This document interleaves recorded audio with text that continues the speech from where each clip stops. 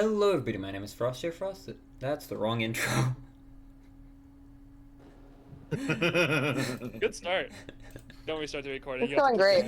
We can't restart the recording. We never restart the recording. I just started doing the intro for my normal, my other channel. Okay, you know what? Screw it. One take. Alright, y'all didn't see that. Pick up. Pick up. Hello, ladies, gents, and goblins with terrible password security, and welcome to Zero Charisma. I am the DM, Frosty. Y'all already know that. Because of what happened just a few seconds ago, which we're not going to talk about any further. But today I am joined by a limited number of players because my players suck. We've only got 3 people here today, aside from myself. So I'm gonna roll a die.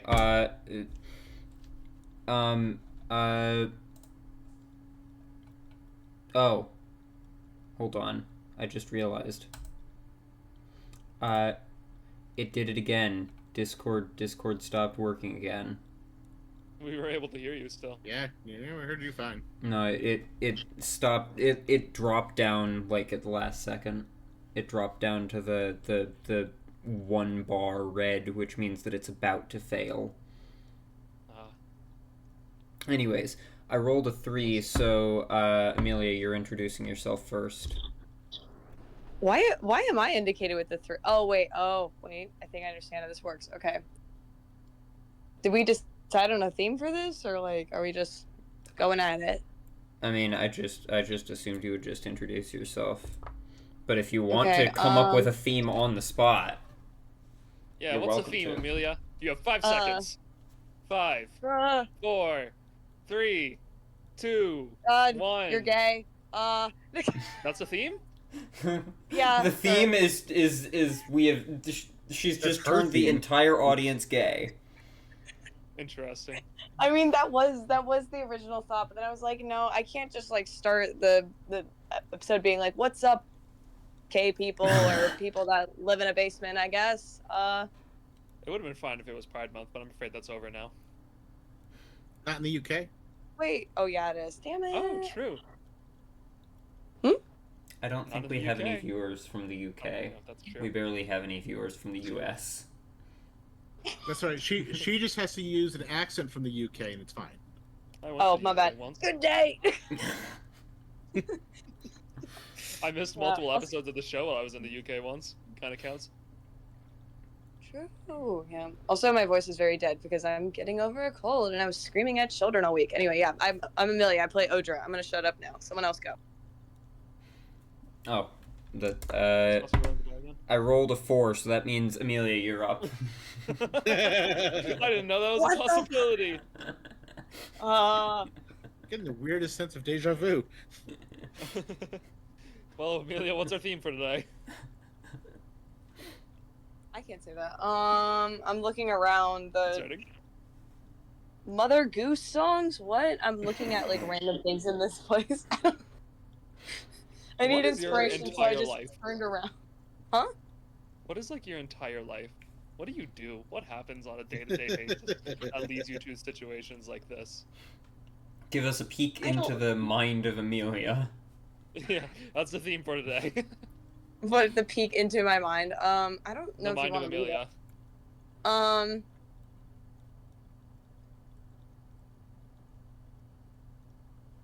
Too much. Too much. Okay. Moving on. You went too far. All right. I rolled a 6, so that means Shaun, you're up. I wonder why you didn't just use a D3. Because my D3 is sitting over there. I'm Shaun. I play Old Man Elmer. Do you want me to go grab my D3? No. I can grab my D3. Okay. No, it's fine. I actually think we should spend more time on this introduction. You're right. I rolled a 2, so that means Xantilo, you're up.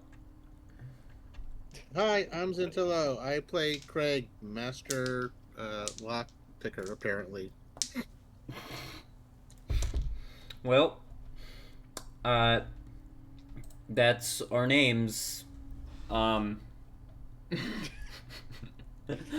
wonder who he's gonna roll next. Where's Quick the roll the intro cinematic. I was going to, one. but I couldn't find the button for the intro cinematic. Hold on, there it is. Okay, yeah, yeah, go.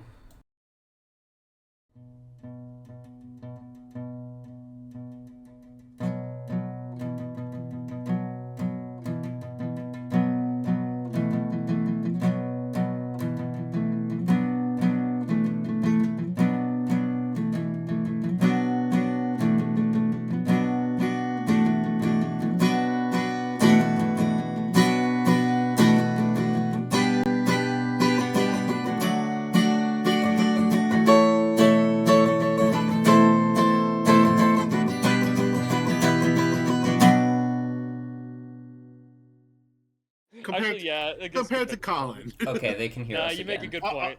Otherwise, yeah, you are pretty far. Well, welcome back. That was fast. Yeah, well, it's a, 50-second intro. It's not that long. Did you do the right one, or is Clove still in it? Oh, I mean, I don't have a right one, because I haven't had the time to update it yet. Tisk. Look, Man. I have not been at my apartment for 2 weeks in a row now. Okay, but Clove hasn't been here for 3 months. Okay, but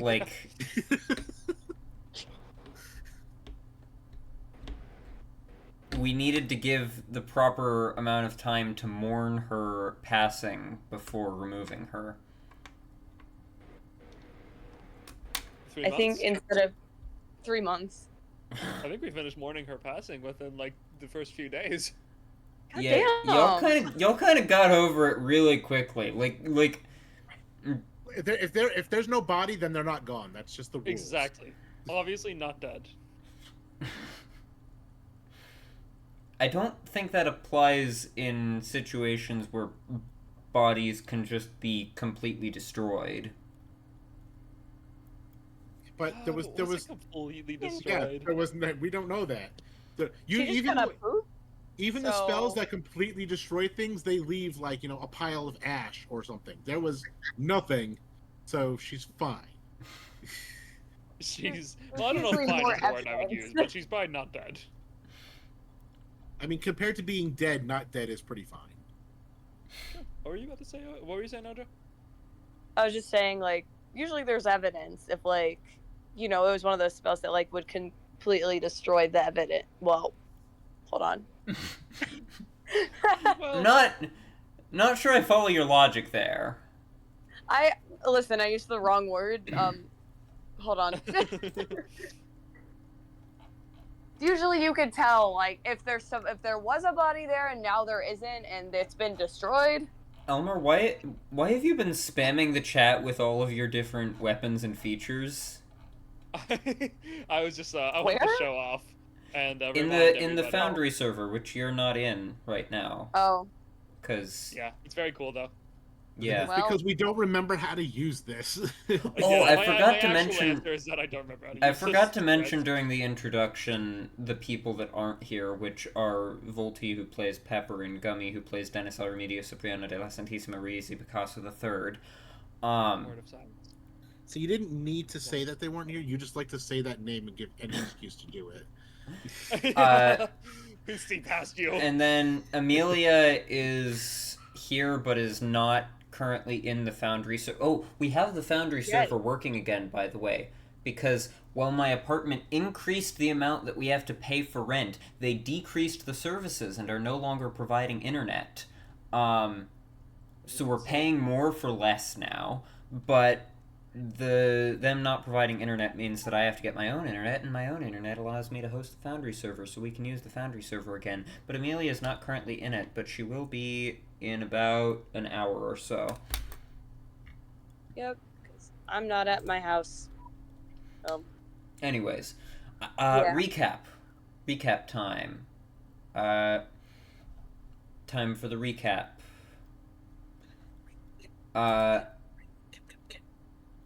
When that, how did your mind make that connection?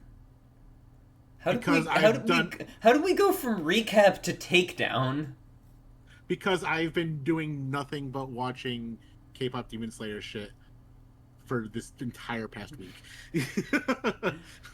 Well, anyway. Anyways, when last we left off, the party, in search of the kidnapped townsfolk, and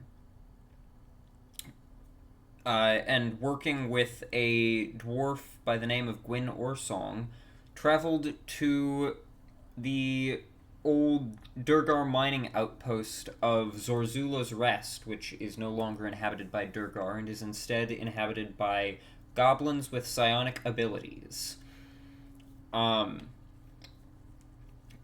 These goblins with psionic abilities had brought the townsfolk there, so the party made their way there, got in, slaughtered a bunch of them in a massive, all-out battle in the cafe. Then began to explore around the outpost some. They found a kitchen inside which was a giant badger named Bessie. They gave Bessie belly rubs. They then found what appeared to be the bedchambers of the leader of the goblins, inside which was a murmuring canopic jar, which they opened to release a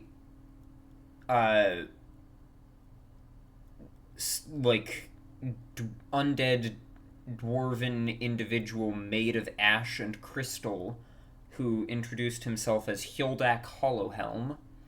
Hildak pointed them to 2 different hidden treasure stashes within the room, one of which was hidden in the frame of the bed, and one of which was hidden behind a door with a password, or a pass key required, which required the pressing of different runic glyphs carved into the wall in a certain order. After great difficulty, the party narrowly managed to guess the correct passcode and opened the door to loot the treasure beyond. They then traveled to explore the rest of the mine. They found a forge with 3 dwarven figures similar in appearance to Hildak, but seemingly far more mindless, which attacked them. They fought and defeated these creatures. The forge was an overlook forge, with one of its walls being made up of just windows that overlook a sort of lake of blue lava. The party didn't go look out the windows to see much of note, to see anything of note out there if there was anything, but they did at the very least see a big old lake of blue lava down there. They then proceeded onwards into what appeared to be the sleeping chambers for the rest of the goblins, and swiftly executed all of them in their sleep. They then relaxed for a while in a hot spring, and that was where we left off. So you all are on the upper level of Zorzula's Rest. You have finished exploring the upper level, but have yet to head down. I believe, Craig, correct me if I'm wrong, you spent some spell slots to try to repair the lift, correct?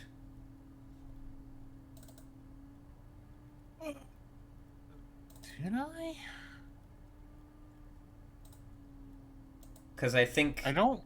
Because you guys took a long rest, like, at the end of the session, so I'm pretty sure Hildak had mentioned to you that he had fixed up most of the machinery, but, it needed magic to be put back into it, so I think you expended some of your spell slots just before resting to fix it up. I feel like I remember that too. Before the long rest, you mean? Yes. Okay. Yeah, I think so. I know it was mentioned. I don't recall if that did happen, but I had slots available, so I mean I would have. So logically, that is what would probably have happened. So, as far as you can tell, you have explored the entire upper level of Zorzula's Rest.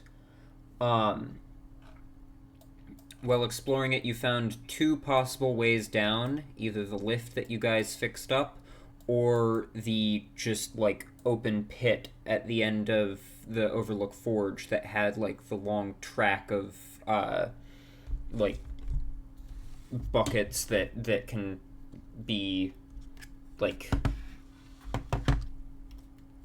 buckets on a rail that can go down to the lower floor and then back up into the forge. Is there anything else you would like to do on the upper floor before you look into finding a way down? We should break the glass that has all the blue lava behind it. I just want to see what'll happen. I think it'd be cool. I mean, to be clear, the lava is not... It's not just, like, glass holding back the lava. It's glass... Oh. You are on an upper floor. The glass is overlooking a lake of blue lava that's down below. Okay, I see. I understand now.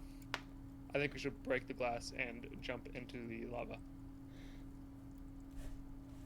You're welcome to do so if you want. I mean, I can get you... I can... I think I... Well, no, I don't. Do I have that spell prepared? What spells do I have prepared today? The break glass and jump into lava spell? I mean, I can get you down there without breaking the glass if you really want to. Well, it depends on how far down it is, I guess. Breaking the glass is part of the fun. Did you want to go look out the window and see how far down it is? Break the glass to get the hammer. Yeah, well, sure. We'll go take a quick peek. All right. Okay, great. I'm happy that I've let us down. You should be able to move your own token, correct? Oh. Everything is black for me right now. Oh.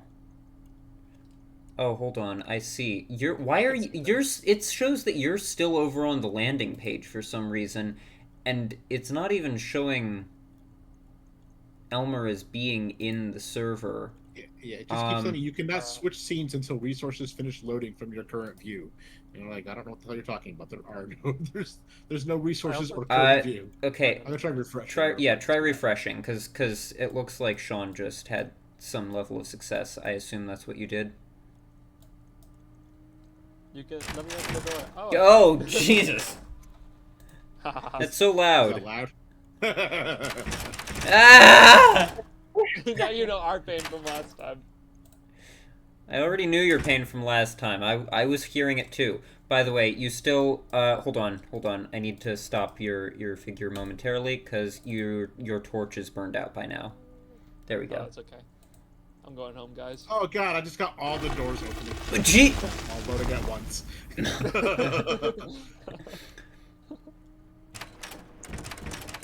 No! Why have I given you this power? Actually, I think I can go into the permissions and make it so that you can't open doors. No, don't. Hey, open this. Doors. I have everything is black. I have all the fog of war is filled. I need to unfill it. Open this door for me. I know it's here. Oh, right. Yay! I need to turn that into a regular door now that you guys know that it's there. Regular door. Regular door. Yeah, that's... I forgot that you guys did need to go and explore all the fog of war. So... I mean, we don't technically have to. I just... Well, it'll be more satisfying for you that way. So yeah, looking out the window, overlooking the lava, it is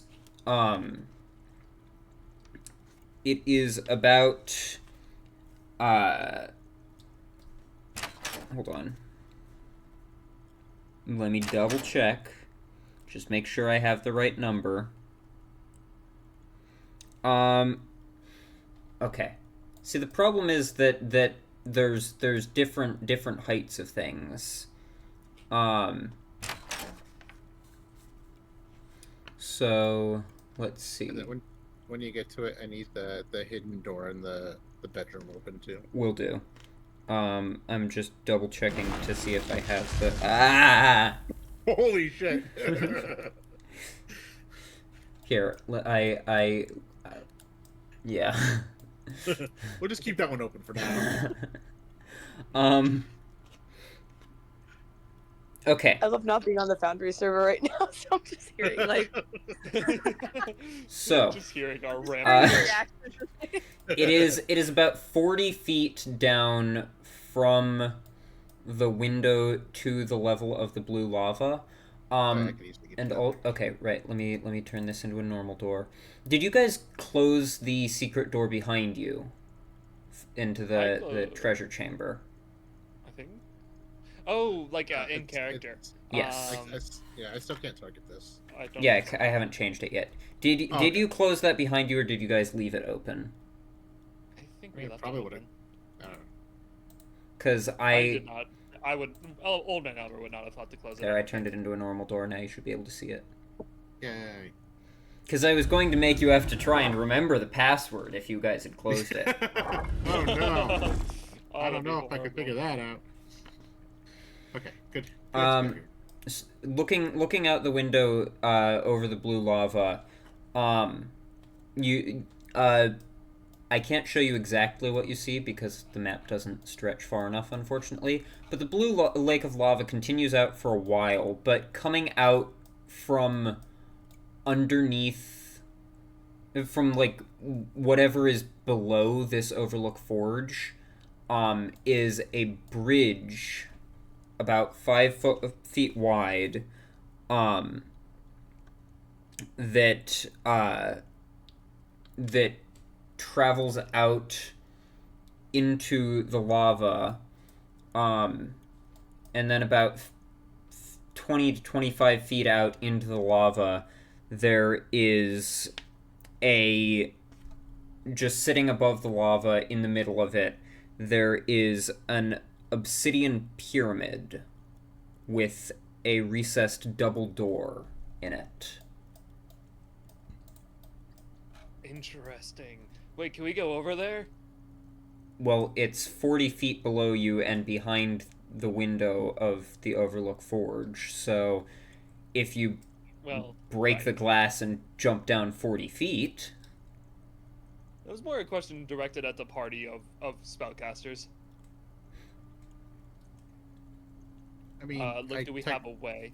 Do you have like that's whatever spell you were talking about a second ago, Craig? You have found 2 different ways down to the lower level, so you can get down there without wasting spells. Now you don't know if both of the ways that you've seen connect to the same place, and you don't know if either of them connect up to wherever this bridge is, but you do at least know of 2 different ways down. And jumping down 40 feet. Yes, but also you would have to jump down and try to land on a bridge that's in the middle of lava, and there is a distinct possibility of failing and, like, landing badly and falling off the bridge into the lava. Craig's just gonna pat Elmer on the back and you do you, and I'm just gonna start walking back to the barracks. No. Okay, Elmer will. Elmer is down to go a more normal route down. However, he will not forget this, and if we don't find it while we're like down there, he is going to break the glass and jump later on. All right. We can take the normal route for now. Well, you have 2 different normal routes. You have this hole over at the end of the Overlook Forge that the bucket conveyor goes into and comes out of, and then you have the lift that you guys fixed up last night. It'd be quite silly if we didn't use the lift after fixing it up. So you're proposing the buckets then? Yeah, I think that would be good. I'm happy you understood. I'm happy you followed my line of reasoning. That's So, I say we hit up that lift. The lift is after you all fixed it last night, I forgot to mention this, but after you all fixed it, it did start into motion. Basically, it continuously moves up and down between the two levels. It moves up, stops for a minute at the upper level, goes down, stops for a minute at the lower level, etc., etc.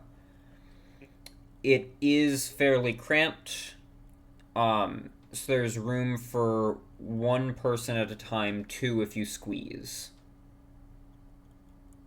So who wants to go down first? How long does it take to get down?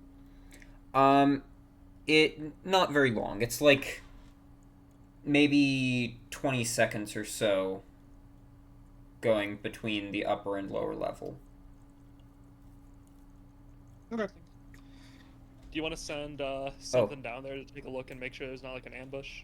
Craig, do you want me to attach either of your familiars to your token so that they move with you? Athena can stay for now. Xeon will keep by himself. Okay. I will attach Athena to your shoulder then. Bam. Now she should be moving with you. We'll have Xeon go invisible and send him down. Cool. Alright. You can see through Xeon's eyes, right? When I move the token around? Like in Foundry, not just as game mechanics. I don't know. Not if I don't click on him, and I can't click on him because he's not somewhere I can see right now. Okay, yes. Now I can, yes. Alright, so like if I move him out here, you can see into the dining hall. Okay. Then, let's send him into... You said invisible? Yep. Invisible. There we go. And... bam. You can also control and move him, right? Yes. Yes. Okay, so... I'm going to pause for a moment so that you don't start moving him around until I can describe what you see. This is fun, because now only you can see what Xeon is seeing. Yay!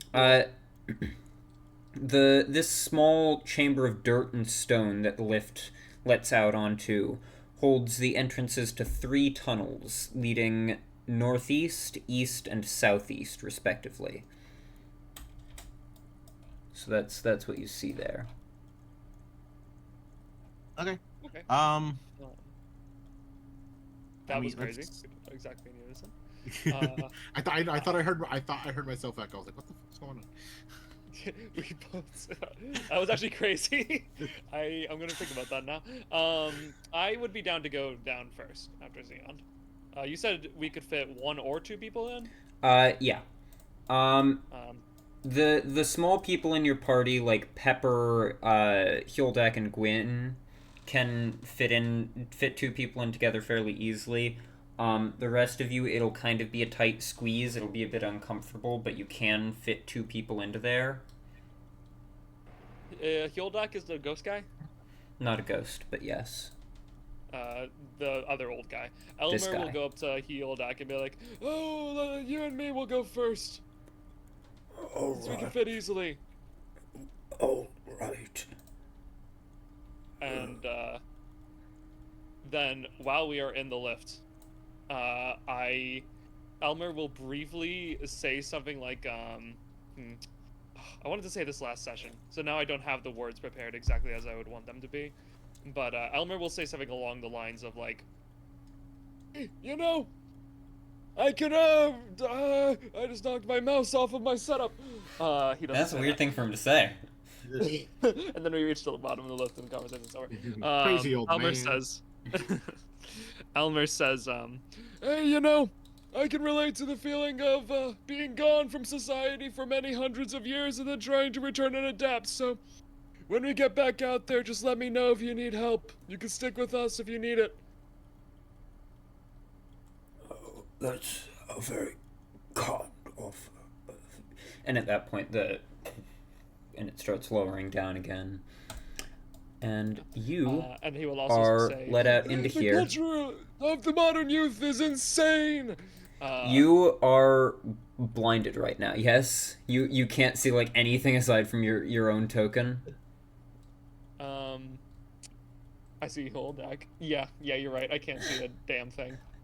Yay! We finally Yay. get to. Yes, this means that we finally are actually like having benefits of like dark vision and seeing the effects of dark vision and lack of it.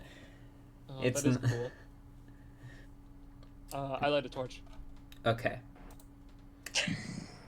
I mean, I'm not upset about you lighting it. What did you just do? What do you mean? I just hit use torch. Did I Why did someone? it just create a measured template? Hold on, I hit here. place measured template. I didn't know what that meant. Oh, you clicked on the torch in your inventory? Oh. Did you expend the resource? I think so. Okay, let me see. I How had many 8 torches do you now have? I have You have 8. 8 torches, so no. If I do this, do you still have 8? Yes. I'm Here. currently, yeah. Let me quickly adjust that. There we go. Down to 7. You now have a torch have burning. 6 because I think I used one. I think the one I used last session was the 8th one. Oh, And this all one's right. the 7th. There we go. So, now that the torch is lit, you see the same thing. 3 paths branching off. One northeast, one east, and one southeast. Cool. Sick nasty. Would you like to wait there for the rest of your party to make their way down, or would you like to do things? Yeah, I'm just gonna keep going. I think Elmer's gonna split up from the party and go on his own this session, I think. No, I'll wait. I just realized you can't see Zeond right now. That's so fucked up. Why would you say that out loud? That's so cool. His token is literally right there. Xantilo's moving it, and you can't see it. Oh, that's so because it's fucked. invisible. Oh, that's no. fun. I'm so screwed. Terrifying. You just keep hearing like something like. Oh yeah, I just realized that Odra Amelia can't see anything because I'm not streaming this to the. It's fine. The VC. Here, I'm gonna. She was obviously so devastated. Here, Amelia. I was just kind of like. This is. things Oh well, in my actually, head. you haven't gone down yet. So who goes down next? You've got Gwyn, Pepper, Dennis, Odra, and Craig still waiting to go down. Pepper probably would. Yep. Yeah. All right, Gwyn will go with her because the two of them can fit in there together fairly easily because they're both small. So down they go. Okay. Let's just put them like that for now. After another couple minutes, the thing comes. Well, minute and a half. The thing comes back up. Dennis, Craig, and Odra. I'll go. All right. Oh no. Oh, that was so stupid. Hold on. I'm sorry to do this, but I'm gonna have to reset your Fog of War. I forgot about Athena.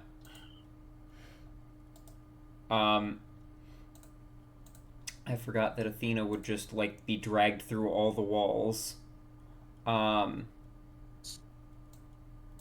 Here. I'm gonna detach her from you. I'm gonna send her back up, and if you want, you can select her quickly. I'm gonna send her back up, and you can use her to restore your Fog of War. I can't see her because you erased the Fog of War. There she is, okay. She was just underneath you, that's why you couldn't see her. Alright. Move her down 1 tile. There. Oh, I accidentally sent... What is happening? What the heck?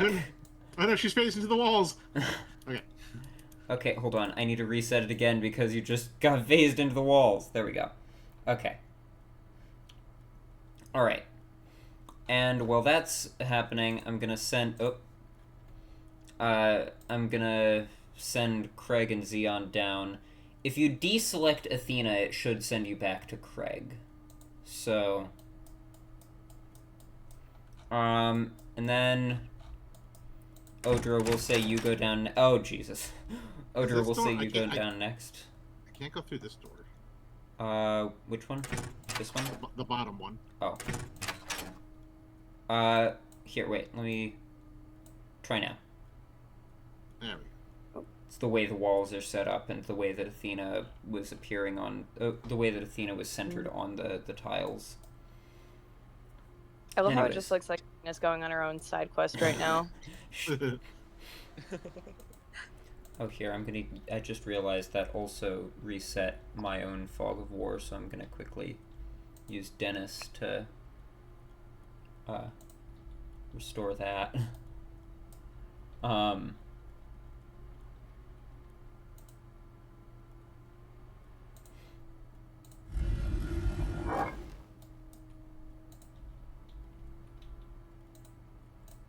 Anyways, there we go.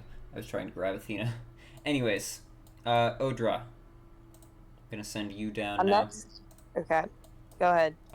So you're down in the lower level now. This is what you see. Alrighty, in the trenches. Okay.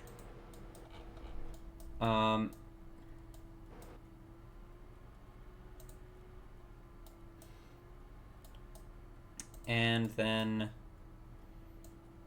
last but not least, Dennis. And Athena. I'll send Athena down as well. Alright. There we go. No wall shenanigans this time. Okay.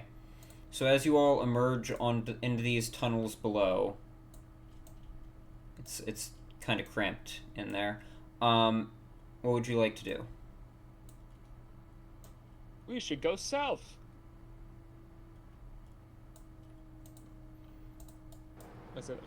Also, as you emerge down there, you find that Elmer currently has a torch burning so that he can see.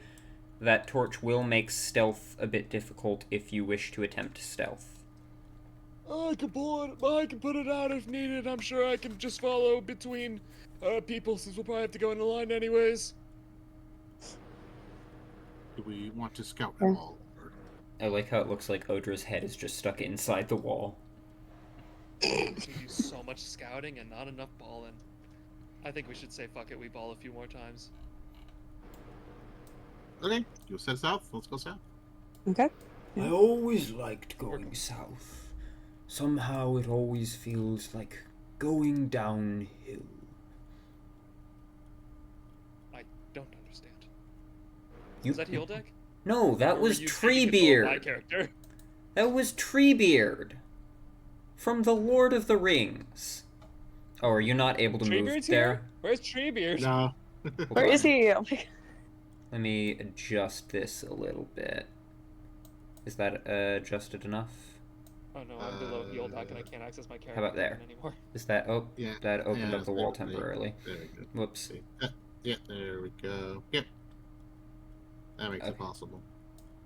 Alright. Can you move heel deck off of me? I can't get my character. If you click and drag a square, it'll highlight your character since you can't target the NPCs. Oh, okay, interesting. So... Slow down. But it's so exciting to have control. Oh yeah, I need to be able to... I need to move everybody else as well. What's the general marching order? Apparently Elmer's first. I don't know if that should be the case. I feel like I should be in the middle, and I should put out this torch. Some of the dark vision should go first. I don't mind not being able to see. So do you put out the torch? Yeah. And then I would vote that Pepper goes first. Alright. Goes Barbarian. If there's no objections to that. Yeah. As you make your way forward... Hello, kitten. Sorry, my cat just came into the room. As you make your way forward, you begin to see a purplish glow coming from the ahead of you in the tunnel.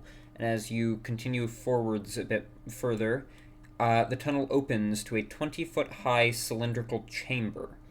The cavern looks like the inside of a geode, the walls encrusted with crystals that spark and glow.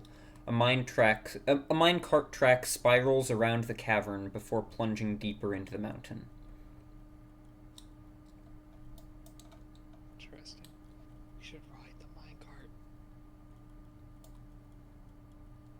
There are no minecarts visible on this stretch of the track. Unfortunate. I chose a good time to put out my torch, huh? Are you moving to where you are moving your token? I'll move to right here. All right. I'll have Pepper but I will let Pepper go in front of me. There. And I. So, how do you proceed?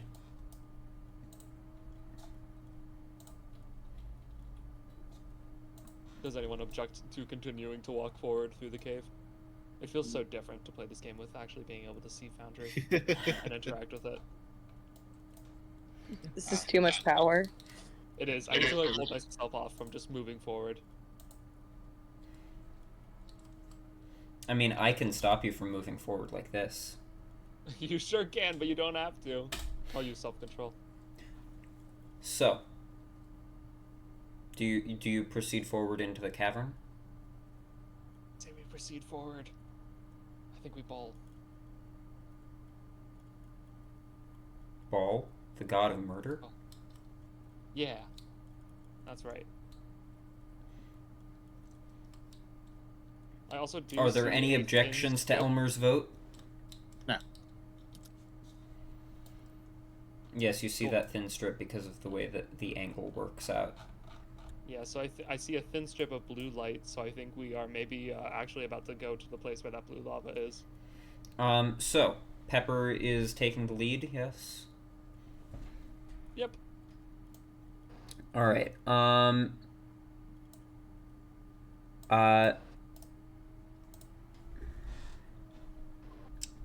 Wait, is Elmer the only one in the party that doesn't have dark vision? yes. Okay. I'm like imagining now, you know, like Well, actually, currently there's also Hyldak, who, despite his dwarvish ancestry, does not have dark vision for some reason. Interesting. Apparently, becoming an undead took away his dark vision. That doesn't make sense. He was locked in a dark jar for like centuries. Is a dwarf. I'm giving him dark vision. This is. I was going to say, it seems really backwards. He's also a Durgar, technically, so he should have superior dark vision. There we go. Yeah, what? All right. I was imagining, like, you know, like when they have the preschoolers like on a field trip and they have like a ball of yarn that like goes down to the, like we just do that, but just with Elmer, so we just like, get lost. Oh my gosh, that's horrible. So, Also entirely in character too. Craig, are you following them in, or is it just those two heading into the cavern? I think I'll follow behind. And I assume the rest of the party will as well. I don't know where the hell Sion went to, but he's gonna be there. I've moved him over to beside you. Okay, perfect.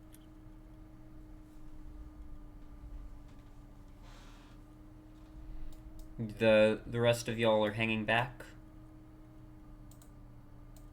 Oh, that's a lot of things. I think everybody is probably coming. I mean, Craig hasn't moved himself in, so That's up I'm to trying to Odra clarify as well. if Craig is coming in or if Craig is hanging back. Could Are meander. you progressing further into the cave or no? I'll like meander in there. Craig, Carefully. you're hanging back and letting Xeon be your eyes? Or are you coming in? It was just being difficult. Okay, well, I would like everybody to please make a perception check. Everybody that's entering the chamber.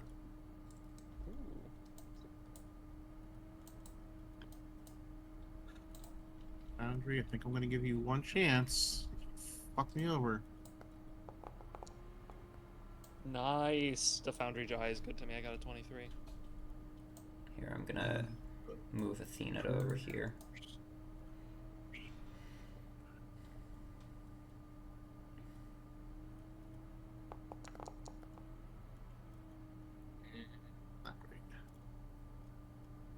Oh, and to clarify on what you're seeing here on this map, the track comes in like this, level with the ground, then spirals upwards and around, and goes up into a tunnel up here, like higher up the wall in the air. Interesting. Huh. I want you all to know if we ever get a chance to ride a minecart on this track, I am doing it instantly. Absolutely. And I will not consult the rest of the party. So.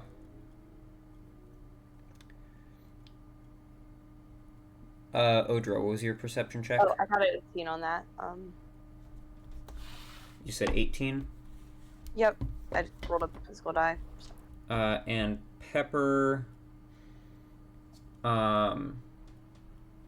gets terrible. So Elmer and Odra, you are not surprised at the start of combat. Oh. Oh, also, I just realized I don't have any ambience going. It's true, it is weirdly silent. Alright, let's put on Simple Cave. I can't use my passive for this. Nope. And what's the point of having it? That's what it's for. How's that? Is that a good combat music to use? Sounds perfect. Alright. Elmer and Odra, you two are the only ones that are not surprised. So I think we said we're using the updated surprise rules where it's like disadvantage on initiative and on your checks and attacks for the first round or something, right? Yeah. Updated rules are just disadvantage on the checks. Nothing else is disadvantage. It's Okay, it's just disadvantage on initiative. Okay. Well, in that case, I need everybody to roll initiative, and everybody except for Elmer and Odra is at disadvantage, so that means that, Craig, you're at disadvantage. How do you roll initiative in this?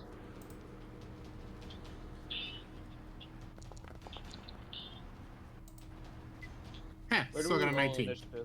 On our, character sheet. Go into your character sheet, and then and then over beside charisma, there's a little thing that says "Ini." You can click on that to roll initiative. Neato. Oh, another 18. Odra, what did you get for your initiative? I got a 13. 13. Never gotten the decimal point in my roll before. Huh? I got a 20.15. Oh, the 15 is your dexterity. Because if you were to tie with somebody else, that would determine who has the higher one. Makes sense. I figured it was a tiebreaker. Here, I need to re-roll Gwyn's initiative, because it's supposed to be at disadvantage. I also need to re-roll Pepper's. Athena is just at Craig's initiative of 19. Good heavens. Need to reroll Dennis as well. And Hildak.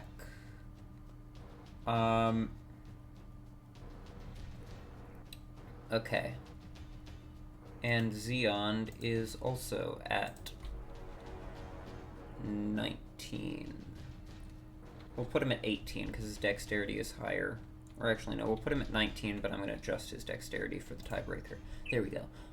So, Elmer, you're up first. You are not surprised as you see 3 serpentine worm-like creatures wrapped around various crystals and stalactites in the room suddenly start to start to move and come towards you. They were well hidden at first because the crystals of this chamber have grown over their own skin. But you have faced a creature of this like before. You recognize these to be gricks, but with crystals grown over top of them. Gricks. I know a grick. So. Oh. The one in front of you on the map is wrapped around a stalactite on the ceiling, so it's 20 feet in the air. This one is up 10 feet on the wall, and this one is down on the ground. The first one is 20 feet in the air. Oh! Air. I think I have something for wall, ground. Okay. I am going to start by moving over...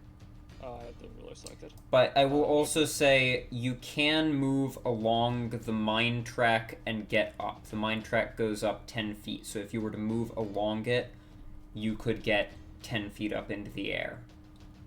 Okay, how far do I need to go for that? Since you would have to be traveling along the track, it would be, 15, 30, 40 feet, so all of your movement, I would say, would get you to here. Okay, I'm gonna do that then. If you go up the track. Yeah, so I'll start with that. It's partially just because I want to see what's up there. Alright, so let's put you to there. Also, I'm up. 10 feet up. Oh, I didn't. Hold on. I have to adjust this. There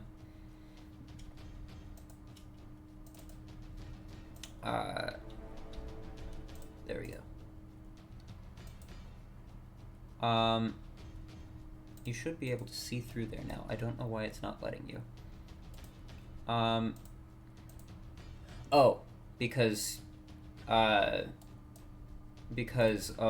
your, hold on, lack of dark vision, I need to adjust this so that it lets light through. There we go. So you can slightly see into there, but it gets dark very quickly, so you can't see very far into that tunnel. So, that's your movement. What would you like to do? Oh, I'm reading the Javelin of Lightning right now. It works differently than I thought it did. Oh shit, I wouldn't have done that movement if I realized how this works. You do have other throwable weapons, though. You have other javelins and your light hammers if you want to throw things. Yeah. Oh, actually, though. No, never mind. I was gonna say that you would take an attack of opportunity, but the Grick is underneath the track there, so it wouldn't... Actually, no. You're going to take an attack of opportunity, but it's going to make it at disadvantage because it's trying to attack through the slats of the track. Okay.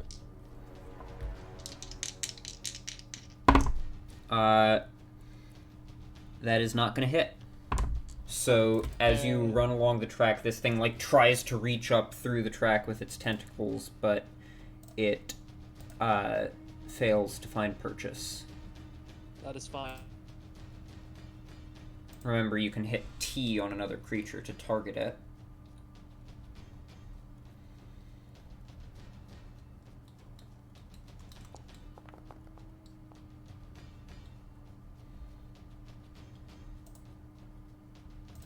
What? So 10 is not going to hit. So that's your first attack.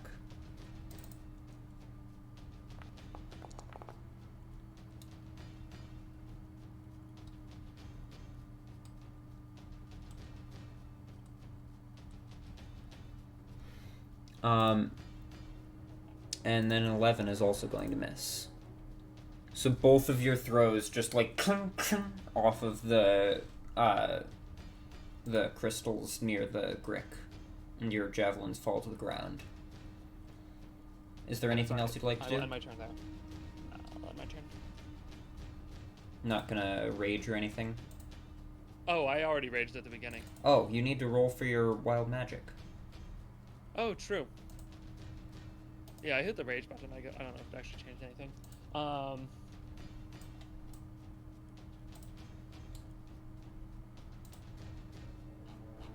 Yeah, well, it's, okay. Wild Magic is a D100? No.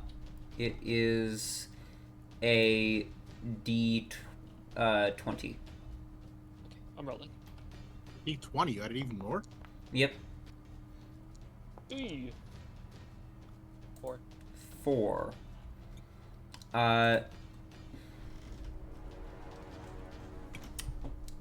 A beam of light shoots. Your chest starts to glow, and a beam of light shoots out from you. Choose a creature that you can see within 30 feet of you. That guy. One I'm already targeting. All right. It needs to make a Constitution saving throw, which it fails. Your rage damage at this level is still 2, I believe. Let me double check that. Yes. So, go ahead and roll 2d6 radiant damage. Cool. That is going to be a 10 plus 2, 12? Or Or no, just 10. just 10. I guess you're not adding the rage damage. I see what this is. Yeah, okay, 10. 10 points of radiant damage to this creature, and it is blinded until the start of your next turn. Until your rage ends, you can use this effect again on each of your turns as a bonus action. Cool.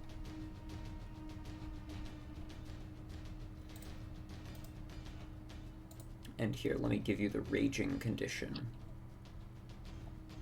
There we go. And this guy is blinded. Anything else you'd like to do with your turn? Nope. Alright, Craig, you're up. Alright, let's see. Was there a way to make it on my character sheet so the side profile isn't out? Yes, up at the top, there's a little, along the top bar, there's a button that just looks like a person. You can click that. I don't see one that just looks like a person. What buttons do you see along the top bar? Let's see, sheet, skill tree, crafting, and up arrow, companions. The up arrow is the person. Oh, it's a person. It's okay. a tiny little I see person. the head now. I see the head now. Okay, cool. Perfect. I can see! It's a miracle. You can also, if you want to temporarily collapse your character sheet without closing it, you can double-click on the top bar, and it'll collapse it down and let you see, and then you can double-click again to expand it. Perfect. Alright, let's see. Well, let's see. This guy doesn't know what's going to hit him, so let's just Ray of Frost. Ray of Frost, and I believe him being blinded gives you advantage. Yeah. Let me see what else it does. Frosty Ray. Alright. Blinded automatically fails ability checks that require sight. Attack rolls against it have advantage. Its attack rolls have disadvantage. Your attack will definitely hit at a 27. Nice. Why is there no damage option? There should be on back on oh, the. there it is. Yeah. It's higher up. Okay.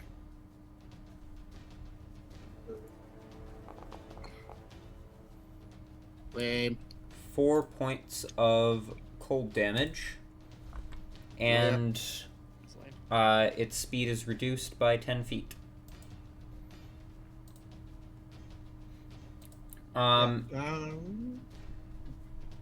Probably all we're doing. Oh, we're gonna have bonus actions. Do I? Nope. No. Cool. Oh, that's really cool. When you blind a token, it like cuts off its vision, but not completely, so you can just faintly see the map, so that you have some sense of where you are. That's neat. That is neat. Anything else you wanted to do on your turn? Nope, that'll be it. All right, Zeond.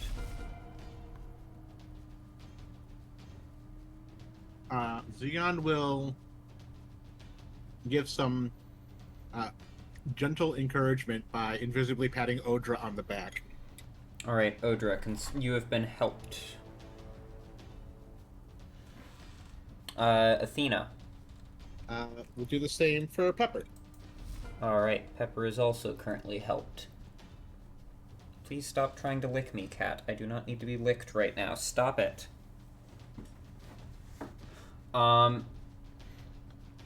Athena is going to fly into here and help Pepper. Is she going to stay there?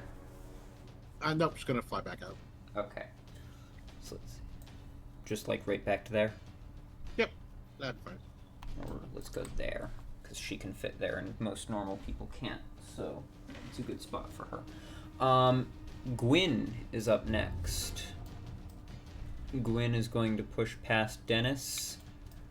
5, 10, 20, 25, 30.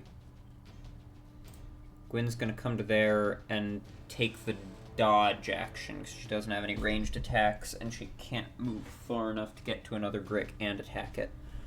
Odra. It's not in the call right now. What? Oh. 7 already. It's 7:16, so presumably she'll be on soon. Now I have a cat hair in my mouth.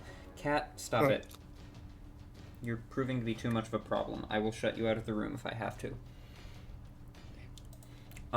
So we're gonna skip Odra for now and then come back to her. Hopefully...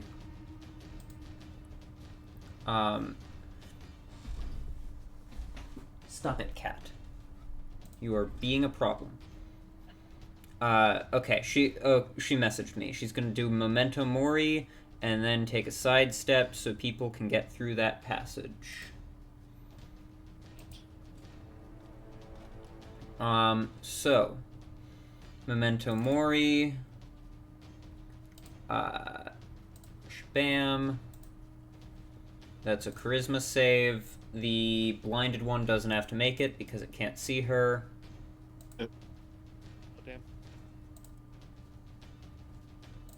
That one got a -2. Okay, they both fail, so they are both stunned. Well, isn't that fun? For us? Sure is. I love it when the enemies, despite having surprise over most of the party, just can't do anything. Alright, the blinded one still gets to take its turn, though. It's going to uncoil from the stalactite and drop to the ground. Normally it would take fall damage, but it is an ambush predator that has lived in these caves for like its entire life and is coated in crystals. I'm gonna say that it probably is used to doing this and is not gonna be like dropping down to something that's gonna cause it damage. Seems reasonable. It got blinded on Elmer's turn. So Craig was still back here at that point, and Gwyn was not in the room yet. But Craig has fired a ray of frost at it, so it can maybe judge from that that he's come further forward based on like the sound of him casting the spell and the way that it hit it. So it's gonna like slither forward and try to attack Craig at disadvantage.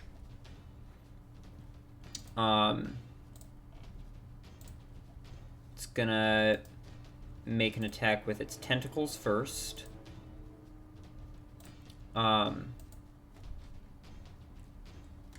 What is your AC, Craig? 17. 17. That's gonna miss. And then this guy is stunned.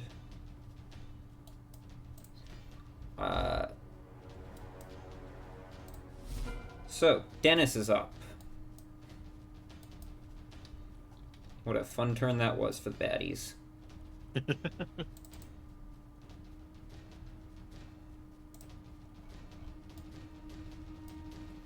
Whoa, Dennis's vision looks really weird with the Devil's Sight. Dennis is going to...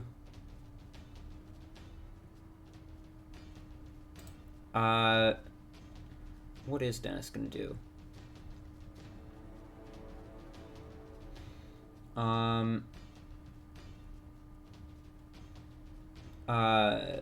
Dennis is going to cast Mind Sliver on the one that's already damaged and blinded.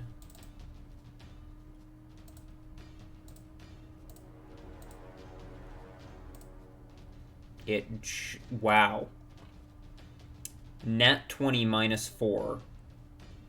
That was the only way it could have succeeded on the check, and it did. And then as a bonus action, Dennis is going to grab a couple of little crystal shards and cast Magic Stone on them. Hildak. Oh, Odra said she was going to sidestep so that people could get into the chamber. So we'll put her to, like, there. Hildak is going to come forwards and use his ranged necrotic shard attacks. First he's going to make one against the crystal guy. The blinded one, I mean. What crystal guy? Oh, that was supposed to be at advantage. Whatever, it still was a nat 20, so.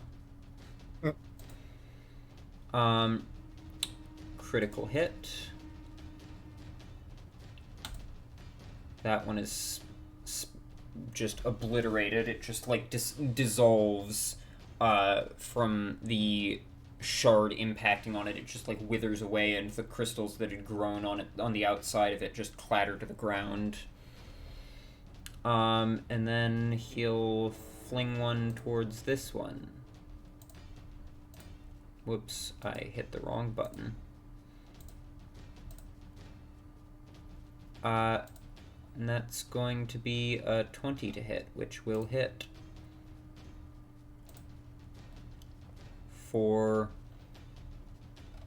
How badly did he roll on the first crit? Because that's the same damage for the normal attack as for the crit.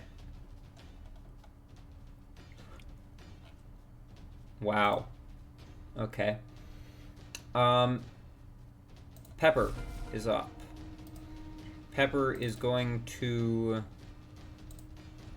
rage.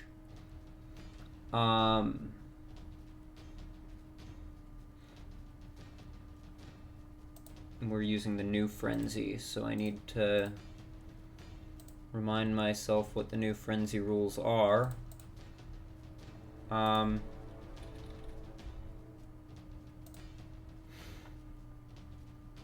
Because I forgot to put those onto here. Okay. So Pepper is going to go into a rage.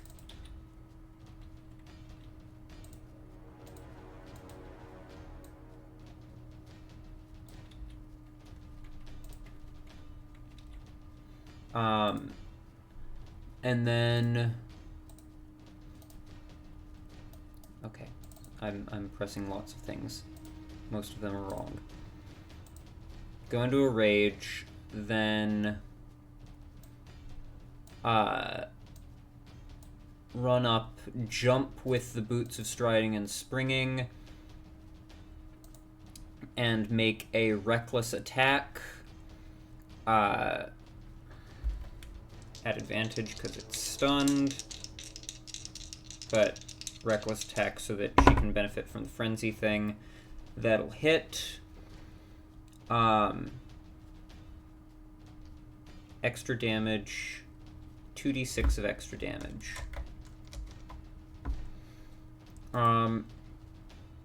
So that is going to be 1d10 plus 2d6 plus 5 plus 2 plus another d6. 5, 10, 11, 20, 25, 26, 27 points of damage, which is more than enough to kill the 0 health creature. And Pepper gains 10 temporary hit points. And then with her second attack, she's gonna run over here. The extra damage from Frenzy is only on the first attack of the turn, but she still gets the advantage. And that'll hit for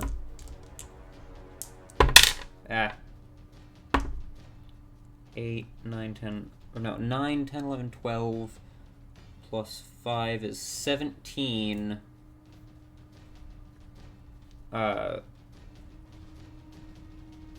Plus another 2 from Rage is 19. Points of damage.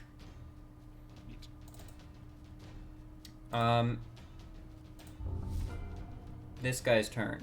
It's stunned. Elmer, you're up. And remember, as a bonus action, you can fire another bolt of light. Yeah, quick question. About my javelin, is that 1 charge per long rest? Yes. Okay, also I know it says I've used up the charge, but that's just because I was messing with stuff before we started, so I do still have a charge, but I'm not going to use it. I have restored the charge. I'll start by... Yeah, please do. I'll start by firing my bolt of lightning, and I'll roll that. Or does it need to make a save? Your bolt of light, you mean?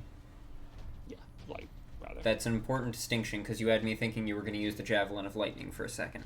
It's a Constitution save. It's a ray of light, really. Yeah. That's going to be... Constitution saves aren't affected by stun, right? They probably are. It's probably a disadvantage. Strength and dexterity saves. Not Constitution. So it... what is your DC?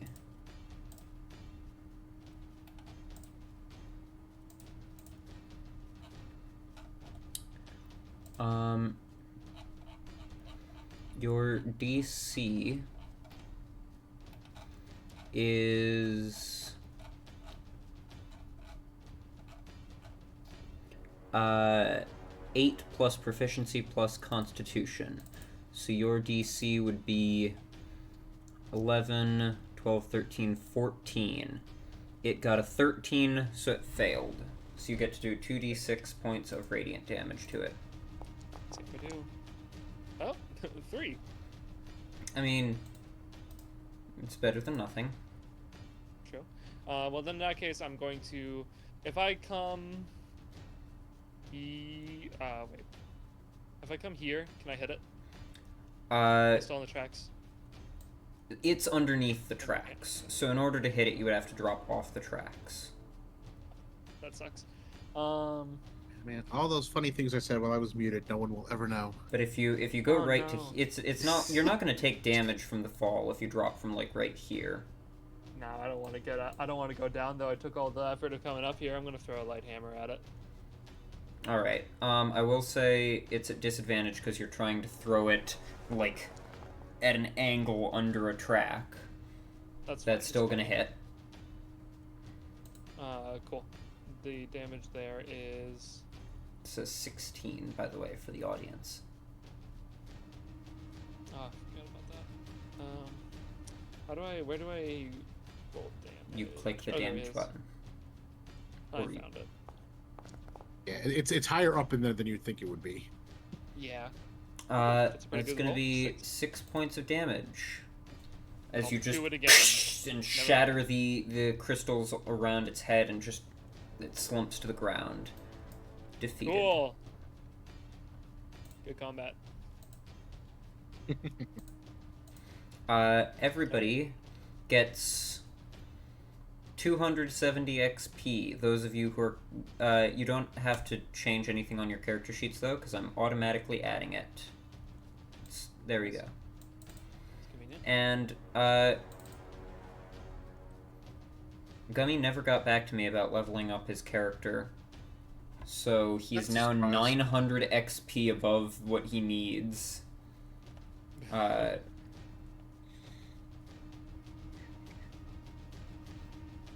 just gonna text him about it quickly.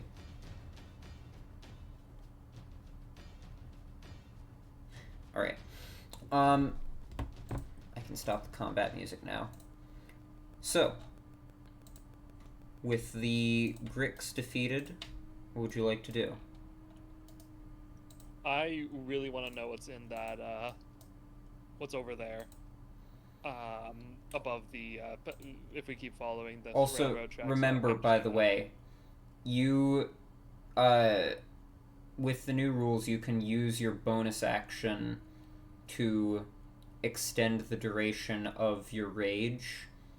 So if you want, you can just keep your rage going for up to 10 minutes as long as you're focusing on it. So do you want to keep just like use your bonus action and keep doing that? Yeah, I'll do that. Alright. And then I want to see what's up here.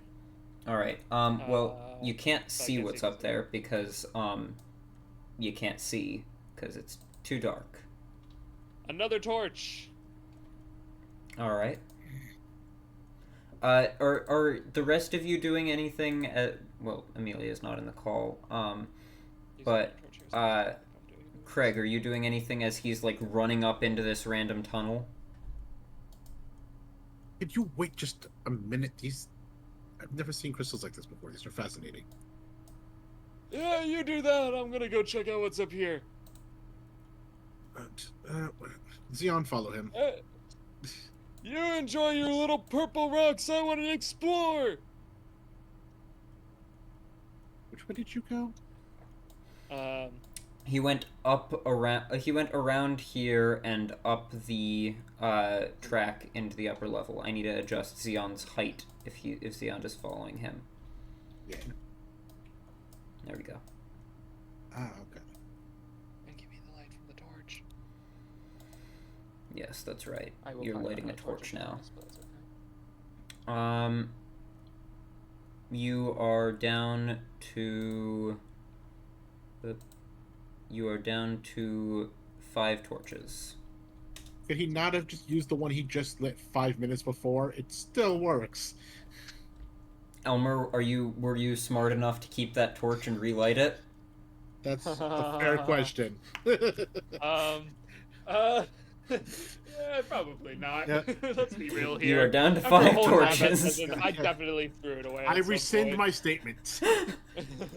There's a good chance he literally took it out. Like, he dropped it on the ground below the railroad track before he went up, saw it when he needed to light another, said, I could go and get that one and use it again, but said, I don't want to because it would be too far, and I'm already up here, so he just lit another one instead. Alright, so here we are. The map, I know the map looks a bit weird here.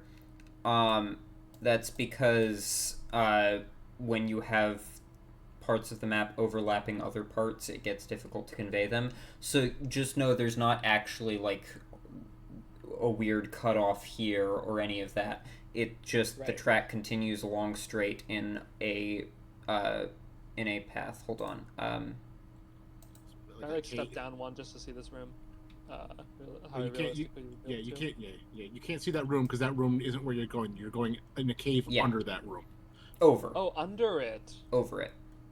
Over. Oh, okay, well, that's what I was saying. There's not actually this cutoff here and over here. This stuff that you're seeing here, you're not actually seeing. This is just a minecart track that continues straight along a tunnel. Oh, okay. So there's just... Oh, I understand. Okay. Yeah, I'll keep just going a little bit further. How much further? Here to this intersection. Same thing happens here, by the way. It's going over something else. It's so tempting to just keep going, but I think I'll probably go back at this point. It's very long. Alright. I don't want to go too far from the party. And I will say, there's a lot of shit over there.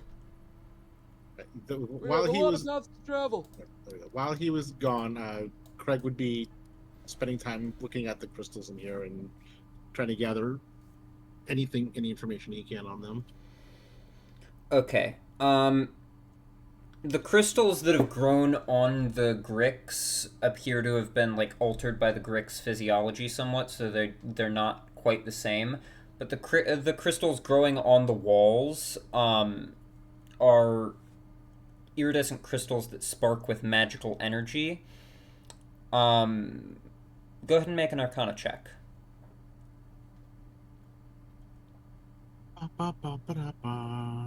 Don't fuck. That sounded like the beginning of a Mario Kart level.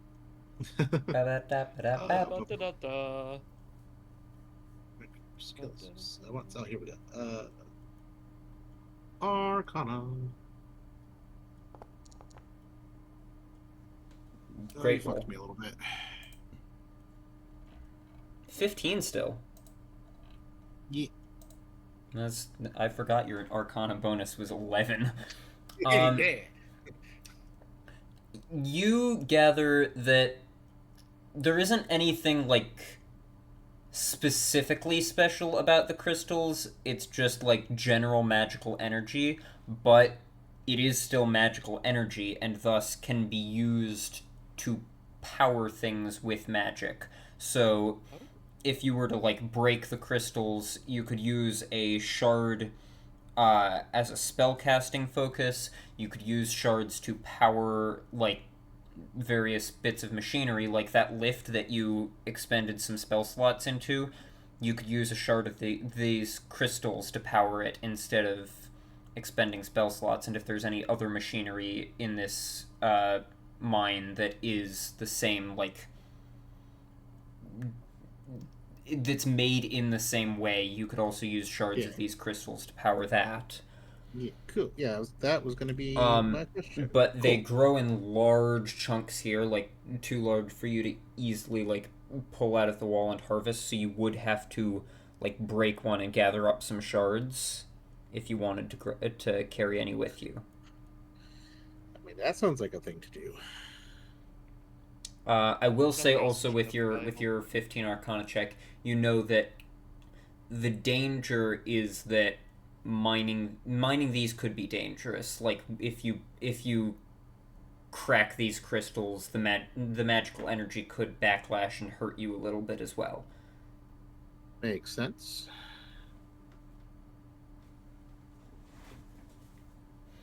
Okay. Knowing that, I will look over to Dennis. Let's see. Dennis, could you do me a favor? Could you just knock a few pieces of that crystal over there off? Certainly. He's gonna...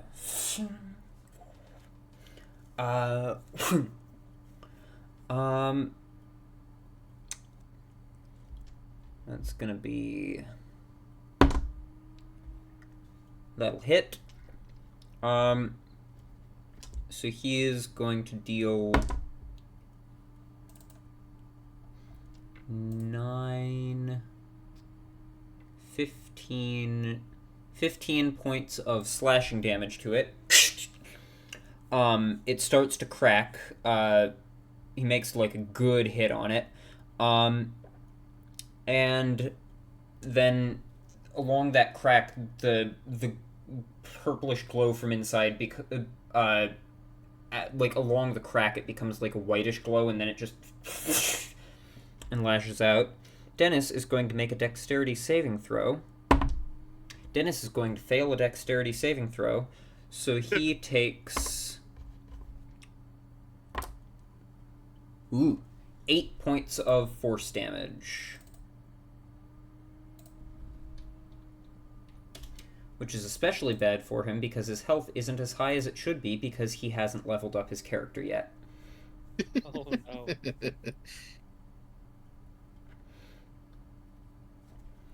no. Maybe somebody else could handle it.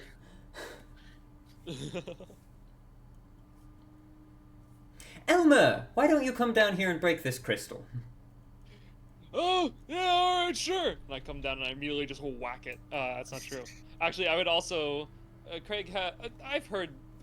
I guess I wouldn't... can I make an Arcana check on these? Before Go I ahead. do anything? Let's see here. Let me open the character sheet back up. Arcana... Normal... Did it happen? Hello? I think I disconnected for a second. I don't see any Arcana roll in there. Let me try that again. There we go. Alright, how's that? 14. Given what you're seeing of the, like, leaking light and stuff, you discern basically the same information that Craig had. Okay. How much, HP do I have? I'm sure to be how fine. much did it hurt you? I want to know how much, like, force damage it did to him, vaguely. You're asking Dennis how much it hurt? Yeah. Like, was it really bad, or... I mean, it wasn't pleasant. Okay, well... It hurt. It hurt especially badly because I haven't leveled myself up yet, so I don't have as much HP as I should. Oh, you should have done that before we started the session! Well, alright, here we go. I'm going to come up and whack this big cluster right here. So not the cluster that Dennis was already whacking? Nah. Go ahead and make an attack. I don't need to. I do need to make an attack. I don't need to hit the same one, though, because I'm so strong. I'm gonna use a heal. And I'm still raging. Will that hit? Yeah. Almost a natural 20. That would've been funny. And remember, you can add your rage damage as a situational bonus to the damage roll. So true. Where is the... There it is, okay. Normal. Fuck me. Is that already adding my rage damage? I don't think it is. So that'll be a 7 with my rage damage? That would be 7 with your rage damage. Oh, that fucking sucks. And then I need you to make a dexterity saving throw. Oh, fun and silly of a thing to do. Dexterity, where are saving throws? Oh, I see.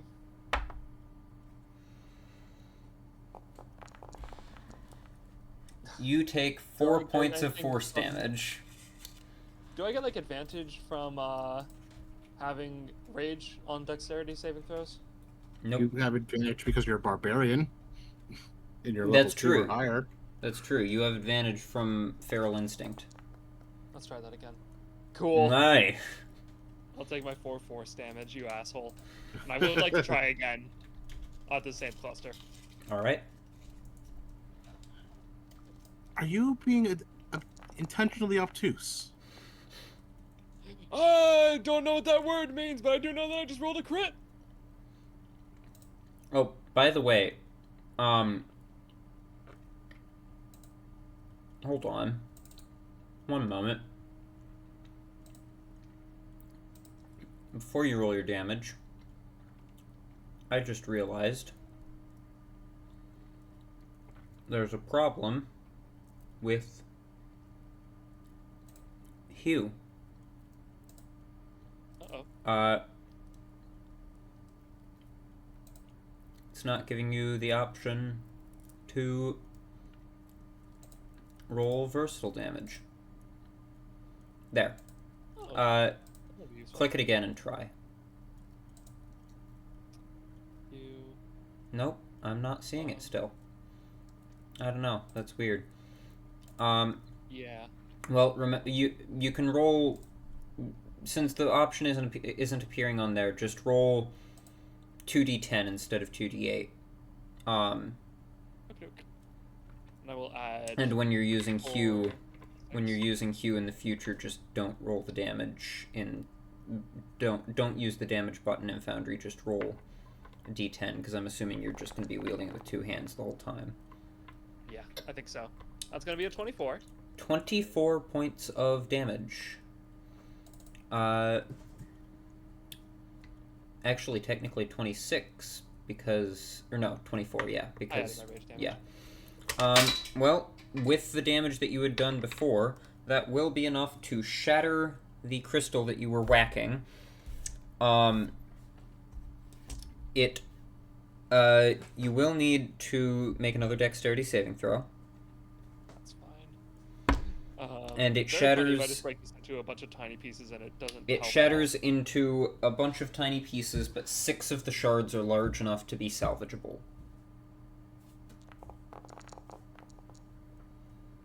That's going to be a 11.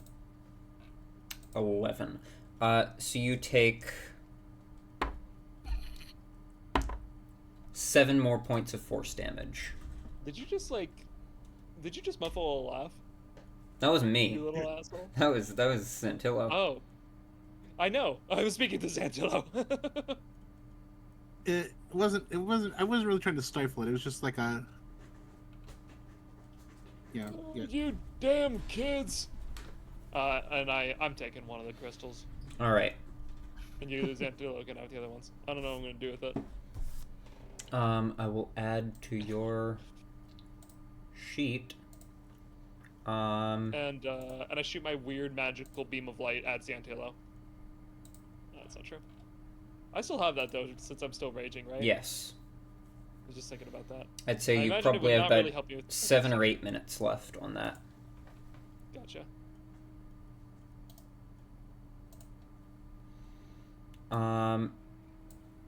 So let me just quickly add.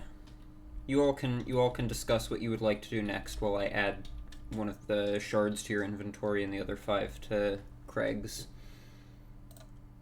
I will say to Craig, do you have any particular plans for how you're going to use those? Well, I suspect that there are probably more apparati around here that need to be powered by magic, like the lift we took to get down here, and I'd rather not use my own magical prowess to power them. We might need that elsewhere. Makes sense. Okay, well, as for how we can proceed here, I personally would vote for the minecart tracks. Just mostly because it just seems like the like, you know, the less expected way to go. So less chance of an ambush and such. But there's a lot of paths that we'll have to take here. And for the record, it is just me and you right now, Xantilo. Oh, so she's still not here. There are several. So, before I say, where's Xeon? Where the hell did you go? There you are. So, is Xeon able to see what he sees from here?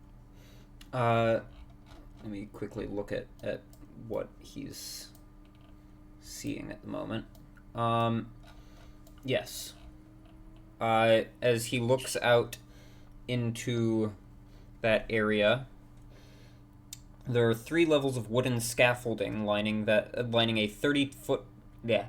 3 levels of wooden scaffolding lining a 30-foot tall cliff of dark stone.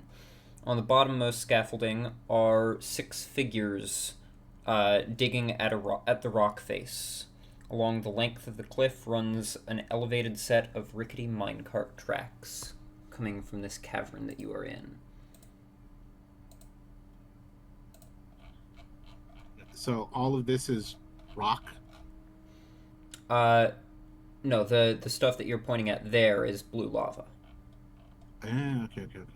Also, like, they're mining, like, on the edges here? Yeah, so, here, I'm finishing up this crystal shard here. I'm putting it into the inventory, and then I can, show more detail, to you. So you're taking 5 of those shards, and Elmer's taking 1? Sounds good to me. Okay, so, basically you've got these 3 levels of wooden scaffolding. Underneath the wood, right along here and right along here, is just like stone walls. These guys are digging at the stone underneath this wooden scaffolding right here. This is all blue lava. Okay. Is the pyramid over there? And you do also see what appears to be that bridge going out over the blue lava that you had seen before. I really want to see the pyramid thing. I intentionally don't mention that to Albert. Fuck you. Truly and genuinely. In character and out of character. I mean, to be fair, you would have seen it. Well, if you had dark vision. Well, no, because it's lit up there. You would have seen it. If you should have seen it walking down.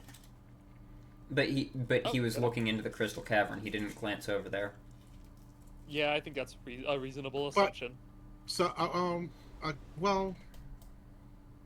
if on the minecart going up, he wouldn't be able to see it? Only if he turned around and looked out into there, which I doubt he was doing because he was focused on this tunnel. Well, yeah, but if he's coming back down, it would be... When he was coming back down, he was looking over into the crystal cave. He wasn't paying much attention to what was over here. Because... We wouldn't have to worry about this if you just told me in character, though. Xantilo. That's even your real name. It's not, but... it is my preferred name online. You're one to talk, Shaun. I don't know what you mean. That is my real name. And everybody knows that. That was how you were introduced to me as well. His real name is Xantilo.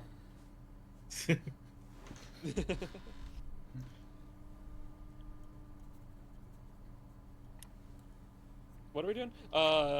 That's up to you guys. I had to remember what the conversation we had gotten off track from was.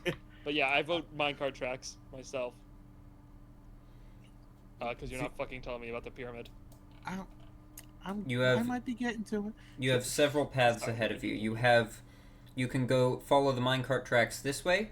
You can follow the minecart tracks up.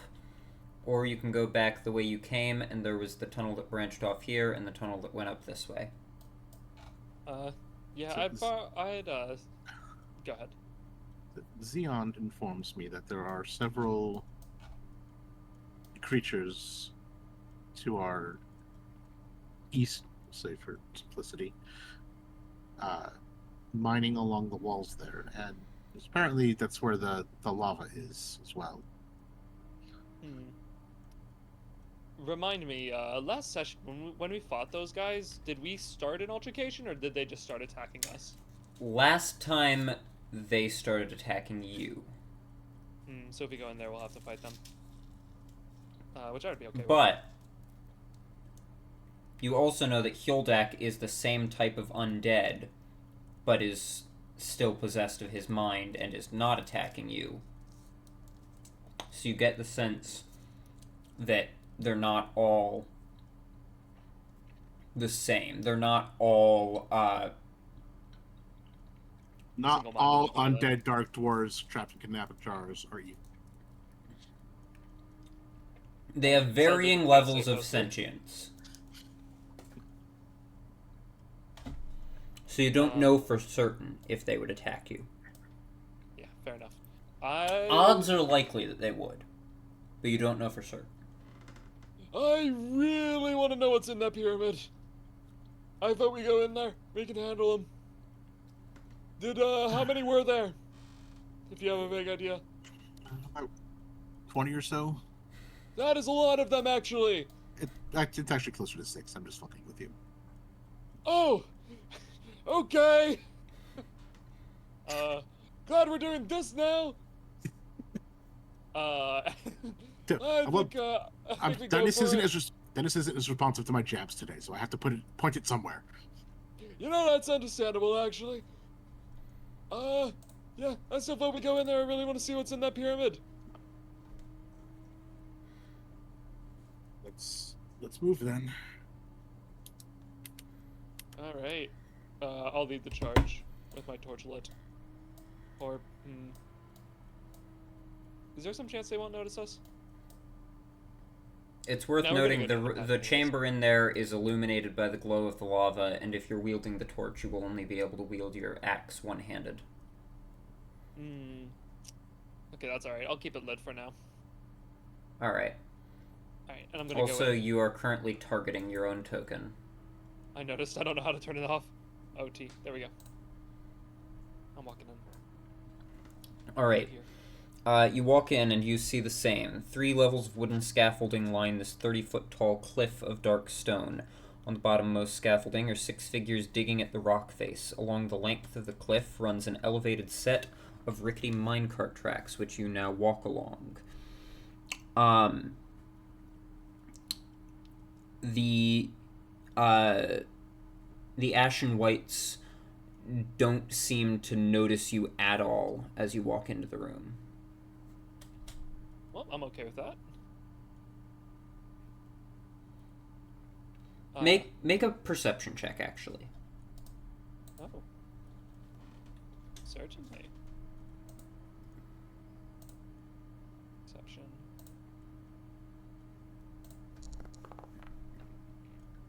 Oh. Cool. They don't seem to notice you at all as you walk into the room. Okay, cool. Seems fine. Yeah, okay. I'm not gonna shout anything back, but is the rest of the party following me?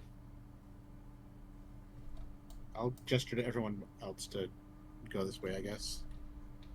Alright. Craig, as you come in, I'll let you use your high passive perception for this because you were so distraught about it earlier. As you enter the room, you notice they do actually seem to notice you. A couple of them, glance your way for a moment as you walk in, just, taking note, but they don't make any change in their behavior. They continue just digging at the wall. Okay. That seems fine. Bank that for later. Wonder if they'll notice the old deck, especially, or anything. Sounds like a special reaction to it. Here, let me reattach Athena to you.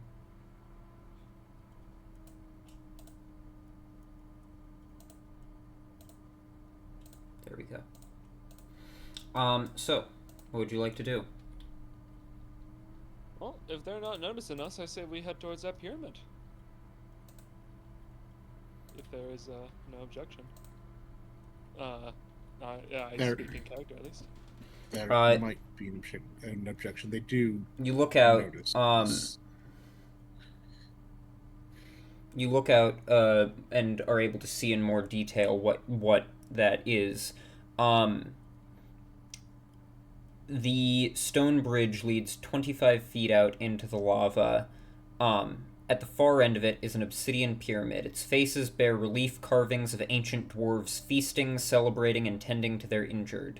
Its vertices are carved with intricate geometric patterns inlaid with silver. A recessed double door stands before the pyramid. The door's faces are adorned with runes and circular channels glowing faintly with green energy. Interesting. Okay. And the bridge, this bridge and this ledge are 20 feet above the surface of the lava. So the bridge... It does occur to me that perhaps it would be mad at me if I went into the pyramid. And to give you some perspective, this bridge was about 40 feet down from that window that you were looking out. And then the level you're currently on, it was about 30 feet. This would be about 20 feet below. And then the lava then would be about 60 feet below. Gotcha. Right. I grabbed the also, pendant. The pyramid, never mind. You go ahead, Xantilo. So I grabbed the pendant that I have around my neck and kind of looking at the pyramid. Does it look to be the same material? Not precisely.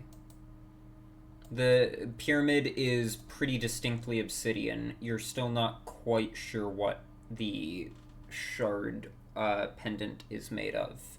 Initially, you thought onyx or obsidian or some other black stone or gem.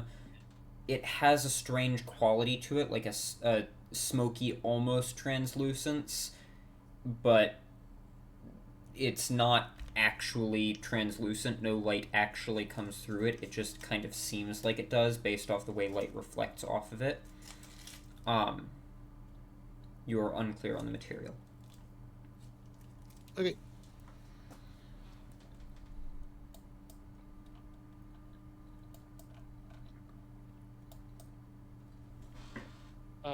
Well, If you really want to get closer, you can make your way there, but I would not be surprised if they got very angry, because that just something's odd about this.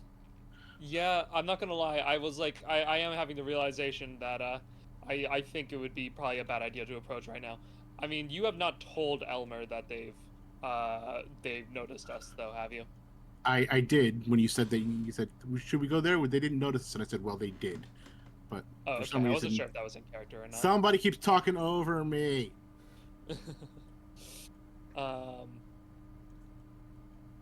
Okay, yeah. Should we talk to them? We could, I suppose.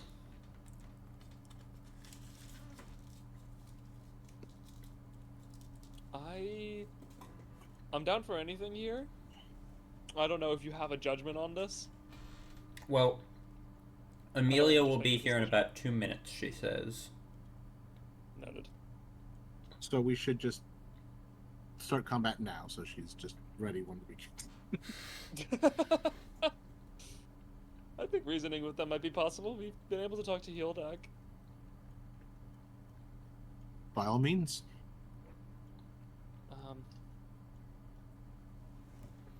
Alright.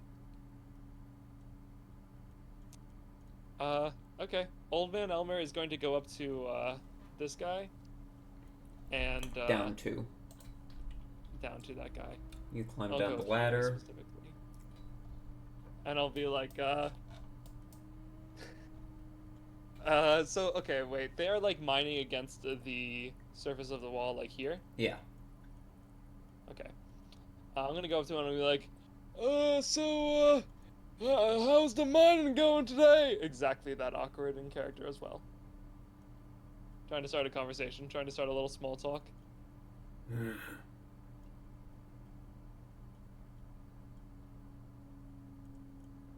That was his response. Cool. I'm suddenly feeling like oddly scared of these people. How far is the drop down? Each of these wooden scaffolding ledges is 10 feet above the previous. So it's 10 feet down to these guys and 10 feet up to this one. Oh, we can't see the one that's up there. Not really, no. But, like, if you lean way back, you kind of can, but you don't really want to be doing that over lava. But doesn't look like there's anybody standing up on that one. Kind of just looks like it's another ledge with another stone wall behind it. Is this an opening? Where? Here. Yes, that's the recessed doors. I see. Do they look open from here, or are they currently closed? Closed. Okay.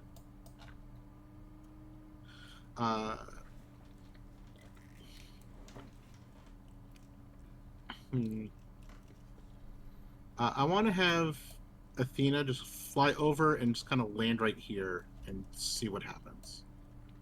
Alright. Oh, I forgot that I had sealed her to you. There we go. Hello. Hello. The party is investigating the pyramid sitting in the middle of the blue lava lake. Okay, awesome. I'm gonna join the Foundry server now, actually, because I can. Yo. Yay! Here, I'll switch your place with Pepper so that you can see things then. Okay, awesome. If I can. Oh, that also means I don't have to keep streaming Big to F. the Discord VC. I just realized that. Yep.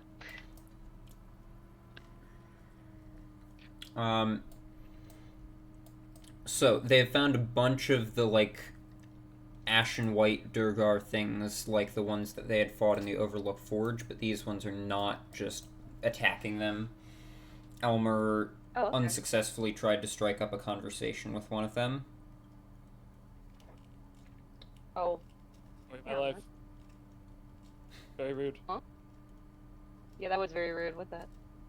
Huh, okay. Athena flies over and lands on the bridge. Nothing happens. It is very hot, as one would imagine in a chamber full of lava. I mean, you all, even up here, are, sweating right now. And the bridge, you can see the ripples of heat in the air from how hot it is. I would not want to be on here. Also, I need everybody that's in the room with the lava to make a Constitution saving throw. Ooh. Let's do this.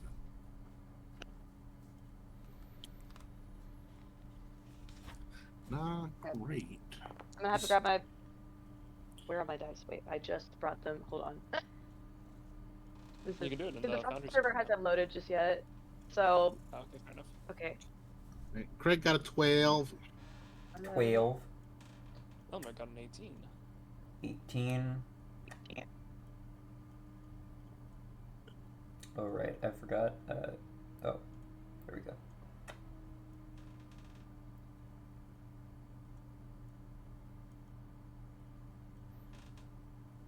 Odra, are you rolling physical dice or waiting for this to load so you can do digital? Stop licking me! Find them. Tell me what to do. I don't know why, but I really thought that was directed at Xantilo. It could be. I don't know. There's some bizarre stuff going on here if it is. So. Okay, you know what? Google. Why? Okay. Why is Athena's vision different? Oh, that. Let me see. That's a good question. Because I have the wrong setting selected. There we go. Okay. I had it set to What? the setting that Dennis has rather than dark vision.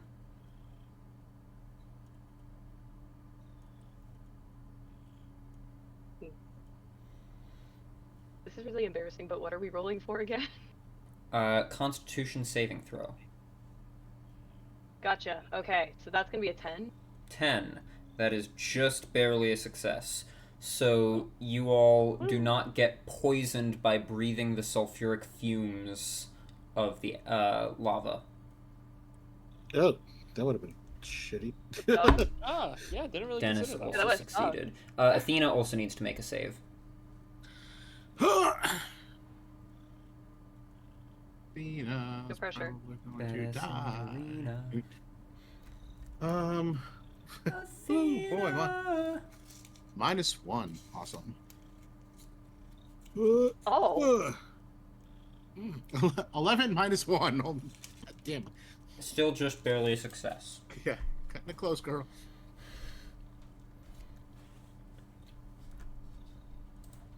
Oh, Xeon 2. He's immune to poison, I think. So He is. So never mind. Ugh. Elmer Yeah, wanted. he's loving it.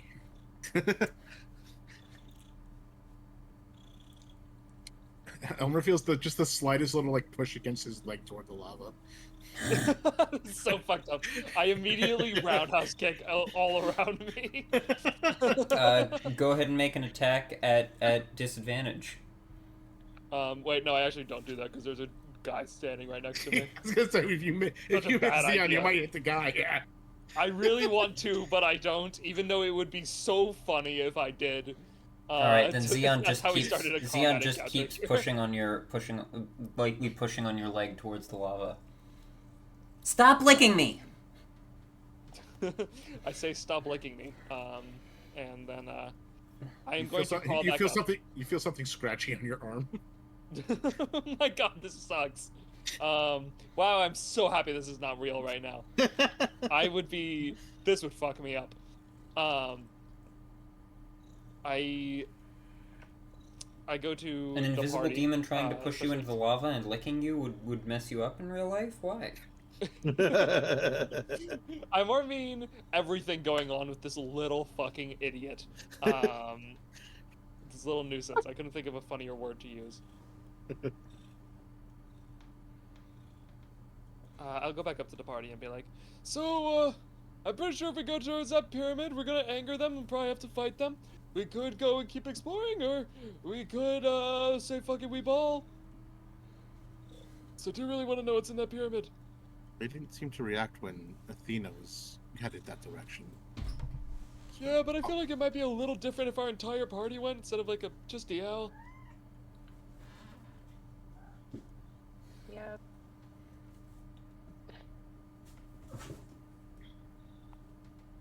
I gotta wait, I'm finally. Oh, okay, sorry. Distracted by I that. could also just ask them that more directly. Is it possible that we could? I look toward Odra. Do you remember the Spectator? Odra wasn't there for that. Was it Clove? Yep. Odra was off in Neverwinter. Okay. You turn and ask her about that. I'm sorry. You just see this blank stare.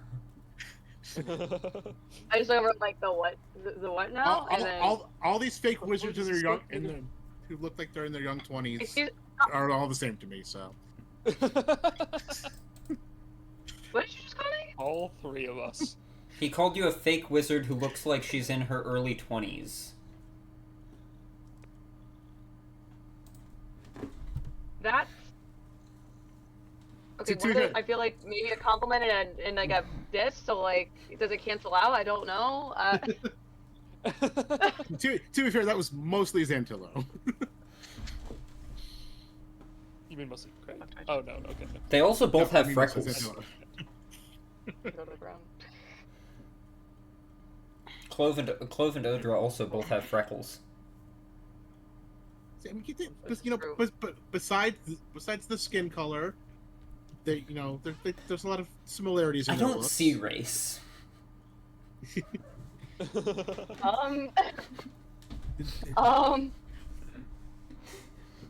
Didn't you know hobgoblins are colorblind?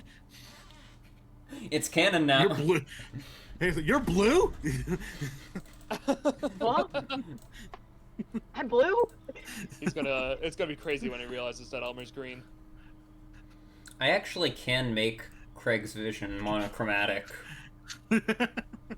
Please don't. I like the colors. It's already black and white in darkness thanks to the dark vision. So. Oh, because I wouldn't let her lick me, she's now just sticking her tongue out at me. You're gonna forget you're just gonna like move your hand and brush by her tongue. She's gonna be like, ha ha! She's setting up a trap for you. Yeah. So, what would you like to do? Oh yeah. If you don't have anything specific in mind, I could go down there and specifically be like, hey, do you mind if we go into that pyramid?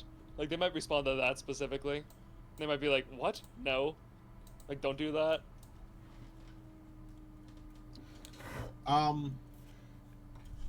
Look, the one that Elmer spoke to. Does he look like? First, do any of these look different from each other?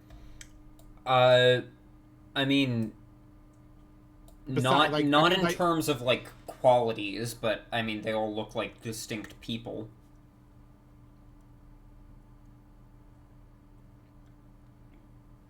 None of them stand out as like a leader. No. I guess I guess when you talk to one, we'll try. What if we talk to a different one? Maybe some of these guys just can't talk anymore. Yeah, that's possible. You want to give it a shot? Yeah, why not?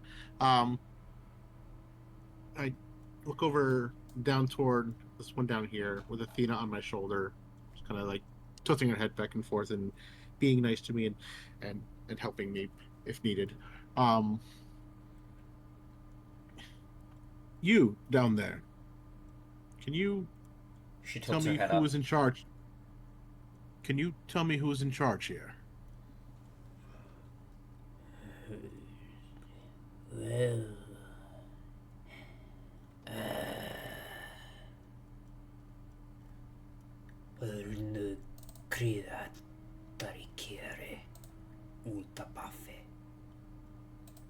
you recognize the language as being Dwarvish, but you don't speak Dwarvish. Well, actually, no, you wouldn't know this because you don't speak Dwarvish. I speak Dwarvish. Elmer, you can understand what's being said. You also recognize this as being a dialect of Dwarvish, tinged with Undercommon, which you don't speak. This is the language of Durgar. But you can mostly piece together what's being said. There is goblin with crystal.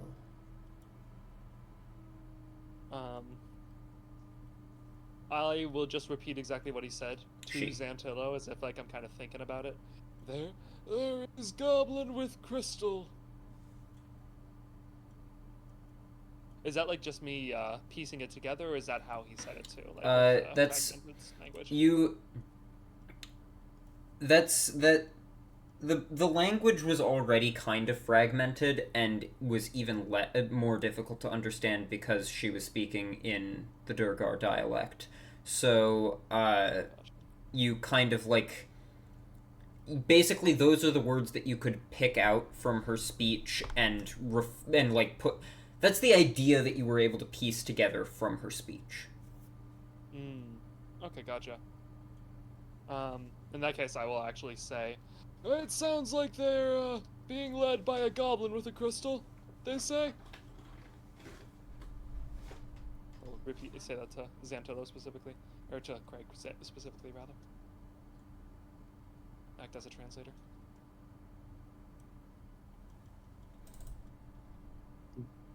Like, and I hold up one of the crystals from the cave over there.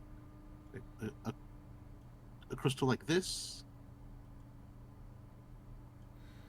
I look to Elmer like, can you translate? Oh, they can't. Oh, sorry. Go ahead. I mean, they might be able to understand me, but I still. Craig, having been around, like, in the past, like, 9 months or so, having been around the Rockseeker brothers a decent amount, because I assume you've probably been to Wave Echo Cave once or twice in the 9-month hiatus, just, like, seeing how progress was coming. You've been around dwarves enough to recognize the word no.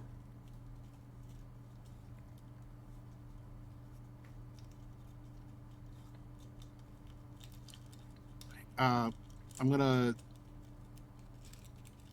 hold the. Still wearing the pendant. I'm just gonna come put like my thumb behind it and hold it out a little bit. Have you seen something of this material around here anywhere? Yeah.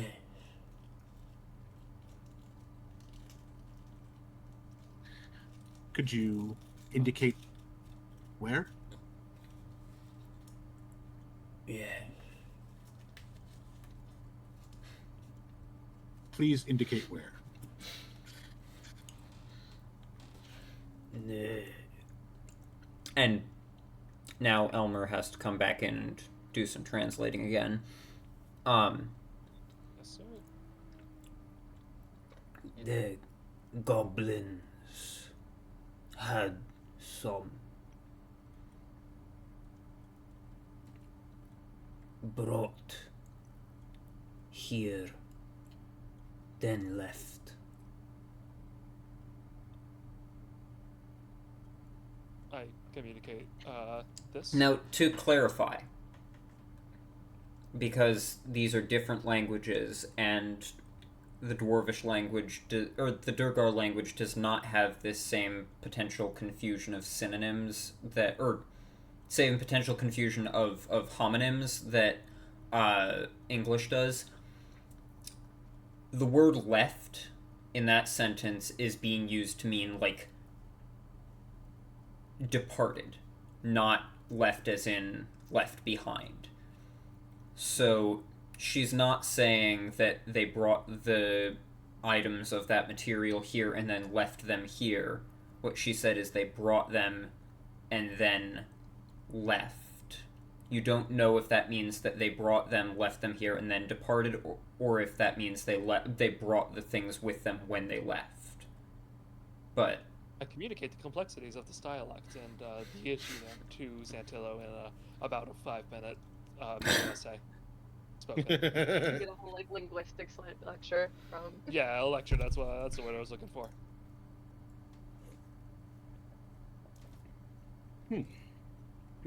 Elmer gives Craig his daily Duolingo lesson.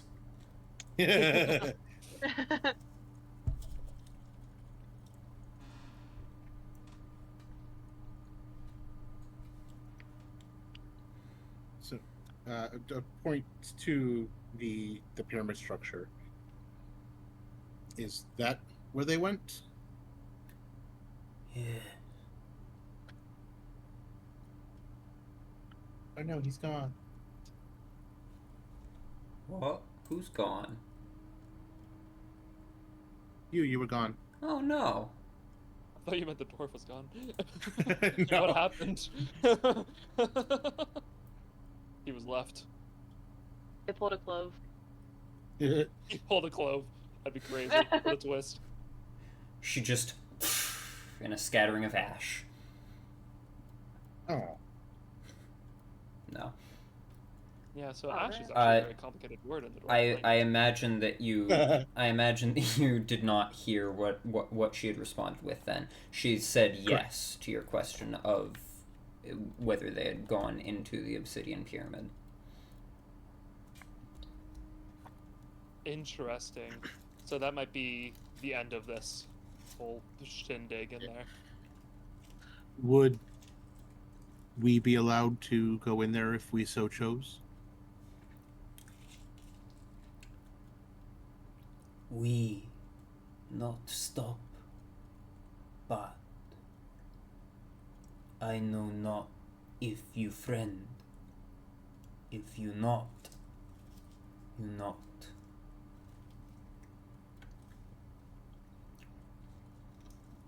Well, we have no ill will towards you.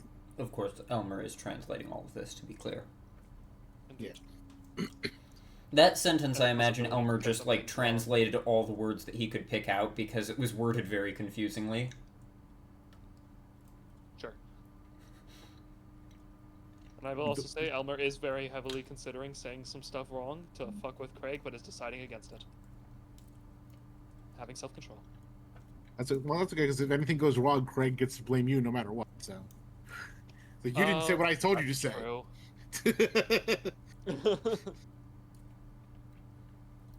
Well, they understand what you're saying. You just don't understand what they're saying.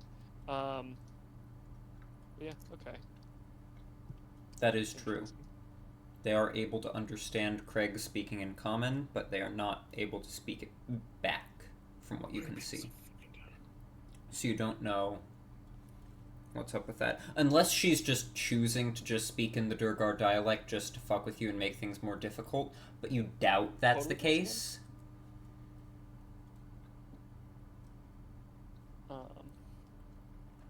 So. Yeah, okay. I'm not gonna lie, it kind of sounds like that's the end goal of this entire little expedition here. I feel like we should maybe come back after we've explored further. What do you guys think? I think that it definitely seems that anything we're after is probably in that direction.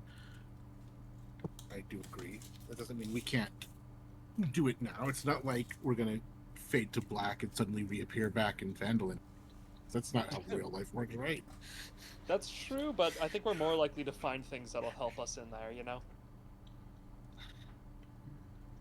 Find things to help us in where? Like in the Obsidian Pyramid, like information, other allies. Well, no, I agree. I'm saying it's like in like a video game that you just do the story stuff and then you like get caught in a cutscene and then you don't get to explore the rest of the area. I'm saying that's not going to happen. So we could go there, do the main beat, and then still be able to look around here after if we want to, or we can look around first. Right, I did catch your meaning there. I still think it would be good if we looked around first, though. Okay, I'm okay with that. Yeah, might find another More guy like my new best friend. Sorry, say it again, Amelia? I was like, just saying, like, if you get more context clues of like what could be in there. Yeah, exactly. exactly. I don't know. Or we might find a special weapon that kills him instantly or something. Yeah. Ooh, Based, true. yeah. Based on what I can put together, there's a goblin leader in there with a crystal. I don't know if that means apparently not the ones in here, so I don't know if he's found some other magical crystal. I don't know if it's like the psionic ones we've found, but he seems to be leading them. They attacked Phandelver, stole all the pieces of stone that are apparently like this, and I hold the pendant up, and they brought them here, and then presumably they have taken them from here to somewhere else. Mm-hmm. I'm happy you mentioned the Phandelver raid, because I kind of totally forgot that happened and was related to this.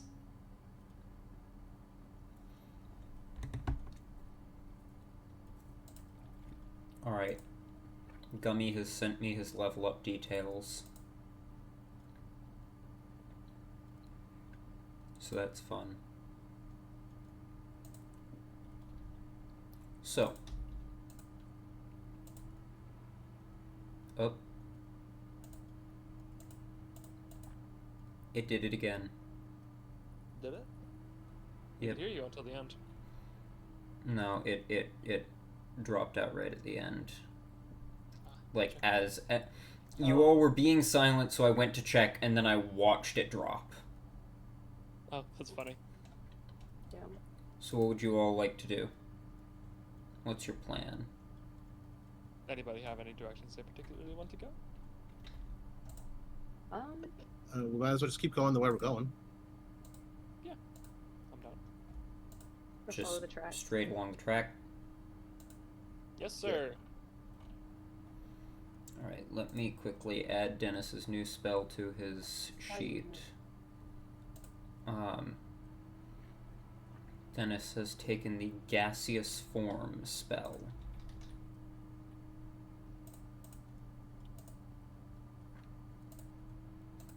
So, he can now become gas. Alright. So, you are continuing along the track.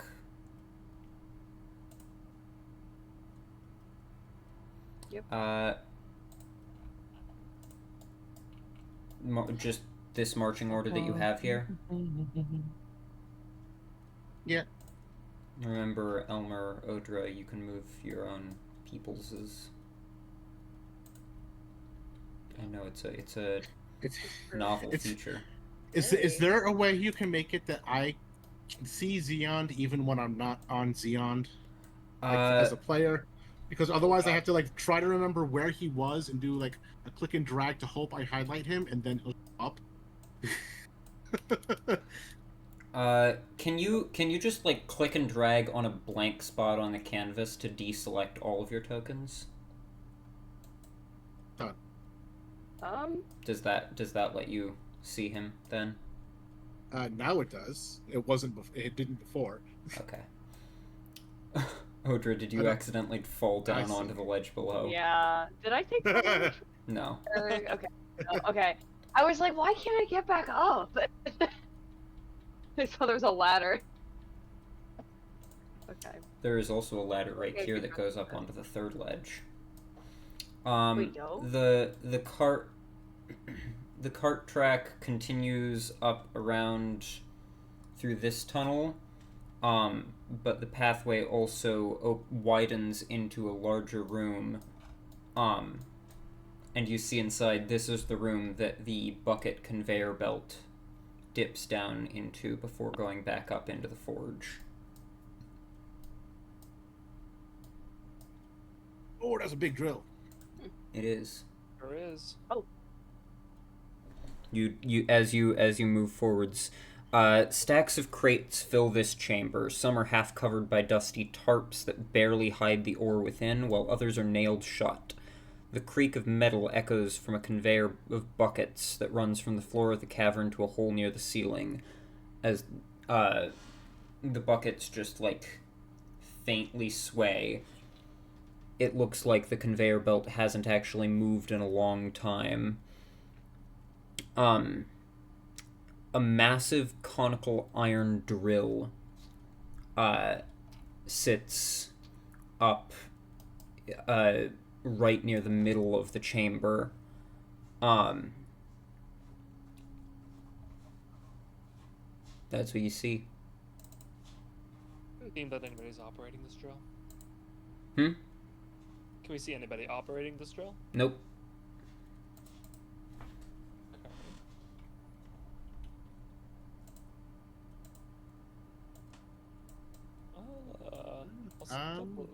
Yeah, I'm gonna. You step inside? Yeah. As soon as you step into the room, the drill suddenly bursts into flame, burning from the inside out, and screeches towards you. I would like everybody to roll initiative. Why'd you do that, Craig? Come on! Because it looks cool. It's a big drill. Big drill. It's an 18 for me. Oh, I just saw the drill. Oh my god. I can also vote. I haven't walked over there yet. Why is it Yeah. fire? Who fucking knows? Why What are we wouldn't rolling? Why wouldn't initiative? Oh, here's an image so that y'all can get a good look. Against the drill? Okay. Oh boy.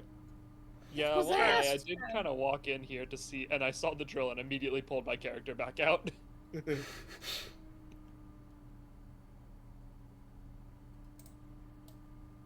Alright, so we'll just position you guys as such. Whoop. So, oh right, you can't roll initiative until I've put you into combat. I forgot about that. Oh, I did. Yeah, but it didn't count. Oh. There we go. Alright. Everybody please roll initiative. Alrighty. Great.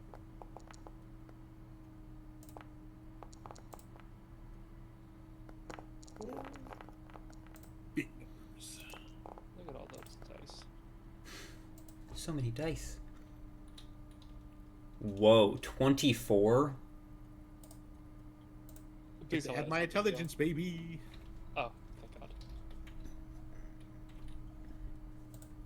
Wow, everybody got good initiative except for, well, Odra's is fine, but more than half of y'all got, and Dennis got a 3, but also I think at this point your rage has expired because I think you spent longer than 10 minutes like looking around and talking to the dudes. Yeah, that's fair. Here, let me just... There we go. Yeah. Craig, you are up first. Oh boy. Do we get any fun music for this? I just started it. Do you not hear it? Indeed. Nope. I can hear it. I can't hear it. And it is fun. Oh, I see. I see started it, but it's not being function. What the heck? Now it's just not working at all. I can still hear it. Okay. Well, it's not showing me that it's doing the music, so I can hear like Interesting. I can hear it, but it looks like it's not working. It's so weird. interesting. Anyways, What are we gonna do to this thing? I mean, what's it gonna do to you? Hopefully nothing. I'm pretty sure it can't laugh, so we're not gonna do that. What? You don't know that. And we're never gonna find out if you don't try. Yeah, no.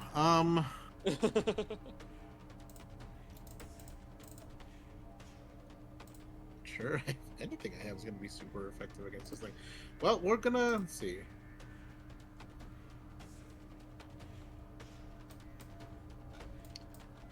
I don't like. I guess we're gonna.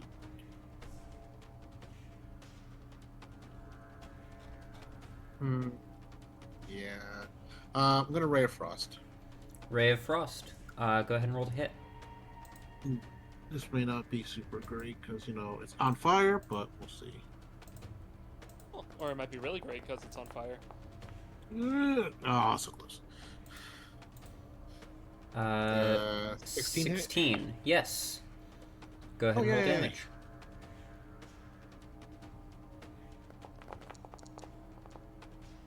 Seven. 7. You and you see the flames die down a little bit, but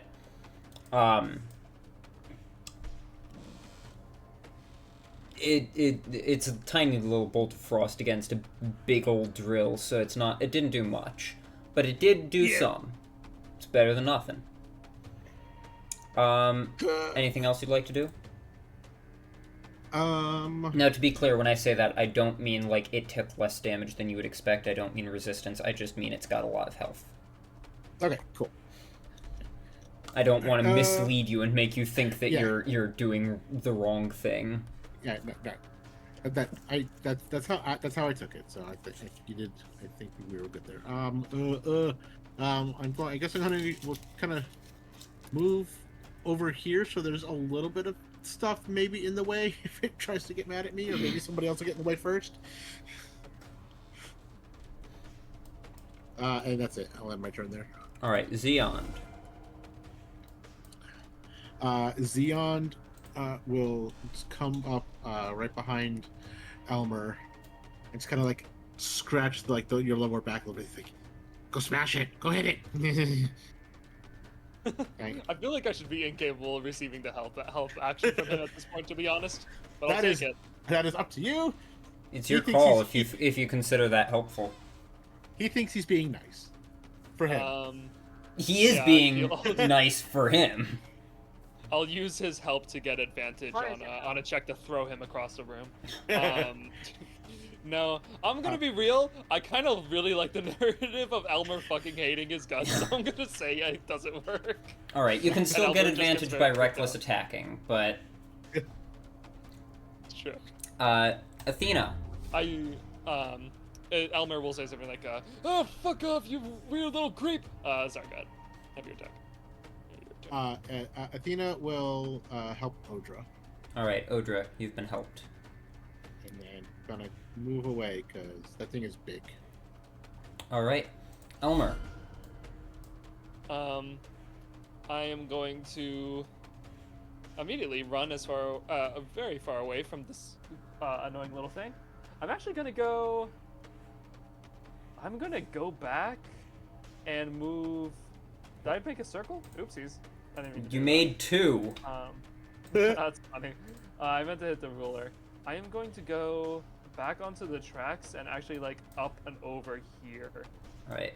5, Over 10, here. I want to get behind it. 15, 20,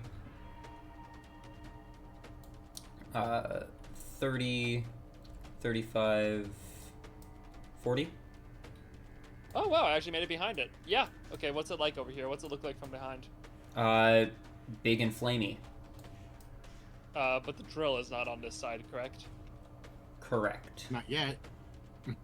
Well, I'm gonna make the assumption that the big drill is what it attacks with primarily, so going behind it seems like a good call. And either way, surrounding it will make it so hopefully it can't direct its attacks as well. I don't know how well it can turn, but we'll find out. I don't see anything back here that looks like a cockpit or like, oh, you know. Nope, it seems like this like thing is autonomous. Okay. In that case, I'm gonna. Finally, let's go. Let me think about this. Yeah, I'm gonna rage. Alright. It's a giant drill. This is one of my few rages, but I think it's worth using here. And then I will also, attack it. I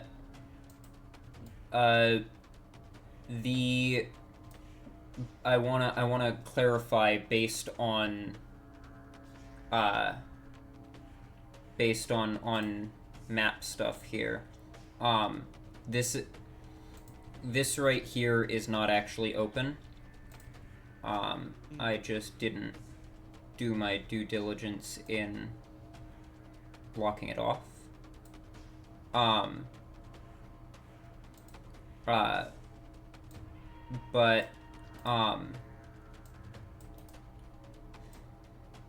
it is, so this goes upwards through this. This area is on a higher level than this area, and this goes over the track here, if that makes sense. Okay. So he basically did he run through the tracks, or did he go like uphill around the thing? He went along the tracks up this way. Okay. If he was to go around, he could then come around into this room over here. Gotcha. Yeah, okay. Anyways, what would you like to do? I'm gonna attack with the heal. I'm gonna attack with the heal, I'm gonna do it versatile, and I'm going to use a reckless... Oh, I'll drop... Wait, yeah, I'll drop the torch, because it's on fire. So I can use the heal with 2 hands. You have to roll your rage, too. Oh, true. Thank you for the reminder. Alright. D20. Drop that. An 8? 8.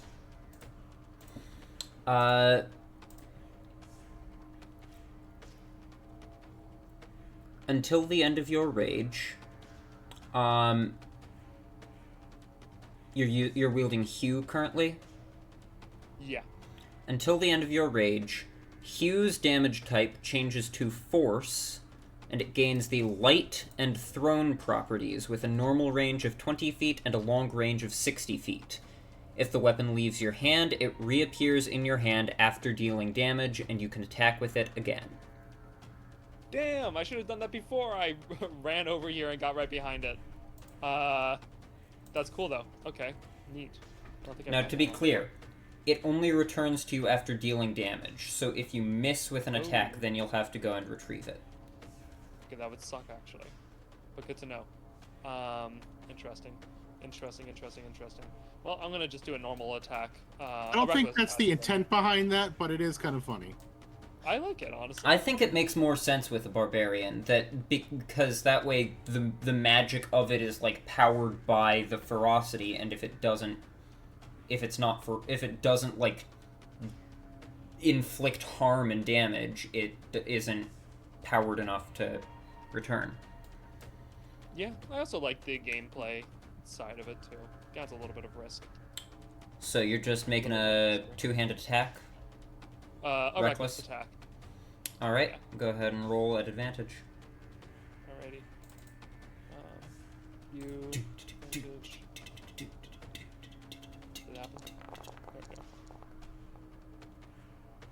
That'll hit. Dirty 20. Remember, don't just use the damage button there, because it doesn't have the versatile option. It's a D10 plus 6. Gotcha. How do I clear this? Okay. D10 plus 6. There's also a D10 button down there, so you can click on that and then just do type plus 6, but... Yeah. Oh, I lost connection for a second. Hold on, I'm trying to roll it. It is just being weird with me. Okay, 9. 9. And I'll do that again. Alright. So, can I do 2 reckless attacks or only 1? All of your attacks for the round are reckless when you do reckless. Gotcha. That'll also hit. Cool. I feel like it'd be kind of hard to miss him, to be honest. 10. 10. Alright. And I will end my turn there. Run up and start hacking into it with your axe. The metal is old and rusted at this point, and so parts of it are weak, and so your weapon is able to find purchase and start chipping away at it, but you don't seem to be, like, cutting deep enough to really get at its internal workings yet. You're still kind of just wearing down the hull. Gotcha. But you're making progress. Anything else you'd like to do on your turn? Nah. Alright, Pepper. Pepper is going to rage. Oh, speaking of, I need to have you rage. Please. You're down to 1 rage left. It's okay.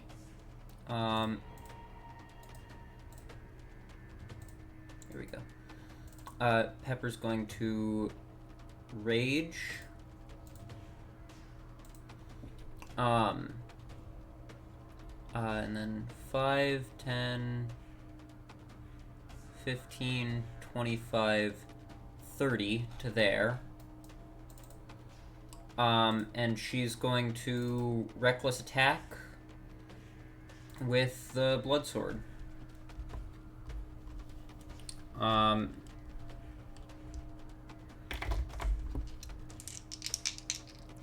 So that's going to be a hit and another hit. Doesn't get its extra necrotic damage, unfortunately. So that's just going to be 2d10 plus 14.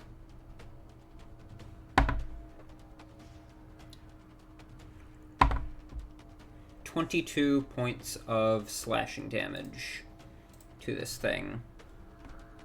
Nice.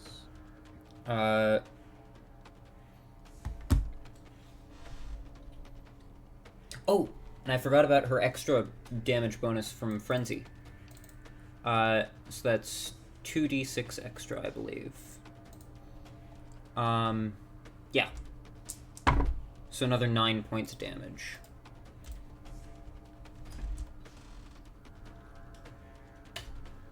There we go. And then that'll end Pepper's turn. That's her movement action and bonus action. Now it is the Fiendish Augur's turn. As a bonus action, it's going to use its Burst of Heat ability. Oh. Actually, wait. Is it in an opportune position to do that? Let me see.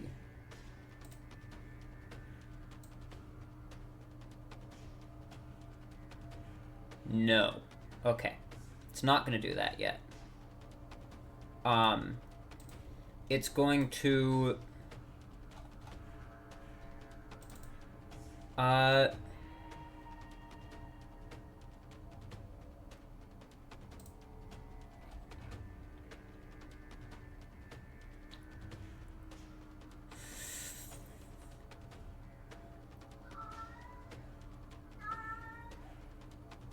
I think it's going to go for Craig. How the fuck would it do that? Because that optimizes its burst of heat. And also because Craig was the first one to step into the room and the first one to attack it. So Craig was the first target it sighted. So it's going to move 5, 10, 15, 20, just barreling through this mechanism right here. And it moved 20 feet before attacking, so in a straight line, so its drill is going to be... It's got some momentum behind it. So you guys can attack it too. I was leaving. Have fun. Yes, you can't... Elmer and Pepper can both make attacks of opportunity as a reaction. Yes, I would like to do that. So, and add advantage still, because reckless attack. Sick. Working out well for me then. Will that hit? I mean, technically, reckless attack just says during this turn, but I think it should be for the round. That will hit. So that'll be D10 plus 6. 10 points of damage. And then Pepper also hit for... I don't think Pepper's Frenzy is gonna... Actually... Yeah, I don't think Pepper's Frenzy is gonna... It has to be on her turn, so it's not gonna come into play here. So it's just... 3 plus 7 is 10. So another 10 points of damage to it.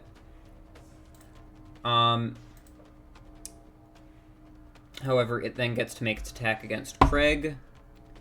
Craig, does a 27 hit? Yeah, a little bit. Do I have the spell prepared? What, Silvery Barbs? Yeah. I think you pretty much always keep that one prepared. Yeah, you have it prepared. Is it gonna matter though? God, that's a maybe.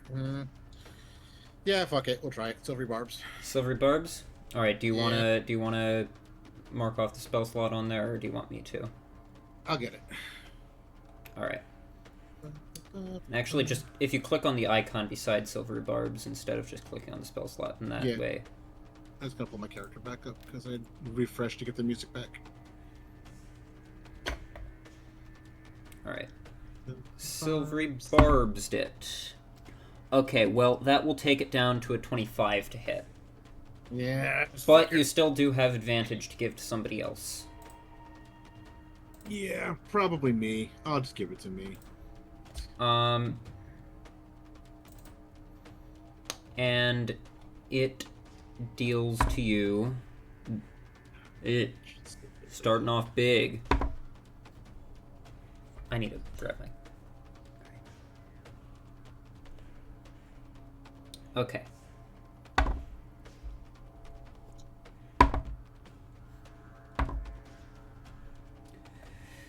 Yikes. Okay. Craig. Enough dice, sir. You take 30 points of piercing damage, plus 5 points of fire damage, and I need you to make a strength saving throw. 35. Ow! that brings you down to 23. Yep. 21 for my strength save. 21, so you do not get knocked prone. The Fiendish Augur is then going to use its Burst of Heat ability as a bonus action. The Fiendish Augur. And that will hit everybody except for Elmer. And except for Hyoldak. And Athena. Athena managed to evade it. So I need everybody except the people I just shouted out to please make a Constitution saving throw.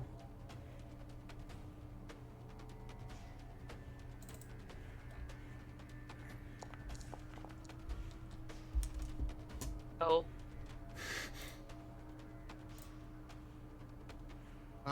Craig got a dirty 20.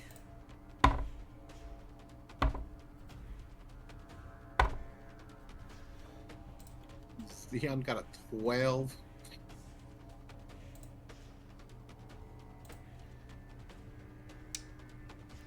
Alright, Craig dirty 20, Xeon 12.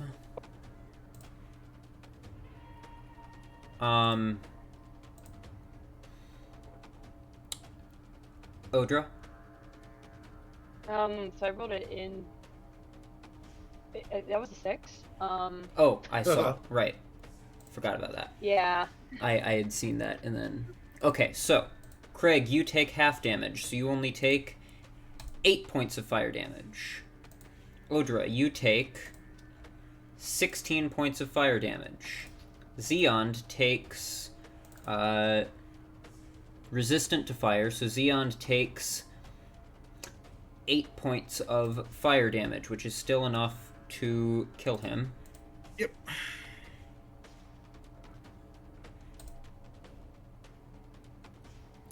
So Xeon is dismissed. I don't suppose that's considered a magical effect. It is probably. Alright, so hold on. Let me roll one more for Xeon, because he has it technically. Yes. 15. 15 still takes the full damage. Oh, snatch. Oh shoot, I forgot that that would happen. One moment. I need to quickly deal with the spectator account, because I deleted Xeon from existence, and that messed with the spectator account. Gwyn. What's Gwyn's con? Okay. Gwyn failed, so Gwyn takes 16 points of fire damage. Dennis takes 16 points of fire damage. And Pepper takes 8 points of fire damage.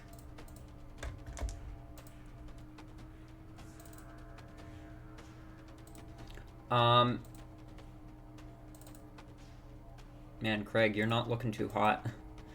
Well, actually, you are looking too hot. That's kind of the problem. Yeah. And that concludes the Fiendish Augur's turn. Hyoldak is up. Oh, also, let's delete that. Hyoldak is going to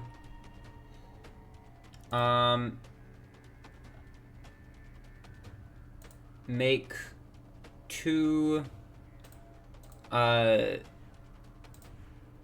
melee necrotic shard attacks against the Fiendish Augur.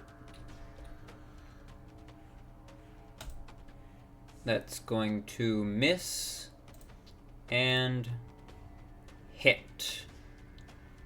So that'll be 17 points of 17 points of damage to the Fiendish Augur. 9 piercing, 8 necrotic. Odra, you're up. Okay. On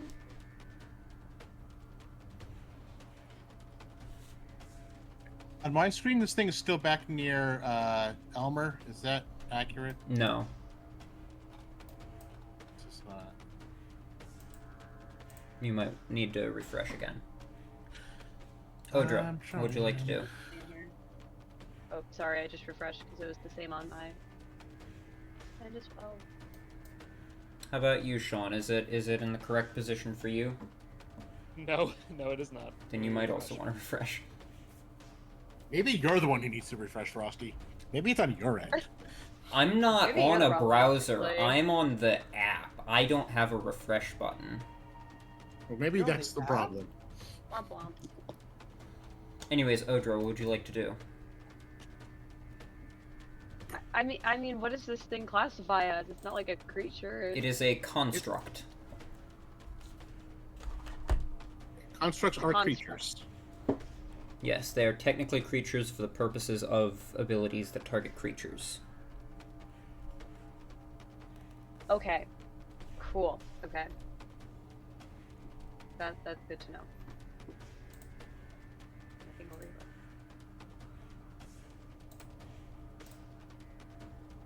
Okay, I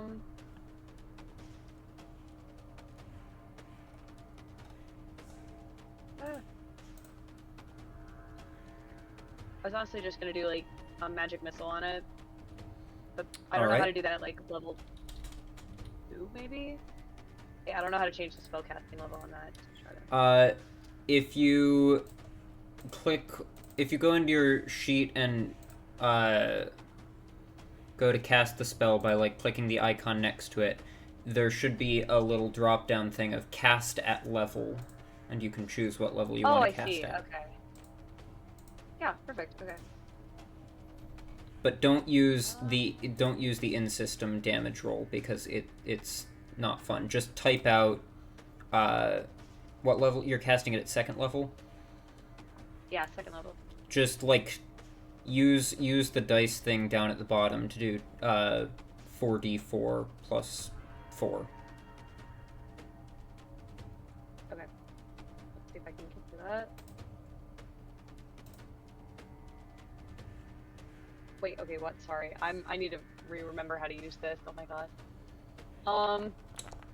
So you said use the dice thing at the... You can either type into the chat,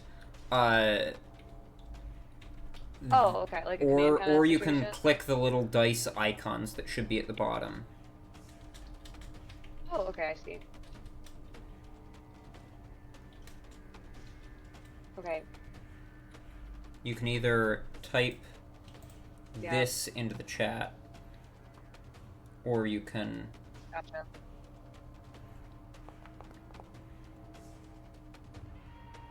No, you only did 1d4. You need to do three more d4s. Oh my god. Okay, well... Sorry about that.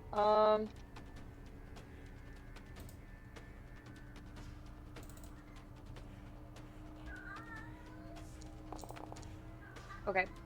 Alright. Well, no, you weren't supposed to add the +4 to all of those. Alright, let's see. Oh, my bad. That's 6 plus Okay, 5. That's hold 11 on. points of damage in total that you did. This thing is looking pretty rough at this point. Like, you've got, like, Okay. outer bits of plating and, like, metal stuff falling off, and, you're like, starting to deal some damage to its inner workings, especially with that magic missile, since you were able to target those right at the inner workings.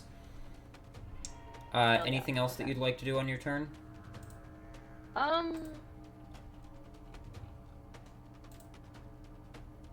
Not really. I guess I'm good with that. Yeah, I'll just move on.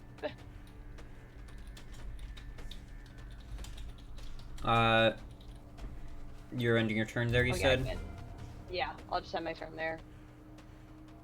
Alright. Then it's Gwyn's turn. Gwyn is gonna come up to here and is going to make 2 unarmed strikes.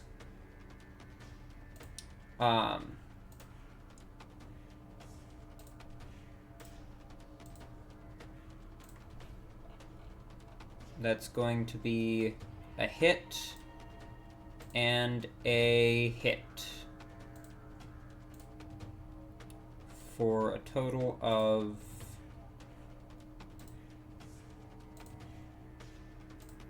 16 points of bludgeoning damage.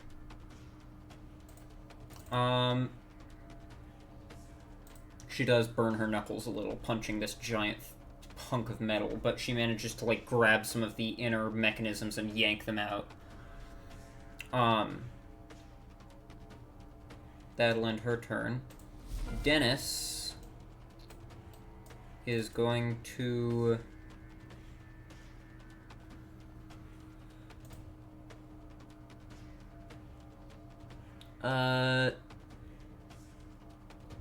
Dennis is going to cast Shatter.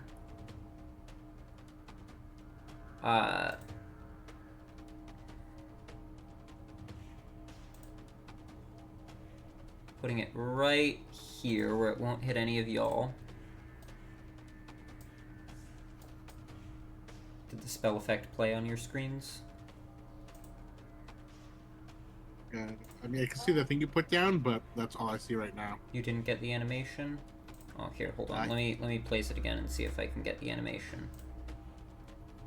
I see. Oh, I see it. Bam! Yay! Yeah. Yep. Nice. All right. The Fiendish Augur needs to make a Constitution saving throw at disadvantage because it's made out of metal, which it fails. So it takes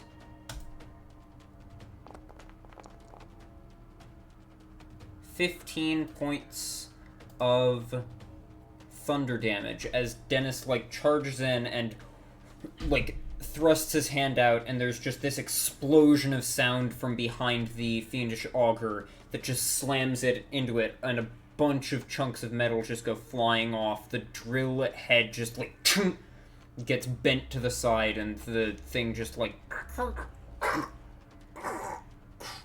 and it grinds to a halt. Nice. As the Fiendish Augur is destroyed.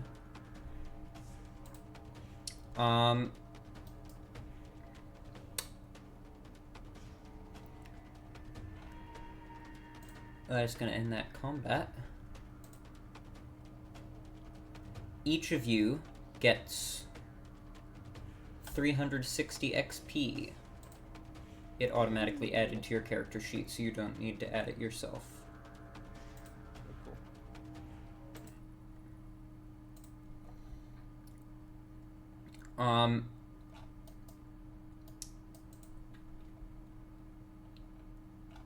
What would you like to do now? Can I, like, search the thing, the auger, to see if there's anything, like, special on it, like any crystals or maybe powering You it up? stumble forward in the darkness towards the area that's somewhat lit up. Oh, shoot, it's out now, so I can't see anymore, huh? I'll actually relight my torch. Same one? Wait. I definitely dropped it in the darkness, and I would not be able to find where it is without stumbling around. At least this time when you light another torch, you can find the previous one wherever you dropped it. So we'll say that, you light a new torch, but also find the old one. I'll light a new torch, go find the old one, light the old one, and then put out the new torch and leave that in on the ground. And that'll be good. You search the Fiendish Augur. Yeah, I do want to search it. Make an investigation check. Alright. Let's see here. Investigation.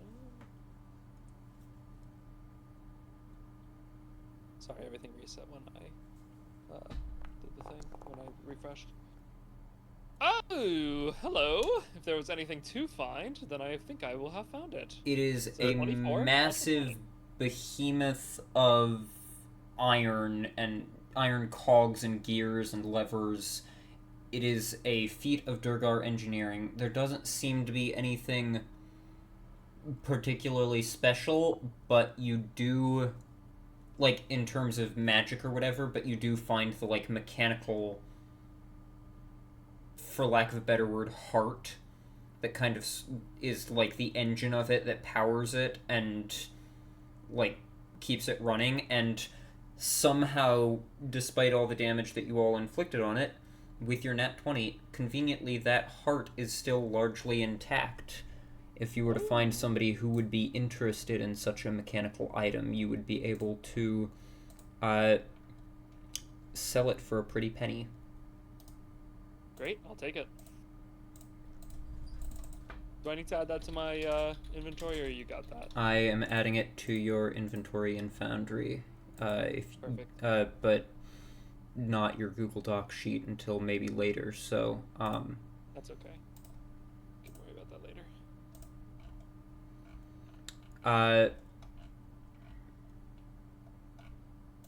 So what would you all like to do?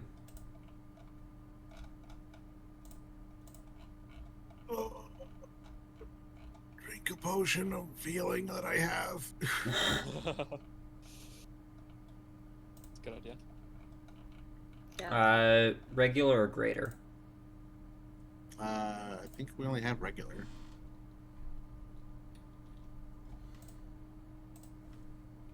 I'm gonna assume you're just gonna put the Fiendish Augur Heart into Dennis's bag of holding. Yeah, that's fine. Because it's like 40 pounds. Yeah. Yeah, I don't need to carry that around.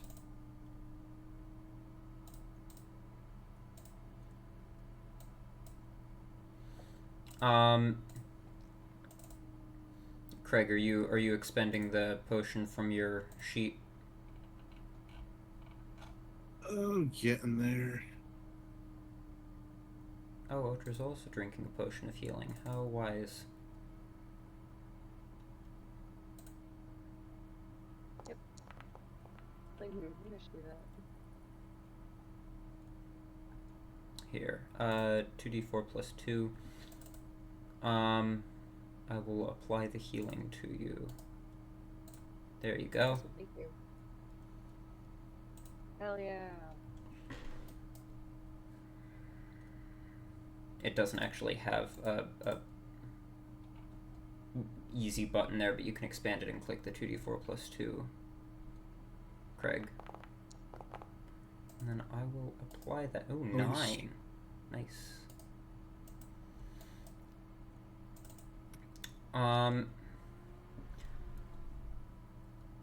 Might I suggest we take a moment to rest?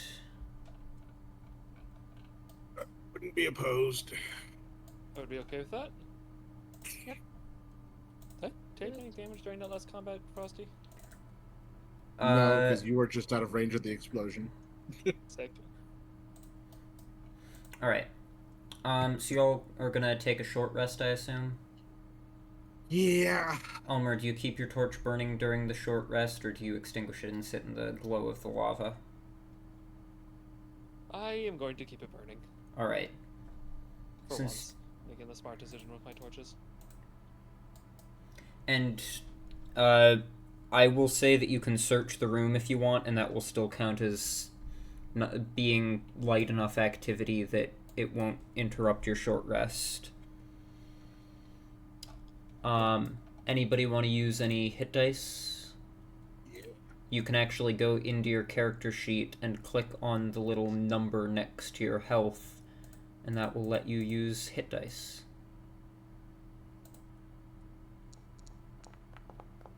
Oh, whoops. I keep forgetting we have dice over here. So I'm gonna roll them so they get used, but I'm not gonna use the ones I rolled because I like the other ones I already rolled. Alright. Odra, you used all your hit dice? I did? Oh no, you only rolled one, but you made the same mistake I did. You pressed the button to bring it down to 1 because you thought that was how many it was rolling. It's confusingly set up. The plus and minus is just to adjust how many you have remaining. All you need to click is the roll button. Okay, gotcha. Okay, so I overdid it. Okay. Yeah, I just fixed it. No, okay. Elmer, are you using any hit dice? No, but I will, I think I can use my feet to make some food, can't I? Yes, you can use your feet to make some food. Yep. That's right. Alright, so... Anybody want some food that Elmer prepared using his feet? It's special. He can I think I'll pass on that one. He has enough food for 7 people. Anybody want, who eats this and used at least 1 hit die during the rest regains an extra 1d8 hit points. 7 people you can do for that many? Yep, because it's 4 plus his proficiency. Huh. Dennis will eat some of Elmer's foot food. Craig will as well. It can't be worse than some of the shit he's eaten before. Goblins aren't very good cooks most of the time. Elmer, you want to roll a d8? Yes, yes, I do. That's a d10. I'm just gonna have Elmer roll the... Or no, actually... What if some treats are better than others? Oh, fair enough. Elmer, you don't need to roll the d8 after all. Everybody's gonna roll their own d8s. Yeah, that's fine with me. Alright. Dennis got a 7. He didn't need that much because of how many hit dice he used up. Oh, baby, best treat ever. Here. Apply healing. There we go. You're back. I can apply my own healing, thank you very much. Does it let you, click the apply healing button? I don't have to click it, I can just change it. Oh, you were just gonna change it manually. I just used the apply healing button on the roll because it was convenient. I was gonna try something. Does this work? No, it doesn't. Okay. I was gonna see if you could do it like you can in Roll20 and just do like plus this or minus that and see if it's smart enough to do it, but it's not. Right. Gwyn is going to roll a hit die.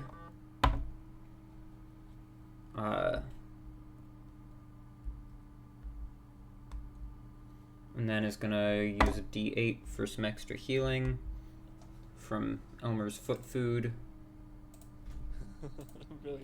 really holding on to that one. Number 15. The last thing you... Foot lettuce. Alright. Elmer foot something. Old man foot lettuce. Alright, anybody want to search the room during their short rest? Yeah, Craig will. Alright. There are open crates. There are some crates that are just like half covered by dusty tarps. Others are nailed shut. Would you like to search the open crates or the nailed shut crates first? I'll do the shut one. Someone else can look for the open ones if they want. Okay. Each of these shut ones will require an athletics check to pry open, because I don't think any of you have a crowbar. Perhaps not. No, don't think so. Perchance. Let's see, does he... No, none of those say crowbar. Athletics, you said? Yes.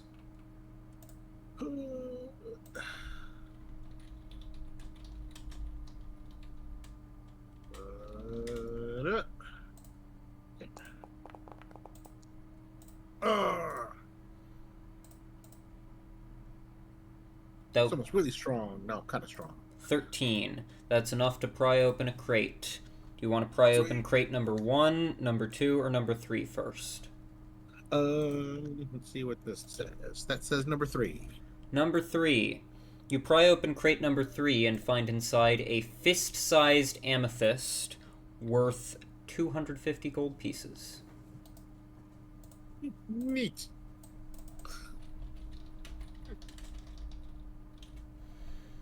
I will add that to your character sheet.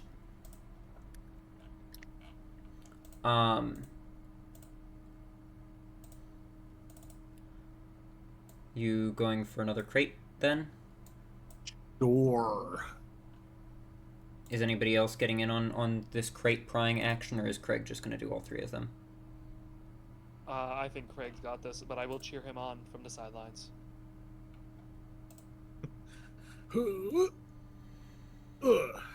Yeah.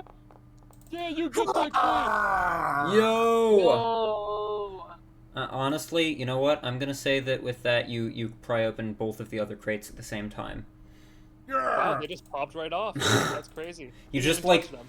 you just like reach out and just hook your the fingers of each hand underneath the nails and just boom. Sick. So, crate number 2 contains 4 large chunks of blue quartz, worth 30 gold pieces each. And the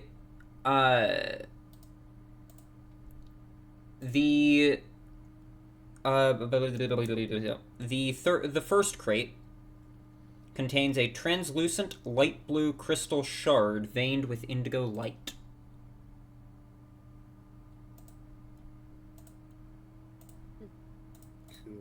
Cool. Nice.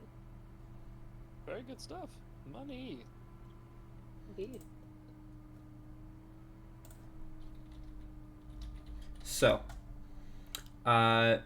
you get the sense that crystal shard is magical, given that it is veined with light. Okay. Perchance. So that's what you find. In the sealed crates. Is anybody searching the unsealed crates?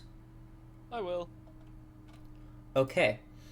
In the unsealed crates, you find a total of 30 pounds of unrefined iron ore. If you were to take it to a smithy and get it refined, it could be refined into about 7 ingots worth 25 gold pieces each. Well, that's a fairly good amount. How much of that can we fit in the bag of holding? All of it. Your bag of holding still has a lot of space. Put it in. Craig, are you putting any of your finds in the bag of holding or keeping them for yourself?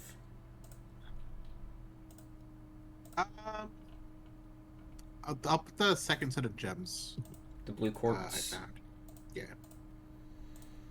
Okay.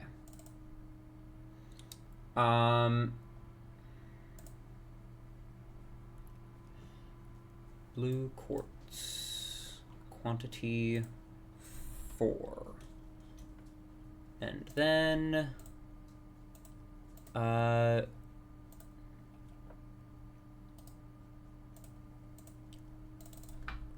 unrefined iron ore.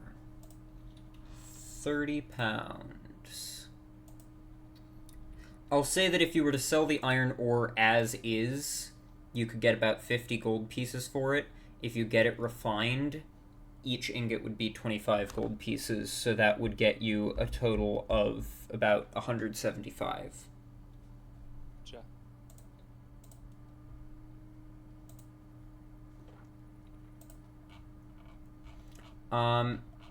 So, what would you like to do now?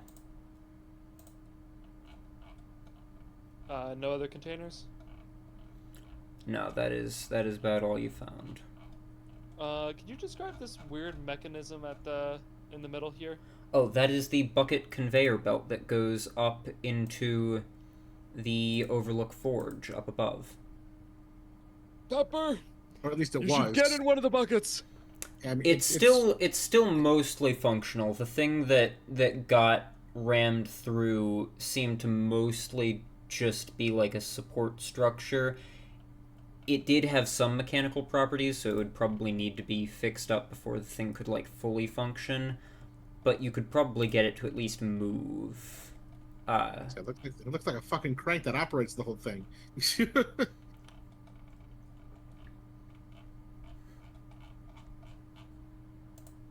There we go. Because part of the mechanism is up above in the Overlook Forge,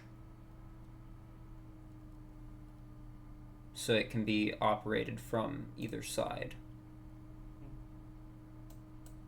All right, your bag of holding is currently at 274 out of 500 pounds. So you would definitely need to get this fixed up before you could get the conveyor belt to run at all smoothly, but you could probably get it to move still.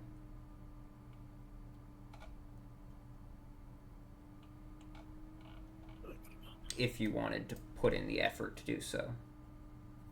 I feel like there's got to be something up there. There is. So You already were We've up already there. been there. That's where the glass lava room is. The glass room where we can see the lava is. Oh, cool. I reset my comment. After the rest, I'm going to resummon Xeon. Alright. That is... how much, incense do you have? Where is your incense? I was just going to use, Electrum. So I should turn on that. Well, that's good, because it seems like you're out of incense. It shouldn't be. I should have, I think, one more. There's not any listed in your character sheet. Well, I have 3 blocks listed here, and I know I haven't used them. Maybe I just failed to add them to your character sheet when you got them before. Let me do that now.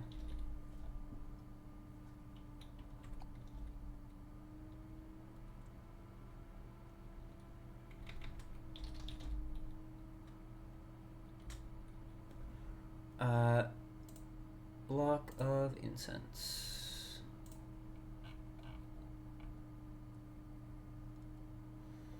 Oh yeah, I need to add the crystal shard, the glowy crystal shard to your character sheet. There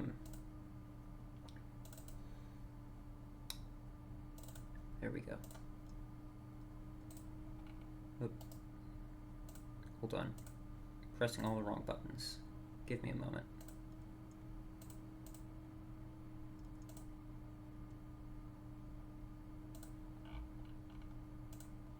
There we go. Alright. Light blue crystal shard. There you go.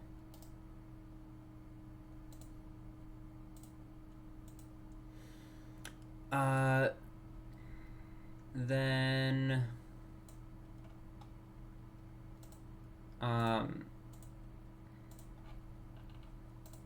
incense. There we go. Goodness me. Getting distracted. Alright, what would you all like to do?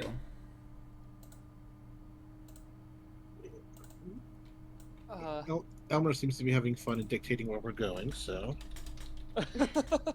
I don't mind not dictating where we're going, if somebody else would like to choose. I don't mind not deciding every single goddamn thing this group does, so please keep going. Yeah, the reason I was deciding was just because, like, it's not like it's gonna matter which way we go. You said you have 3 blocks of incense? Yes, sir. And you're using Electrum this time. Yes. And we said that the Electrum is equivalent to the gold piece value. So for find Quasit Familiar... No, we said it was twice... Like, it costs half as much if we're using Electrum. Yeah, which means that the Electrum would be equivalent. So where normally it would be 40 Electrum equals 20 gold, in this instance it's 20 Electrum equals 20 gold. Electrum doubles its value for spellcasting. So for find Quasit Familiar, that's 20 gold pieces instead of 10 gold pieces because the Quasit Familiar is more advanced. So that means 20 Electrum pieces. So you're down to 667. How will you ever financially recover? Oh, no. And then I can do this. Oh, wait. Hold on. Alright, where would you like to summon Xeon? Right next to Elmer. Right next to Elmer. No, just... He's not going to do anything. Interesting. Alright. That's just where he pops up. Check this out.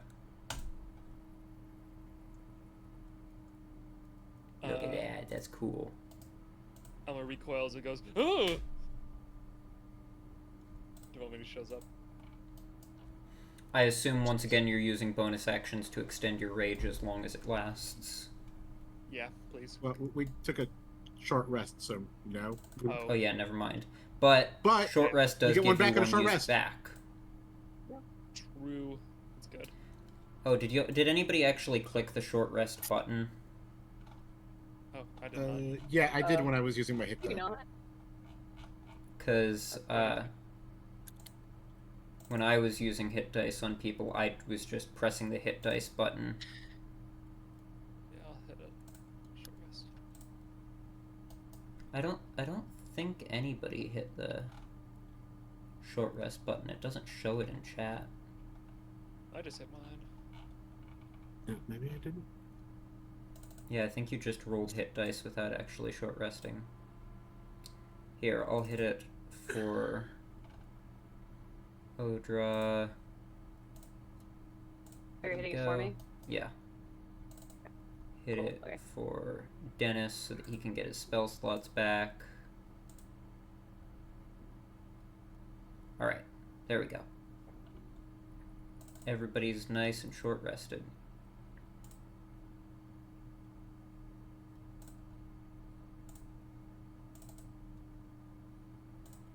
Even the NPCs are short resting. There we go. Alright, where would you all like to go? I say we go over here, through this. Hold on, back up. Slow down. Alright, y'all others can follow him up here, but he needs to slow. I'm resisting the temptation to drag myself to the other end of the room really hard right now. I mean, you can, but you're gonna probably take some attacks of opportunity. Yeah. I'm resisting. Okay, we ball, but not that hard. Wait. Oh, Craig. That's right. I can't walk. That's because you're trying to go down along the Oh, that's right. It's different. Okay, that's right. Elevation.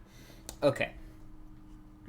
You proceed forward, and the acrid stench of sewage bombards your senses.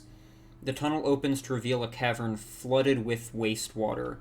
Dripping stalactites partially obscure a lumbering mass of black chitin and translucent pale skin lapping up the sewage hungrily.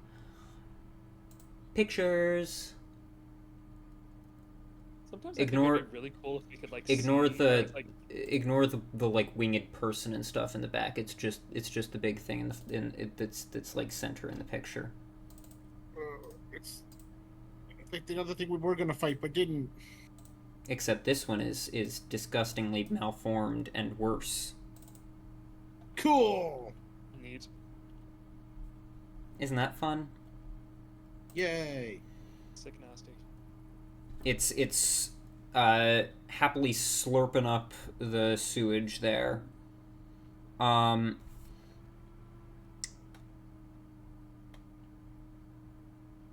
ahead and make an Arcana check. Anybody who wants to, that is looking at this thing. Sure. That's a thing I could do.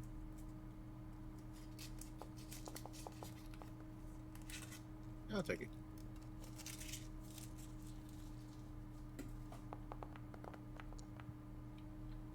That's fine.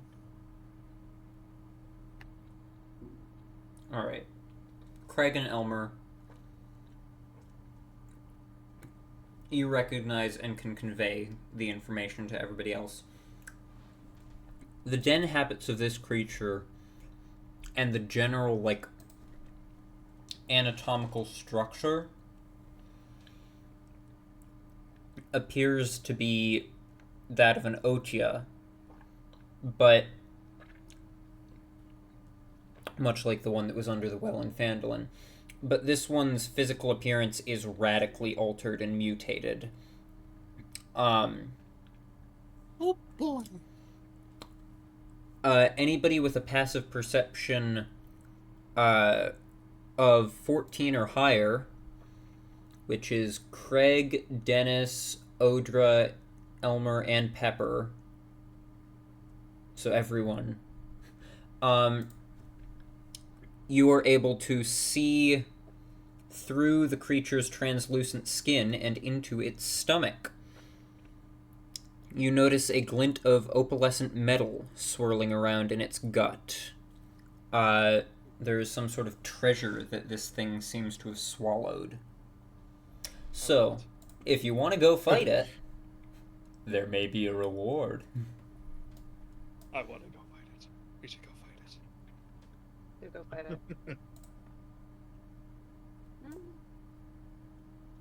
Yeah. Yeah. Sick. Okay. Odra, you want to start us off with a memento mori? Oh yeah, that'd be great. Yeah, I'll do that. Alright, are you all heading into the room? I guess so. Are you trying to surprise it, or are you, just, like, charging in? Oh. Well, first, Craig, do you think that we shouldn't do this? I just be careful. I warned you that these things are very strong, and if we're not careful, it can grab multiple people and it will literally try to smash you together. We could fight while trying to keep a distance from it. I don't know if we have enough space in here for that, though. I'm Not really. just saying, be careful. Yeah. How? Yeah, I'm down to charge in there. Everyone else is. I'll memento mori. We'll see what happens. Alright. Okay. Charging in does mean that, you will be subject to initiative, meaning that, if it goes before you, it's still going to get a turn before you get a memento mori off, is the main reason I ask. Oh, well, can we just wait for Odra to cast memento mori and then go in? Well, yeah, but that would involve stealth, which is why I asked if you were trying to surprise it or not. Oh. Apologies. I mean, Why not? not to brag, I am pretty stealthy. It wouldn't hurt. I'd say we go for it. Yeah. Okay. All right. Okay. Odra, you're trying to stealth in? Make a stealth check. Yeah. Why not? Okay. Gotcha.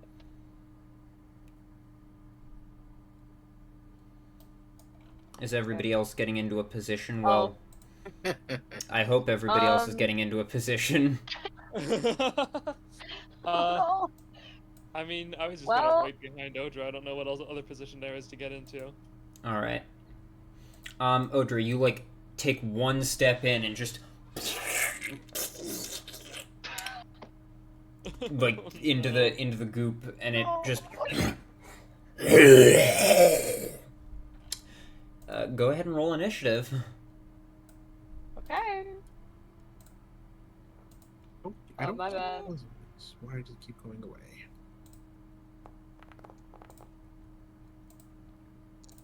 Of course, now I roll a 16. What the hell?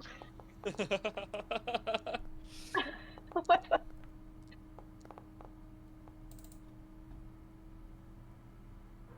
I guess.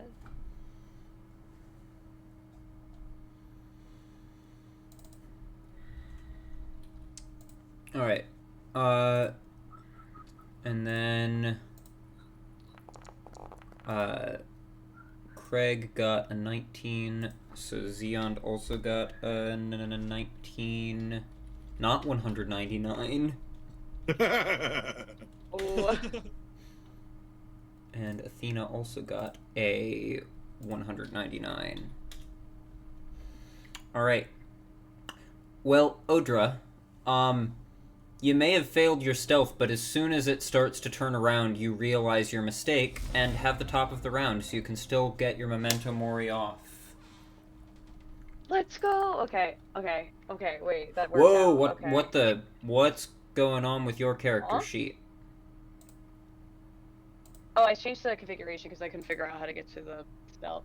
Like, I couldn't figure out how to do the skill check, so... Oh, you just click on the skill. I lost that page? Okay, here, if you change the sheet type, Sorry. it's the attributes page. Oh my god. It is the attributes page, okay. There you go. Okay, I understand now. Sorry. Yeah, I far prefer the Tidy 5e sheet because it's much more streamlined and it has features that the standard sheet doesn't. Okay, I didn't know how to change it for you too, so oops.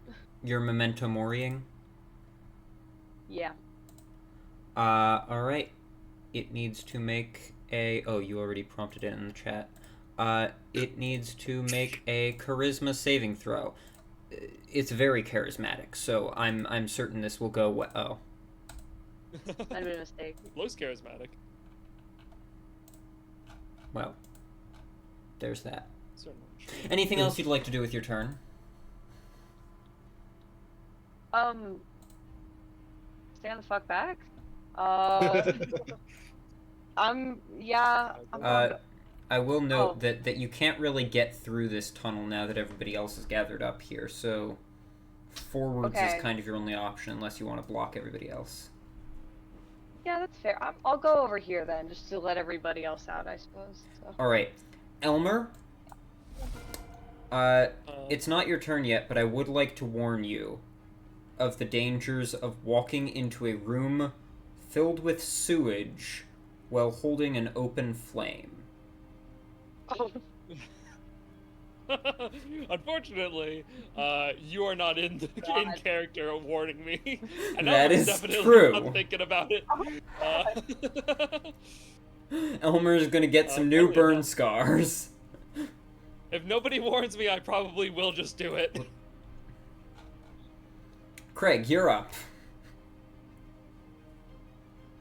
Craig has a decision to make. It's gonna be a hard enough fight without Elmer bursting into flame. I implore you, please. I'm acting in character. It's not just gonna be Elmer. It's gonna be the entire room. Oh my god. Wait, actually, that might be kind of a good strategy. Sorry, Odra. Wait. Sorry, Odra. Sacrifice. You'll be remembered. You'll be remembered. Wait, no, you can't do that today. Because I'm the only woman in chat right now, so then you'll get can't. No, it's okay, Odra. It'll burn your body up, and then there will be no body, so you'll still be alive. We did establish that earlier. That's how that works. Yeah, like clove. I don't like how our own words are being used against. So Craig sees Elmer. I think he sees Elmer look at the torch and like sees his Elmer's one good eye start to go wide. Oh no! And Craig's just like, you're worse than Dennis sometimes, I swear. And I'm gonna cast Ray of Frost so it goes through the lit part of the torch and then toward the Odra. That's so fucked up. But also, thank you. If you're actually trying to extinguish the torch, I'm gonna say that you have to try and target the torch. I would say either way, Elmer would get your intention though. It's like a straight line. It's like.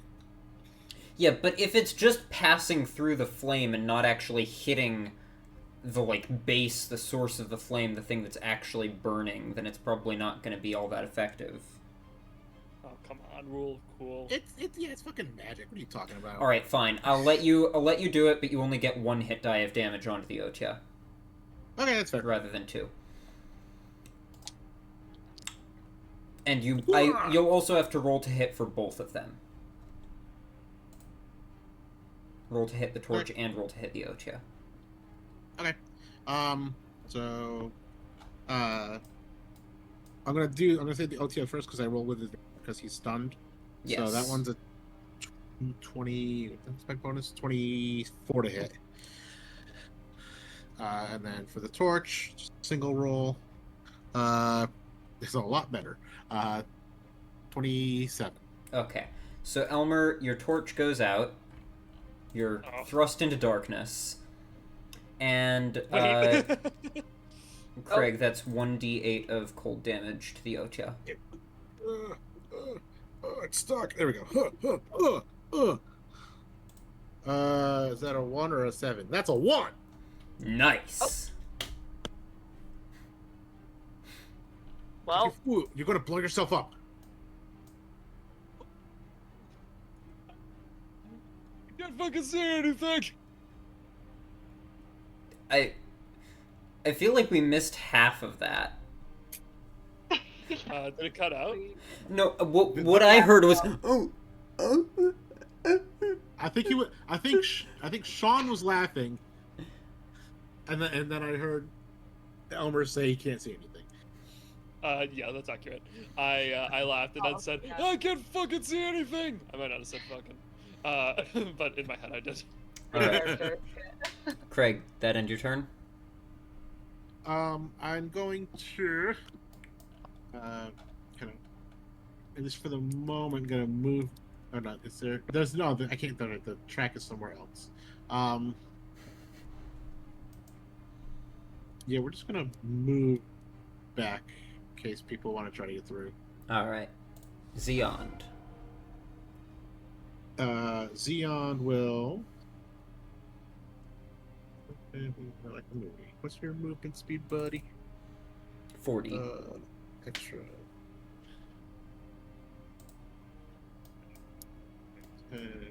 20, 25, 30, 35, 40. Yeah!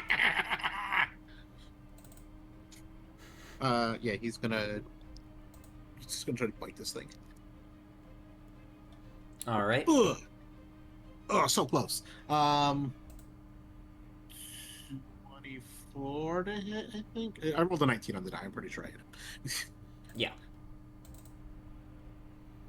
I need a Constitution saving throw.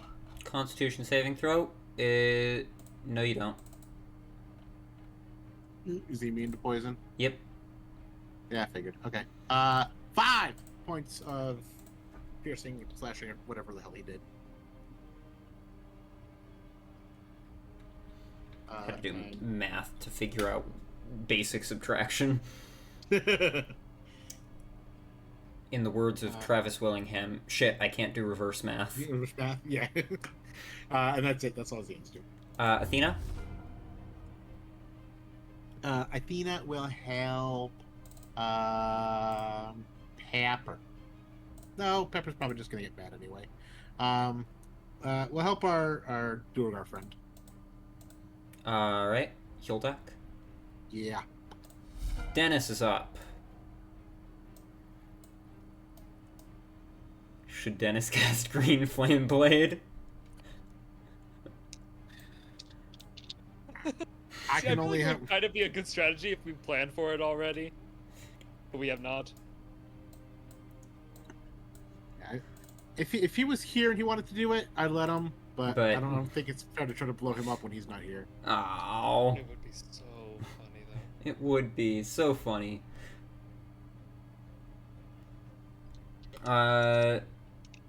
Dennis is going to charge in, use his Hexblade's Curse on this thing. So now his damage is +8 instead of +5. And then he's going to make an attack with his blade.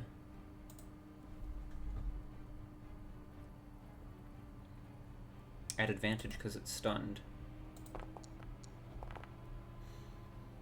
And that's going to be a 22 to hit, which will indeed hit. So, that will be 1d10 plus 6 plus 3.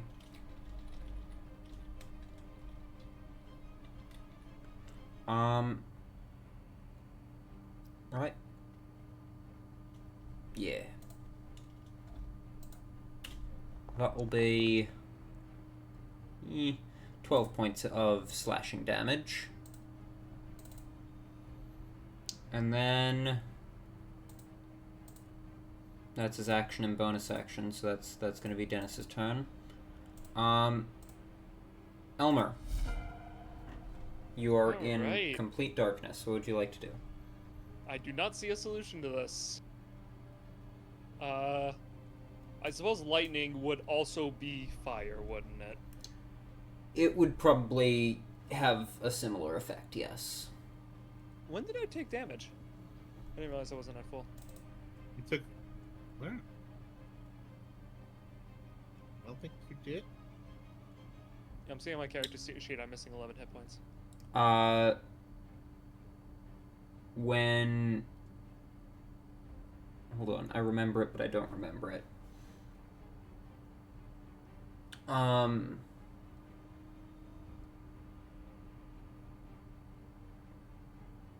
Attacking the crystals.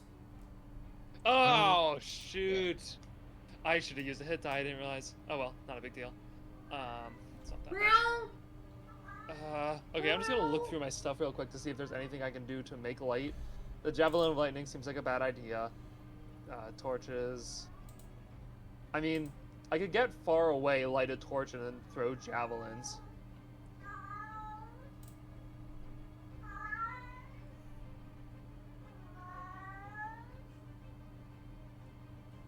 What do you want to do?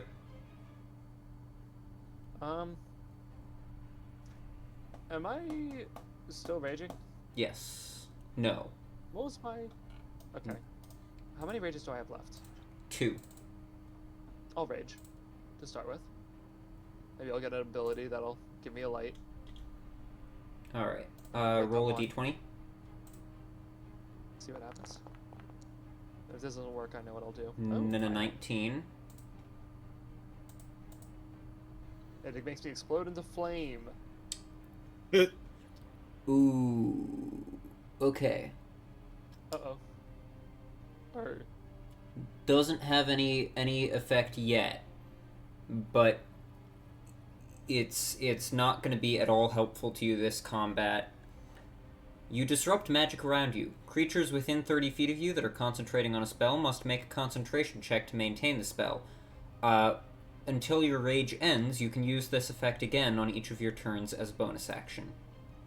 Oh, that's a cool idea, but won't help me here. It's a cool effect when you're fighting spellcasters, but you're not fighting spellcasters right now. Apparently, I gotta stay the fuck away from you then. Well, it's right now it would take effect, but on future turns it only takes effect if he chooses to make it do so. Well, yeah, I know, but even still, if I want to concentrate on something, I can't be near him in case that happens. Yeah, I'm gonna use it just to fuck with you. Alright, that's fine, because I'll just haste you, and then I'll drop you'll make me drop concentration and tired for... So... Oh, fucked up. I'll still make it your fault. I don't care. You know what? I light a torch. No, just joking.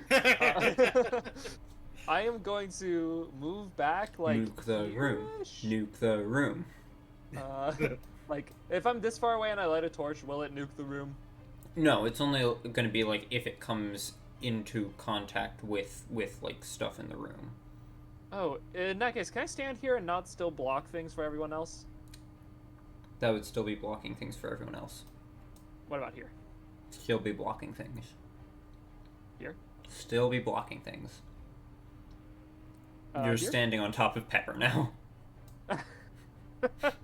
I'm imagining Elmer saying this like in character to God, and like just stepping on up on Pepper like a footstool. Okay, here's what I'm gonna do. I'm gonna cut. Is lighting a torch in action? Yeah. I do believe so. I'm just gonna go over here, I guess. Don't have much else to do, and I guess I will light a torch, just to be prepared for future rounds. Presumably the one that you just extinguished. No, it's gonna be a new one. No, the one I just extinguished. You're right. It's that one. Alright. If anyone else has like a spell that lights things up, I guess that would be an action. Nope, Clove had that, but Clove is no longer with you. Oh. That end your turn? Yeah.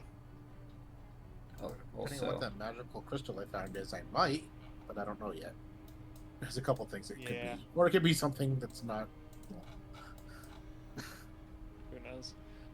Unfortunately, I don't The think magical we'll find crystal is secretly a nuke.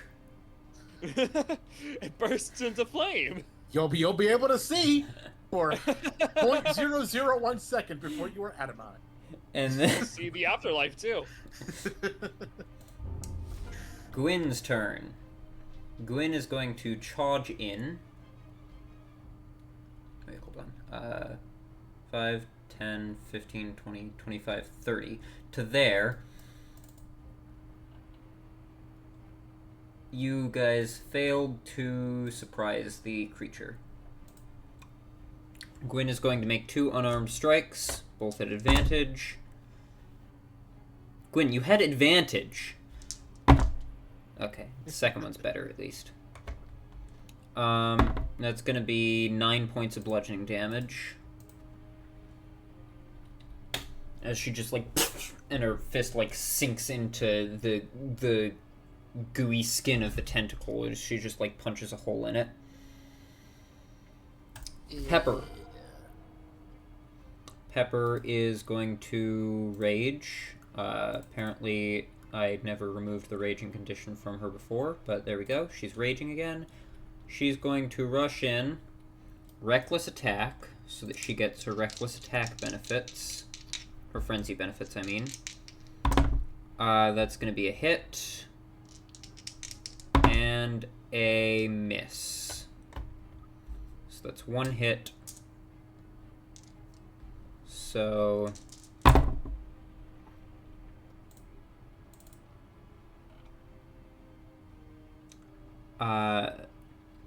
6, 10, 12, 17, 18, 19, 20, 25 points of damage in total. Good job.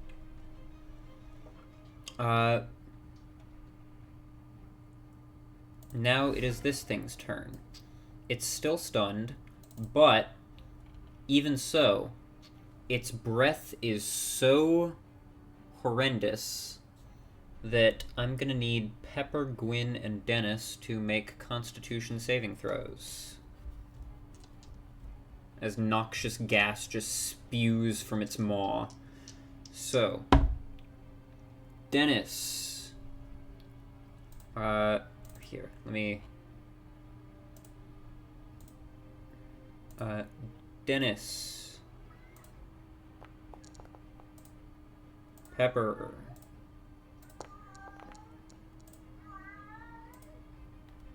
Gwyn. All 3 of them failed. So all 3 of them take 1d6 points of poison damage.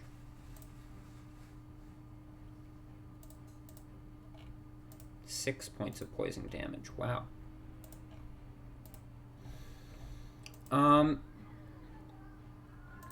Hildak is going to come up around here and make a couple of melee necrotic shard attacks. That's advantage on the first one. He has advantage on all of them because the thing's stunned. I thought it wasn't stunned after its turn. No, it goes away at the end of Odra's turn. We figured that out last time. We had been doing it wrong. So that's going to be a hit and a hit. Big hits there.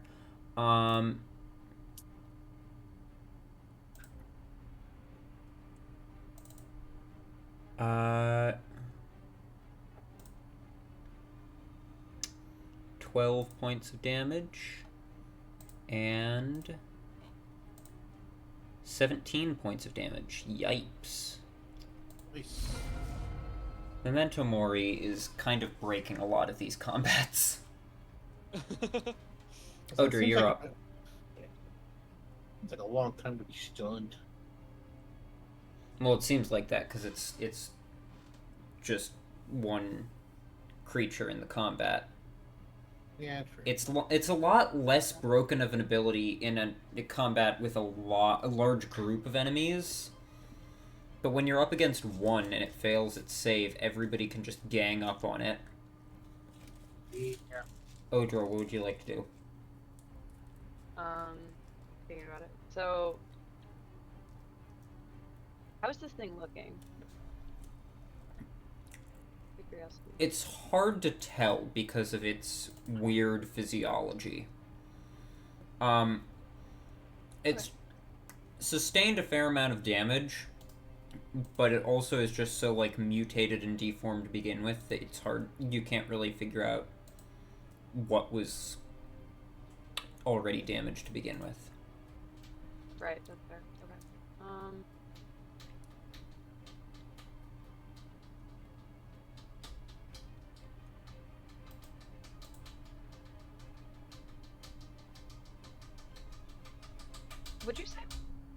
Would you say I'm close enough to touch this thing? I want to try something.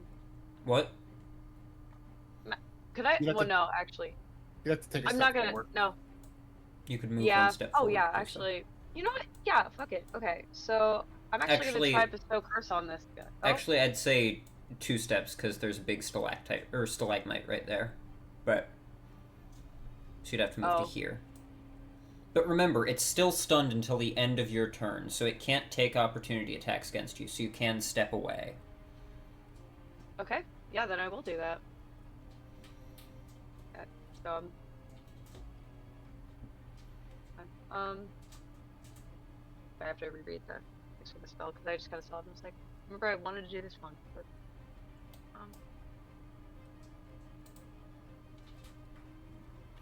So you're doing bestow curse.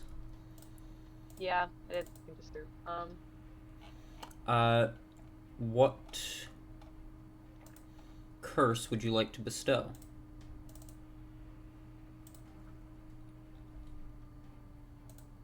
Nope, that's not what I meant to do.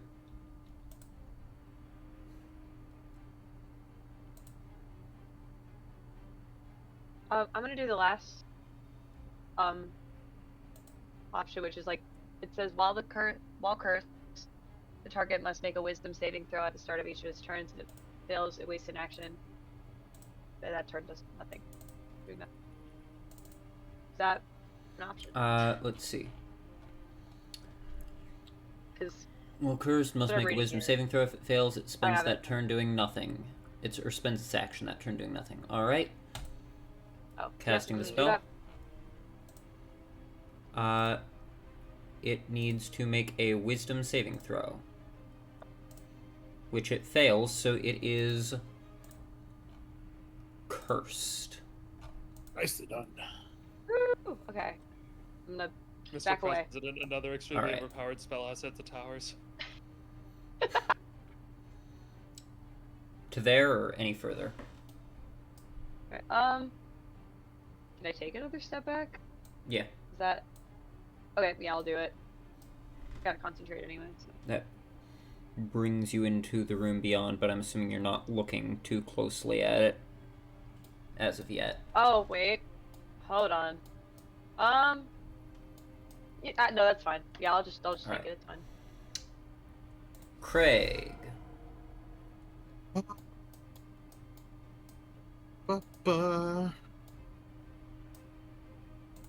Let me check something really bad.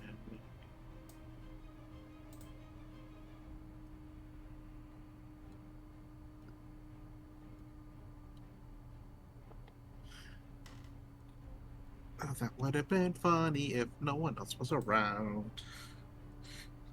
It's like, oh yeah, I can cast touch spells through him. I can do shocking grasp. Wait, that might not be a good idea. Oh, also, it is no longer stunned. Alright, let's just 5, 10, 15, 20, 25. Intelligence saving throw. I'm gonna mind this guy. Intelligence save? Alright. Yeah. Well, I mean, no, he's super smart, so it's probably not a great idea. actually not as dumb as I expected him to be.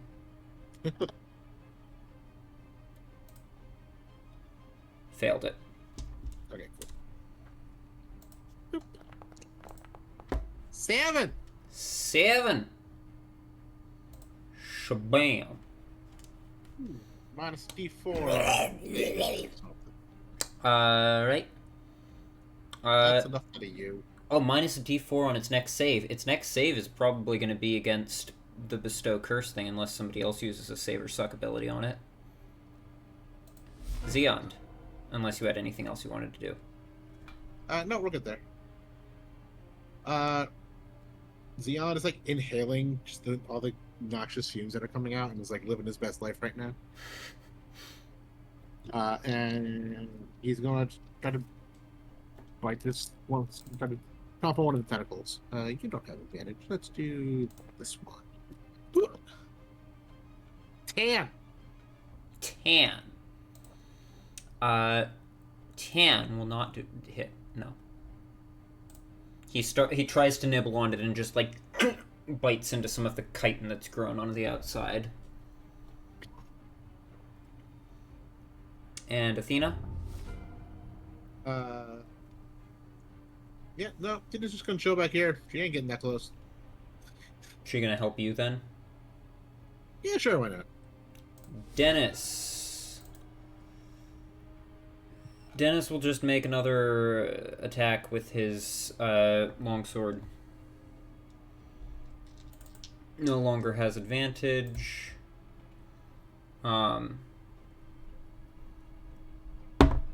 That's a natural 20. So that means it's 2d10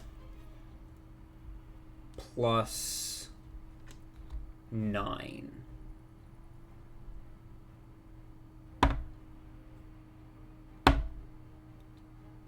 $21 points of damage.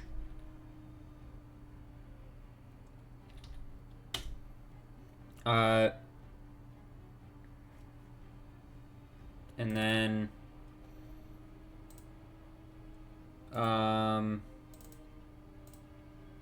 bonus action, he'll cast Magic Stone on a handful of pebbles. Elmer. Okay. I am going to move up to here. 5, 10, 15. And I'm going to... Hugh doesn't still have the throne property. I will use... Damn, Hugh having that throne property would have been so good right now. But instead, I will use a javelin. Alright.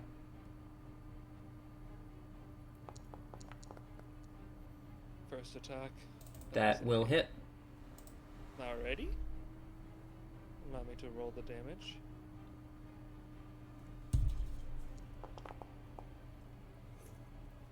That's going to be plus 2, so 11 with my rage damage. 9, 10, 11. Yep. Your second javelin? Indeed. Mr. President, a second javelin has hit the O2 mutate. I was thinking it too. And then my damage. Okay, I will do Hacks. 4 rows that are all the exact same in a row. Yeah, I hacked Foundry. Actually, that's a real reason we shouldn't have been using it. Yeah, that's my turn. All right, Gwyn's up. Gwyn's gonna just give a couple good haymaker punches, terrible haymaker punches. Okay, that one was good.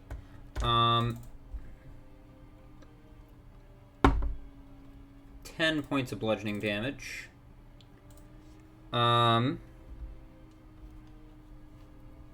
Pepper. Pepper is going to reckless attack again.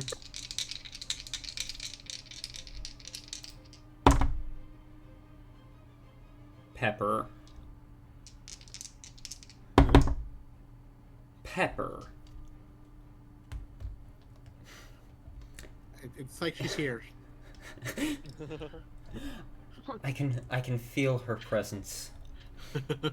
Say that like Those were an advantage. But we can't see her body. It's the Otia Mutate's turn. It needs to make a Wisdom saving throw minus a D4 thanks to Mind Sliver. Right. Odra, what's your DC?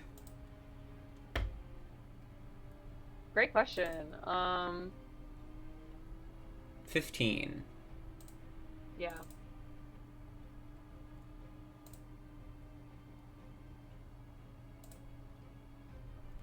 Okay.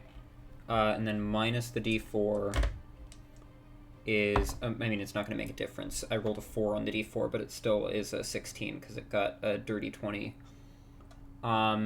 Genetically modified 20. So it gets to take its turn as normal. So... Let's see. First off, Pepper, Dennis, and Gwyn need to make Constitution saving throws again.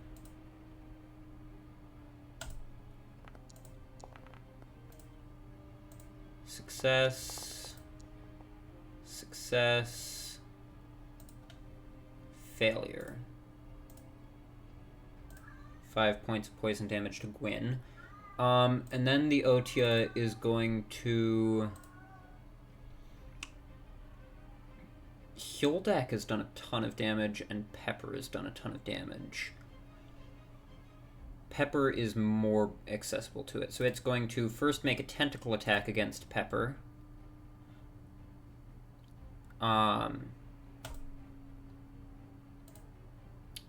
Which will not hit. Pepper... Oh, right, Pepper's wearing the ring, that's why.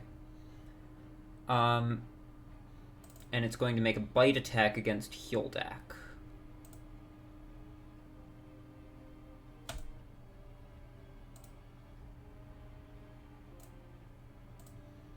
Which also will not hit.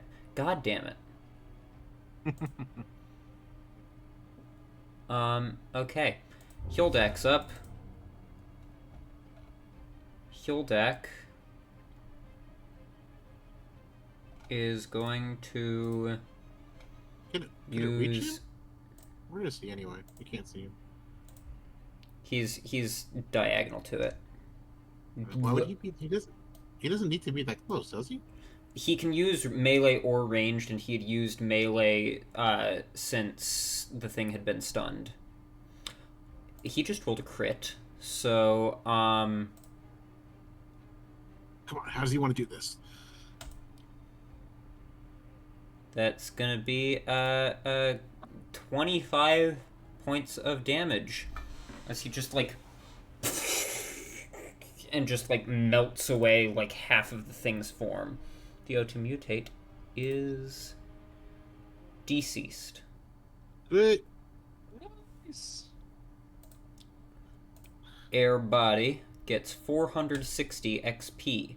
Yes, you got more XP for the thing that didn't do anything the entire combat than you did for the Fiendish Augur. Challenge rating is dumb. Okay. Love it. Wow. Wow. Which means... Xeon immediately just starts, like, dripping into its stomach. It's like... Alright. Does he pull out the shiny metal thing inside?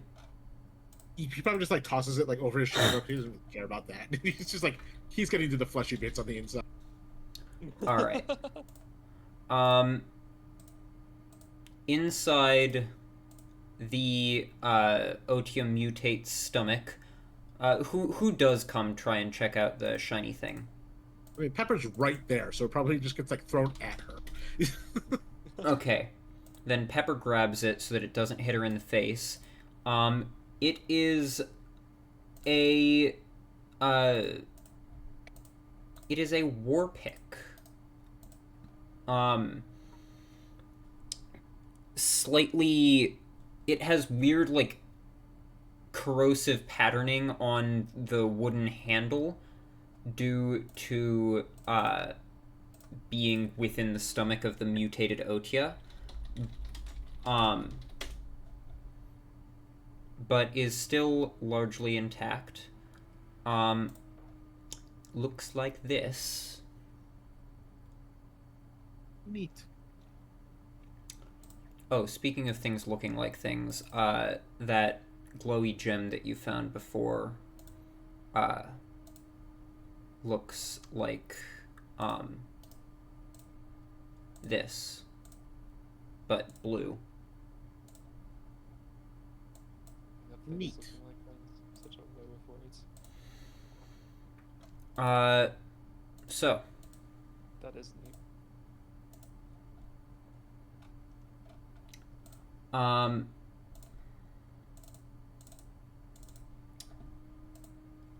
Pepper grabs the opalescent war pick.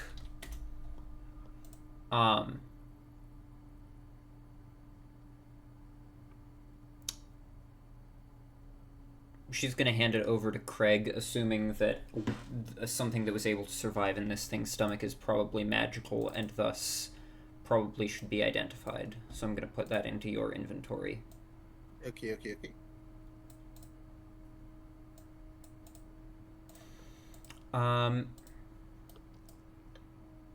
What would you like to do now?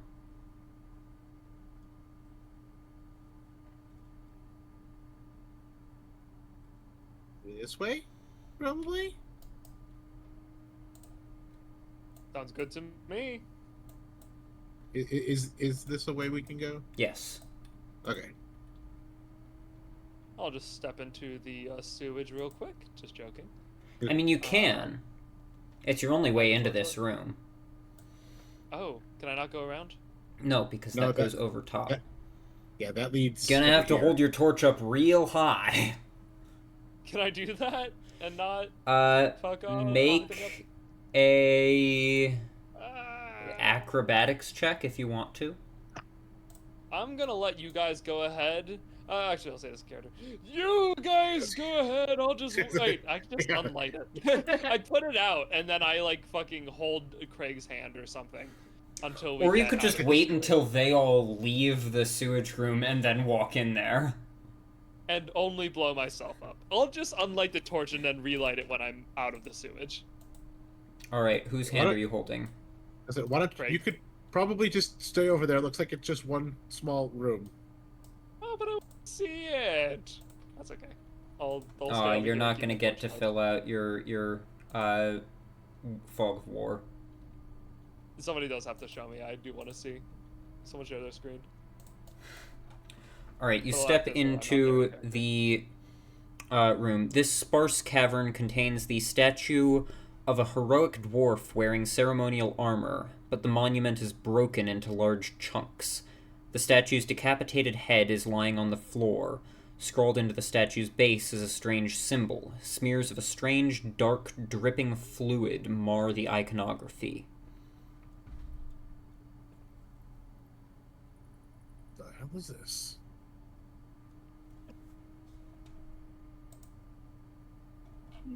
Can I tell what it is? I love that because he still had his token selected when he sent that, it, like, panned the camera over and had him actually say it. I was like, what the fuck? I just forgot that you could actually, like, type regular messages in the chat also, so... Yeah, and if you have your token selected when you do it, then it makes them say stuff. And you can, since I'm the GM and can select multiple people's tokens, I can make you guys say things.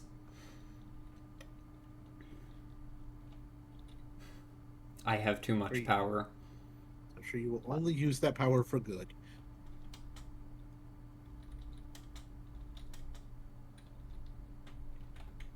So. Anyway, the thing. Can I tell what the substance is on the statue? Or on the base? Go ahead. Are you going... How are you investigating it? Are you just going based off of sight? I mean, I'm probably gonna like take like a rag I have somewhere, maybe like get some of it off and do a as you reach out and test. As you reach out and try and like start rubbing against the statue, I need you to make a start wiping some off the statue. I need you to make a charisma saving throw. Oh, I'm so good at those. Fuck.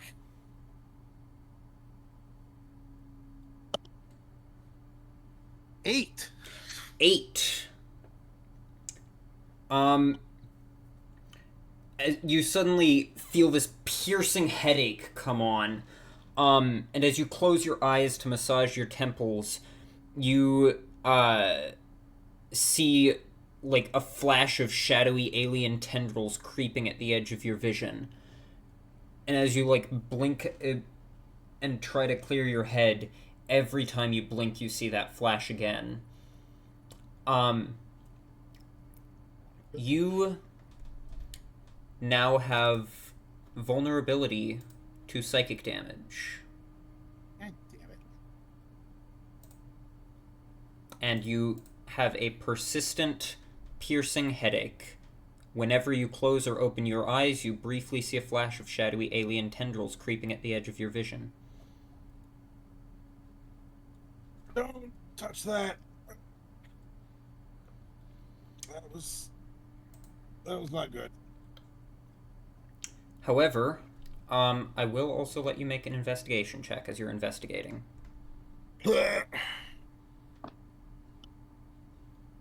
I would have preferred these probably the other way around. 24. 24.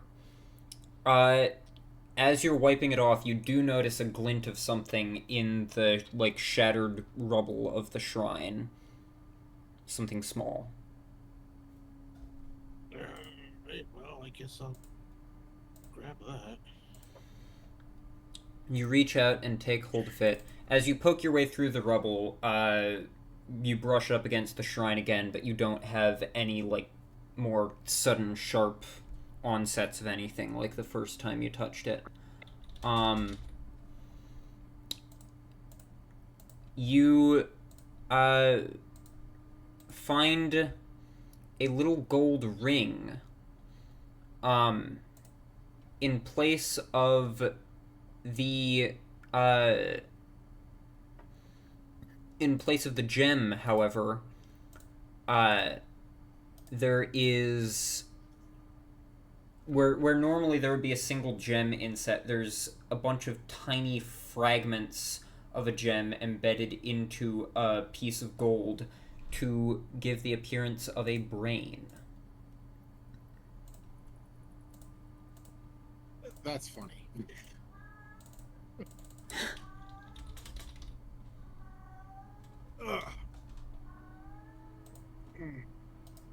We'll figure that Man, out. bet you wish you had this like 5 seconds ago.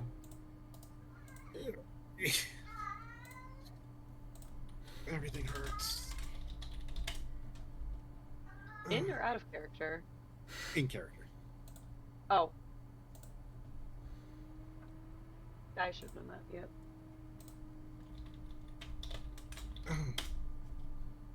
Odra, I may need your assistance later. Oh. Yeah, no, for sure.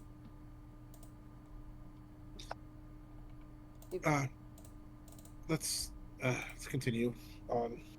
Alright, you're taking the ring with you? Yeah.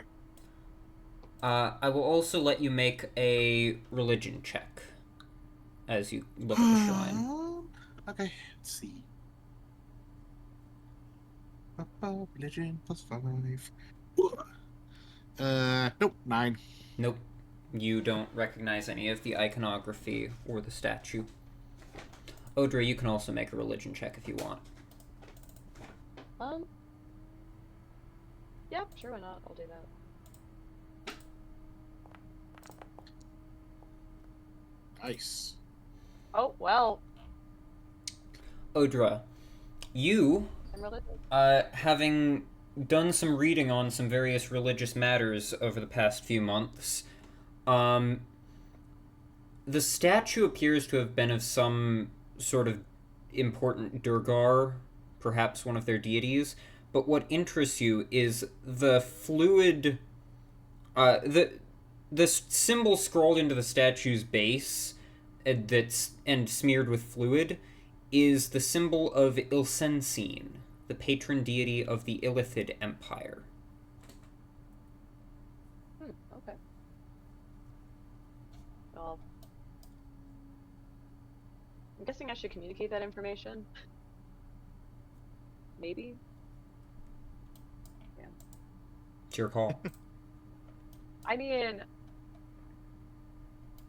I do feel like she'd be pretentious to be like, and just like say the name of, like, I'm forgetting the name now. Ilsensine.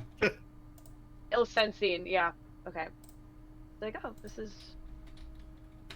Yeah. Sorry, I'm so out of Also it. pronounced Ilsensine. Bless you. Yeah, the spelling would have been helpful. Also pronounced Ilsensine.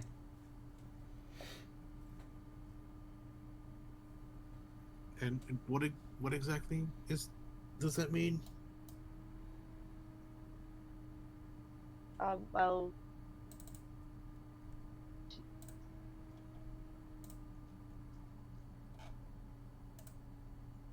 Oh.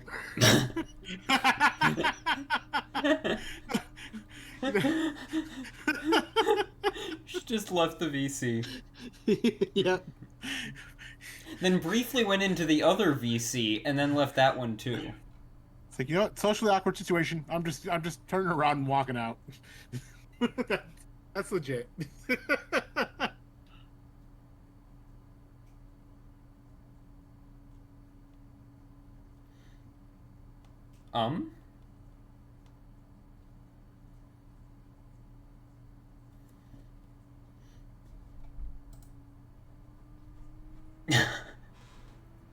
You ask her what that means and she just gives you a blank stare. 1,000-yard stares looking right through me. Odra, are you? Did you touch it too? Are you all right?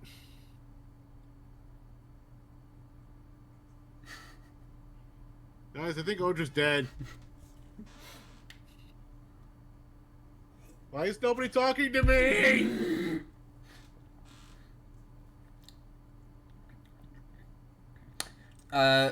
Given that she just randomly disappeared, I'm going to assume that Odra communicates to you that what she knew of that symbol, and that it's the symbol of Ilsensine, the patron deity of the Illithid Empire.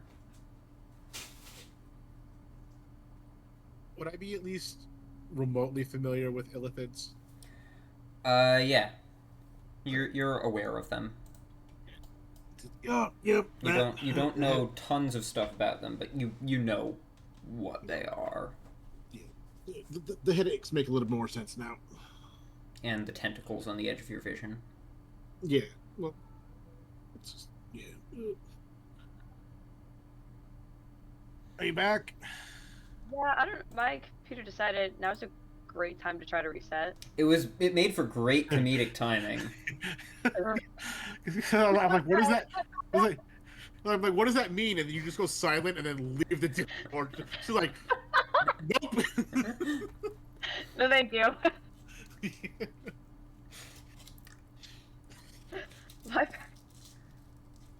I don't know how to answer that, so I'm just gonna turn around and walk away. I probably should. I'll just passes out on the spot. You know, all of a sudden, Oh, nobody was answering Craig anymore. Craig wasn't sure if everyone else was dead or if it was him. Craig just turns around and sees his body lying on the ground. He's like, ah, shit. I know I don't know how to pronounce or project yet. It's definitely not that. Yeah, well, the headaches and the tentacles in my eyes make sense now. Odra, by the way, you have no context for that sentence. He's just suddenly talking about tentacles.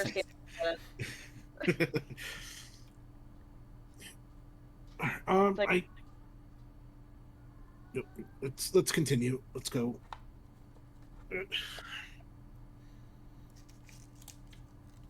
So you turn around and leave the shrine? I guess. I highly recommend we get away from that thing.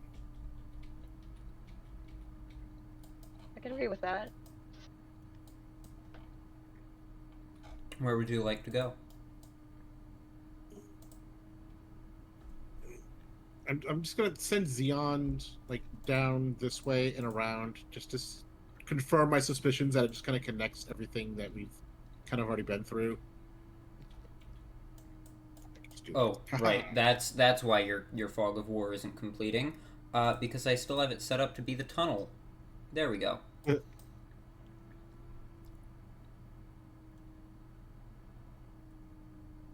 Oh, there are dead bodies there. As he goes up, he finds rickety set of tracks runs the length of this chamber. Half a dozen rusty minecarts sit unused on the tracks, wheels bent and cobwebs blanketing the trolleys. The ground is littered with ancient refuse, and open crates filled with dust-covered tools line the cavern walls. Propped against these crates are 3 skeletons, their skulls shattered and caved in.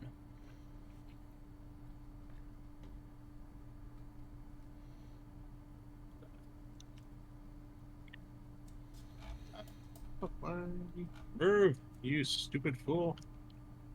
There we go. He just comes up to this one and just like finds a bone and starts like breaks it and starts like trying to suck out anything inside. They are long since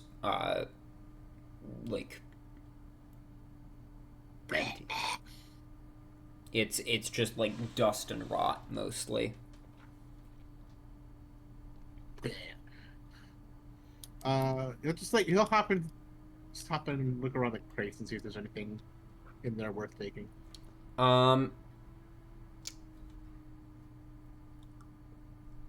Make an investigation check. Oh, you're so good at this, Xeon.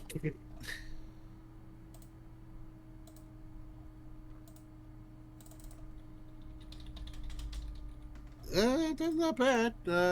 All things considered. 12 total. 12. He doesn't find much of anything of note. It's just like old, rusty, dusty tools. Blech. Okay. Stuff is stupid.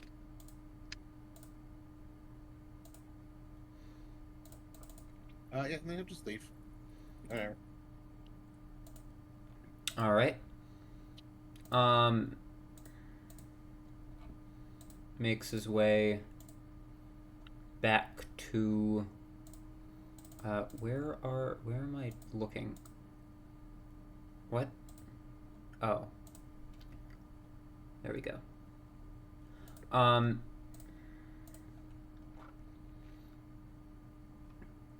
Sorry, I was just I'm trying to find a file. I'll relate to the others. There's a couple dead bodies and a bunch of old tools. Xeon said he didn't see anything. Whether or not you want to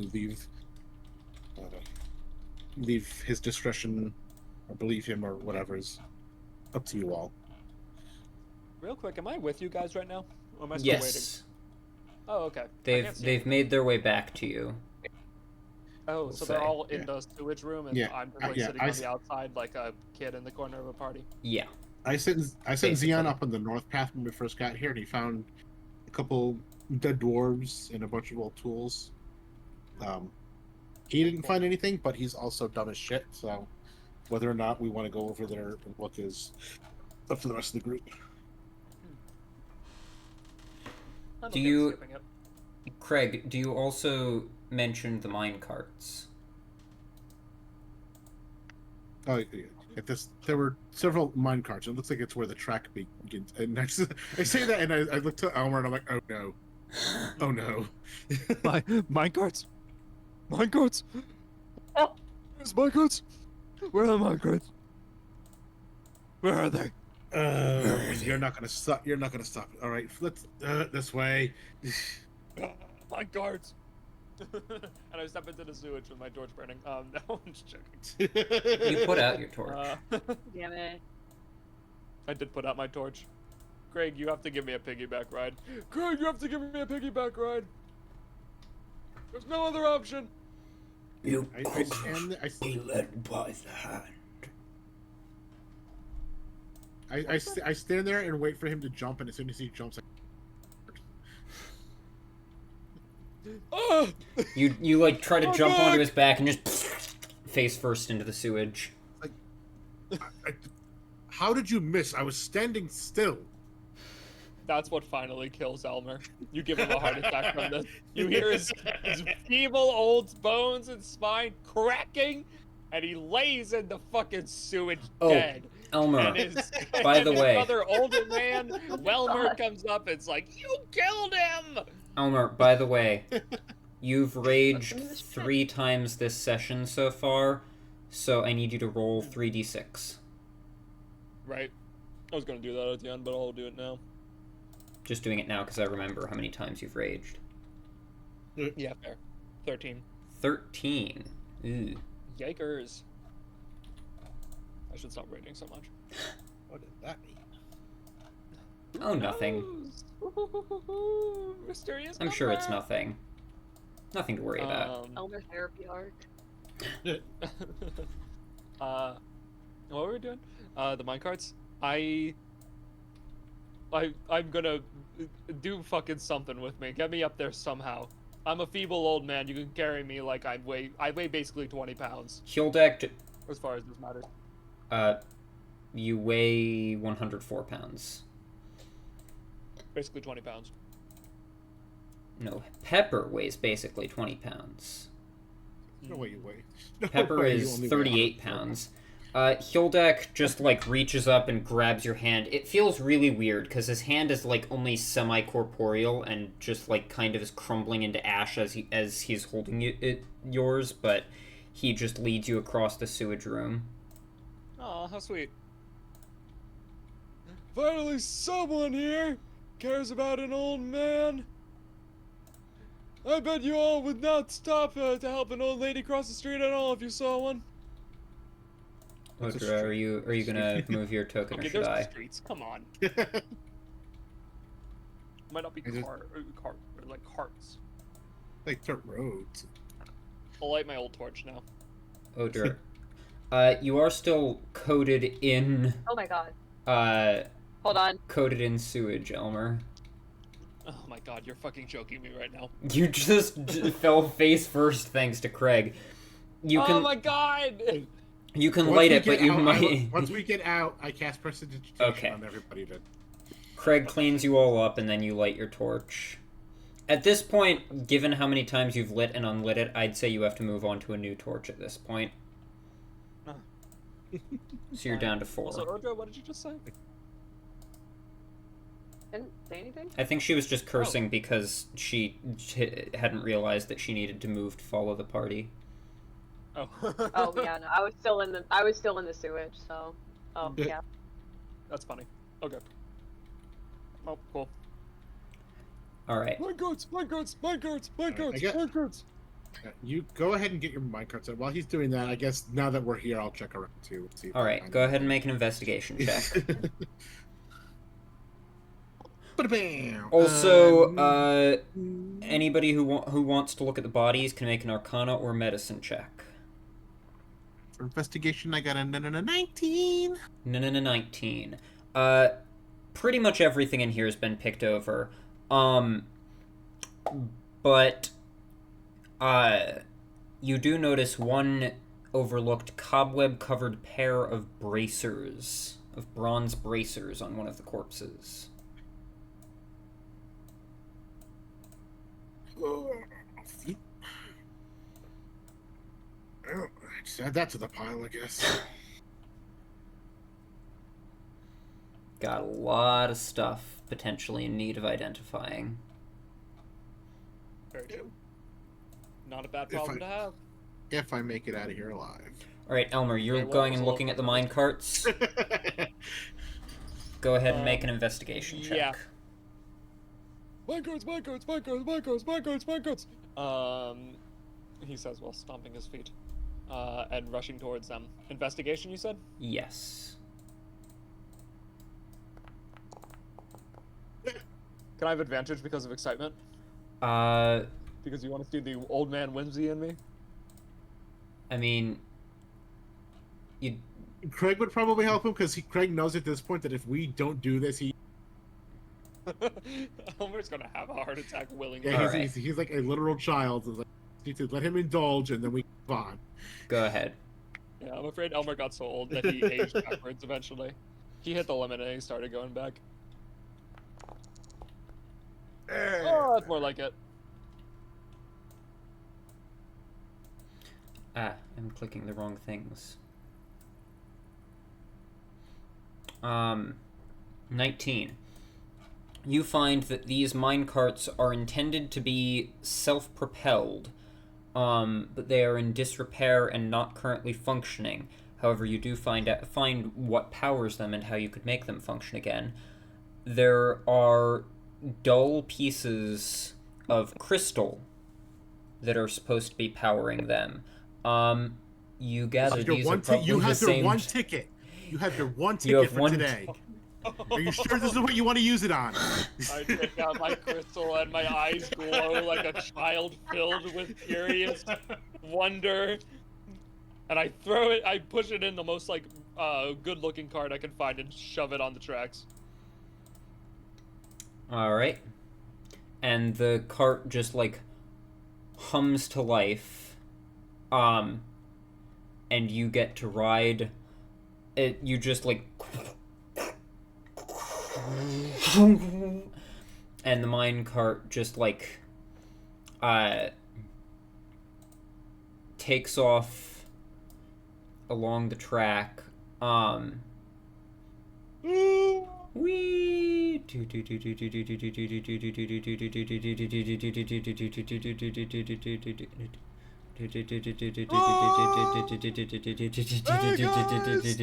How's the mining going?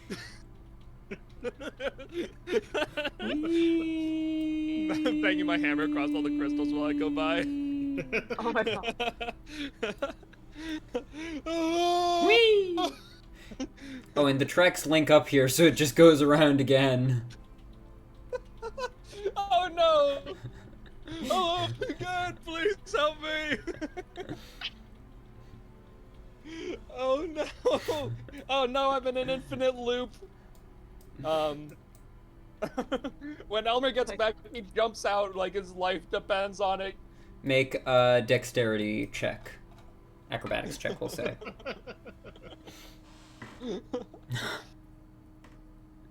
Acrobatics. Alright, you manage to jump out, not particularly gracefully, and land on the track as the minecart just goes off around again.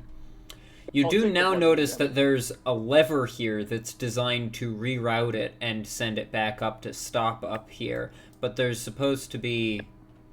The lever is kind of broken with time, and you didn't really think to fix that up before going off on the minecart. Elmer sees a lever and says, "Oh, I wonder what that does," and then he turns around and ignores it. Well, that's just gonna keep going for a long while. Sick. I don't regret a single moment of that. That was the most fun I've ever had! That's saying something, because it's been a while! They should, like, they should make, like, parks of those things! That was exciting! Oh man, Elmer survives this campaign. He goes on to invent roller coasters. As far as you can tell, Now, you've explored is pretty trying to- much all of this second level. Aside from the pyramid. There wasn't a way down to a third lower level, wasn't there? Not that you saw. Okay. You said second level, no, made me think. Well, this up here was the first level. Fair enough. Alright, so the issue now is you didn't happen to see a way to stop this thing, did you? Because we need to kind of get back down there, and now it's kind of dangerous. There is no way to stop it. It's impossible. We'll go like that forever. It just kind of glares at you. It just like walks over here. That's. You see the People who broken built lever. this were smart. Yeah. the lever also needs a crystal to be... And once it jumped out wherever they needed to be and jumped back in when they were coming by.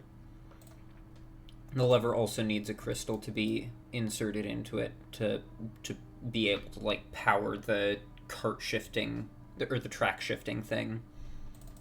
I could also probably hit it, like, just wait for it to come by, hit it, and knock it off. You could do that as well. The rail, without using a crystal. Yeah. I mean, I did make this mess, so I might as well fix it. Yeah. Craig just looks at him and says, that is an excellent idea. I think you should try that. Alright, well, I feel like you're lying to me, but I'm gonna do it anyways. And Elmer doesn't feel like you're lying to him, so... Alright, Elmer, you're readying an attack? Yeah. It's more of a, like, Craig thinks it could absolutely work. It's just, even if it does work, it's gonna be like you hitting your funny bone, or like when you hit, like, those cartoons where you hit something really hard, it's like reverberates on your entire body. And Craig just wants to see it. Oh, I know that fully well. What are you attacking with? What weapon? I'll use my one shard of the electricity javelin. No. I'll use the heal. Alright. I think your maul would probably be better for this. I still have my maul? My maul? I do have my maul. Yes. Yeah, okay. I'll use my maul. That's true. It would be better. You just started using Hugh, like, halfway through this dungeon, and then just, like, defaulted to that. Alright, so you're readying the attack action? Yeah. As the cart comes around, go ahead and make an attack. Alright. Ooh, nice. Oh, imagine if it was a natural 20. Go ahead and roll the damage. Okay. Am I still raging? Yeah, have you been extending it? I would say so. Has it been 10 minutes? I don't think so. So Probably not. You slam the maul into the cart as it drives by and just shatter the casing that holds the crystal, and the cart just like and just comes to a stop, like kind of overturned. Elmer bows in respect to the cart to thank it for the good times it gave him. To me, that was the culmination of this entire dungeon, and I'm ready to leave. But we can do the other thing too. What about the lesbians? I do care about the lesbians. I wouldn't be surprised if Frosty's already killed them and is just using them as a plot device to make us keep doing it. Oh, sorry to God. Oh, I do want to inspect these bodies too. Alright, go ahead and make an investigation check. I was just like, or, no. Actually, Arcana or Medicine if you want to inspect. No, if the lesbians are dead, I'm gonna find. Are you inspecting the bodies, or are you searching the bodies? Elmer. I'll search them. Alright, go ahead and make an investigation check.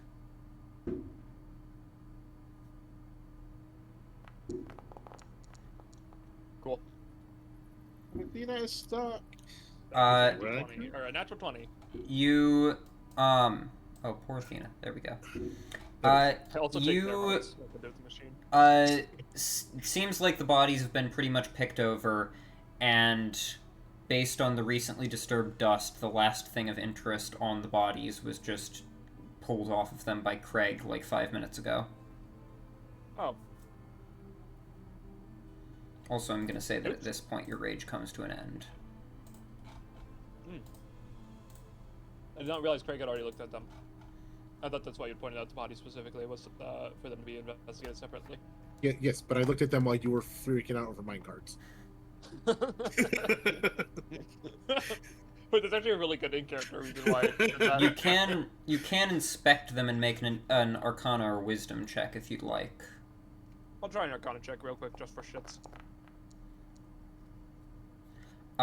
You recognize by the caving in of the skulls, it seems like these bodies were killed by an illithid, by a mind flayer, extracting a brain. It looks like these were killed by a mind flayer extracting a brain. Which is concerning. Craig's just But also really not before we already know. confused. Craig's like, how the fuck would you know that? I don't know my shit. You see a few things when you get to be my age. Yes, That but do you- being 400,073. Yes, but do you actually remember ever seeing a mind flare? Can I make a history check? I don't know. Have I seen a mind flare? Go ahead and Probably roll. not in the flesh. Actually, I think I probably do know the answer to this question. I might not need to roll. But I will Or decide. Your call. Shaun may not need to roll. You can roll and Sorry, leave it up to me, or you can answer it yourself. Your call. I'll answer myself. Sorry, I was chewing a carrot. Elmer says, "Oh, I've never seen one in person, but I've read about them. And, I've read enough to know vaguely how they work. I mean, a long time ago I prepared it, so I might have to fight them at some point, because you know how adventures go. They're one of the nastier things to have to encounter, so I wanted to be prepared. Never actually saw one in person, but it looks like that might change soon, so lucky me. They won't be very happy if they try to get my brain. There's not a damn thing in it." Except for information about mind flayers, I guess. You should like look Really? over at Craig and his. Even Craig's despite eyes your are- age? I mean, you said you've lived a long time. I'd imagine there'd be something in there. Yeah, but like, I mean, how long was it you said you've lived again? 824,935 years, give or take a few. That's mighty impressive. Craig just shakes his head and says, "Bait used to be believable." You start to forget things around 60, so it's been difficult. And also, like, the whole cursing myself so I could never use magic again thing kind of knocked out a few centers of the brain.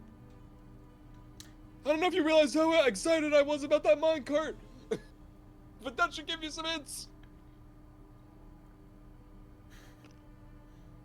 That's new information. Yeah, I was about to Talk say, about I'm that pretty later. sure you've not heard that information before. Yeah. We'll talk about that later. You gotta look at Craig and his eyes are like red, and you can tell he's like trying very, very hard not to blink. Yeah, I mean, Elmer totally would have offered up that information at any time if he'd ever had a reason to. This has just been the first time that it's come up naturally, and he thinks nothing of it. Anyways, let's. I think we got some minds to flay. Oh God. Alright, and we've got my colleague and the other townsfolk to rescue. That too. Shall we check out that pyramid then? Yeah. Do you mind if we take another little while to sit down? I have a feeling I know what one of the items we found is, and I have a feeling I should probably use it because reasons. I'm afraid I'm going to die very quickly if I don't. Alright, so you all are going to take a rest. Short rest or long rest? Just short rests should be fine. I don't think anybody really needs a whole lot. Alright. Yeah, I'll finally hit that. There's one thing I need from Odra, but I don't want group wait a whole day for it. Pepper will roll a hit die. Dennis will roll a hit die. I will roll a head die, and I will also use my feet. Elmer's using his feet. So anybody is welcome to use that extra D8 to heal. Dennis is going to use that. Oh, I'll take that full restore. Thank you very much. Gwyn is going to use a D8 from your feet. I'll also, I don't know, can I identify magic items? If I can, I will help, because I know there's a lot of them right now. You can make educated guesses by looking at them, but Craig has the identify spell. Yeah, I'm not even looking to identify. There's one that Craig is not unfamiliar with it, just given some of the studying he did to try to help Dennis.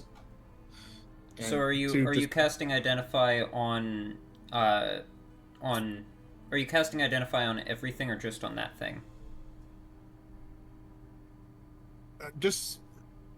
I mean, I have the time. I guess I could do it on everything, because I don't know to rest. Well, because you've got like 4 things you wanted to identify, and you've got an hour, and each Identify takes like 11 minutes, so you have time. Yeah, I'm gonna do the ring first, because All that's right. the one I need to spend the time. The with. ring, as I'm sure you've already guessed, is a ring of mind shielding. Yeah. It can be used to shield a mind. While wearing this ring, you are immune to magic that allows other creatures to read your thoughts, determine whether you are lying, know your alignment, or know your creature type. Creatures can telepathically communicate with you only if you allow it. You can use an action to cause the ring to become invisible until you use another action to make it visible until you remove the ring or until you die. If you die while wearing the ring, your soul enters it unless it already houses a soul. You can remain in the ring or depart for the afterlife. As long as your soul is in the ring, you can telepathically communicate with any creature wearing it. A wearer can't prevent this telepathic communication.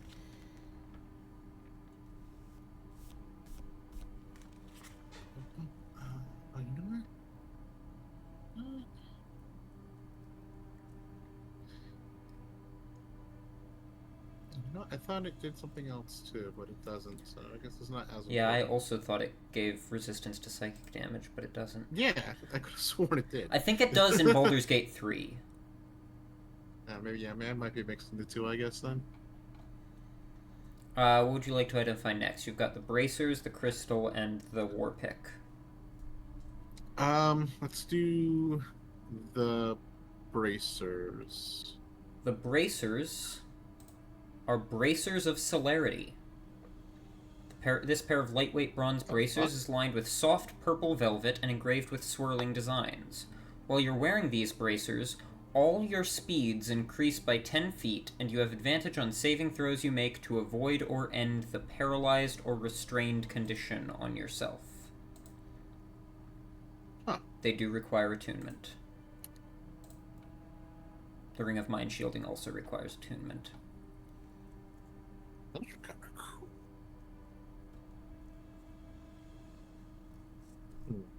Those be good for. By the way, if you didn't notice, in your inventory, the unidentified things are italicized and have question mark pictures, and I'm marking them as identified once you identify them. Neat.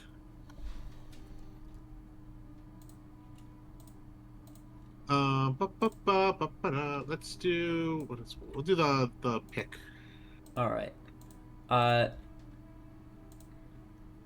The haft of this pick is a luminescent war pick. The haft of this war pick is inlaid with crushed pearlescent stones that imbue the weapon with a faint luminescence. You gain a +1 bonus to attack and damage rolls made with this war pick. While wielding the war pick, you can use a bonus action to cast the Daylight spell, choosing a point on the war pick. Once you use this bonus action, it can't be used again until the next dawn. Oh, that's neat. It also requires attunement. Cool. And the gem. The gem is... Whoop, pressed the wrong button. The gem is a Gem of Brightness. It has 50 charges. Nice.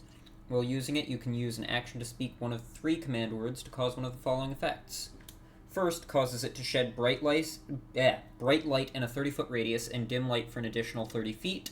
This does not expend a charge. It lasts until you use a bonus action to repeat the command word or until you use another function of the gem. The second one expends 1 charge and causes it to fire a brilliant beam of light at a creature.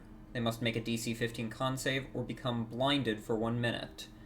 The third one expends 5 charges and causes it to flare with blinding light in a 30-foot cone. Each creature in the cone must make a saving throw as if struck by the beam created with the second command word. Once all its charges are expended, it becomes a non-magical jewel worth 50 gold pieces. Neat. So that could be helpful for Elmer to have to provide himself with light without needing to constantly use torches. Yeah, it's only besides hitting things with an axe for options. See. Yeah.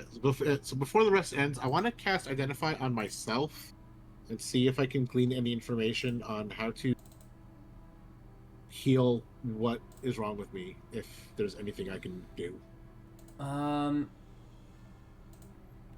Can identify. One of the things is you can use it on a person to see what spells they're under the effect of. I'm using it in. If you touch touch a creature during casting, you learn what spells, if any. So, while this is not technically a standard spell, I will still allow it. You are under the effect of a curse. That is a strange blend of magic and psionics, which is weird because psionics are distinctly not magic.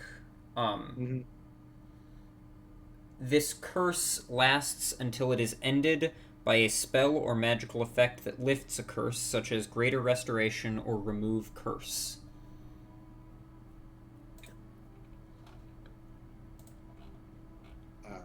Alright. Cool. Odra is capable of casting Remove Curse, but does not currently have it prepared.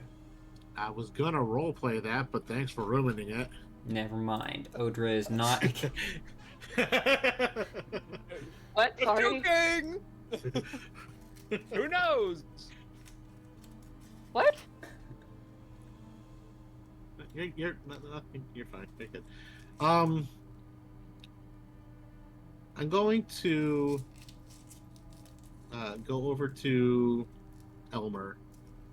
And I'm going to hand you both the bracers and the gem, and explain to you what they are and how they work. Alright! Sick nasty! Oh, I don't have my give item to another player module enabled. If that was enabled, you would be able to just go into your inventory and click give to Elmer, but apparently I disabled it at some point. Sag. So, Elmer. I'll have to keep them. You now have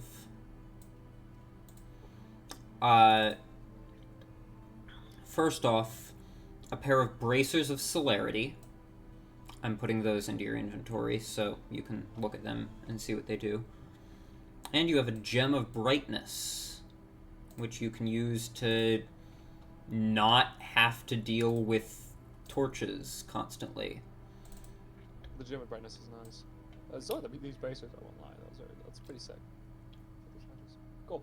Currently holding the gem of brightness, using the gem of brightness and holding it is still gonna, like, take one of your hands, but when you get back into town or something, you can probably put together some kind of, like, something that'll allow you to hold it without having to hold it. Okay.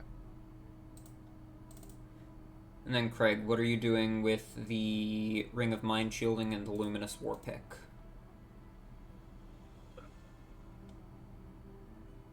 Probably just holding on to them for now. The ring doesn't do what I was hoping it would do. I don't know if... I don't really think anybody benefits from either of these any more than what they already have.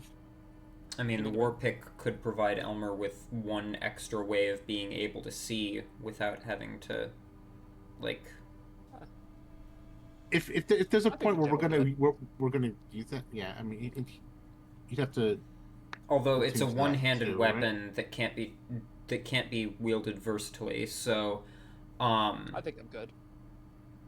But if Elmer were to get a shield, he could run around with a war pick and shield. That would be cool. But I don't have a shield yet, Oh, so. by the way, I would like to remind Elmer and Craig, but mainly Elmer because he's the one using melee weapons. You have weapon masteries, which you can use in combat, so remember that. Oh, what else? weapon mastery is each kind of weapon has its own mastery property. You, being 5th level, can choose 3 weapons to be able to use the mastery properties of. You can change what weapons you can use the mastery properties of whenever you finish a long rest. I think we established that right now you have the masteries of battle axes, javelins, and mauls. So,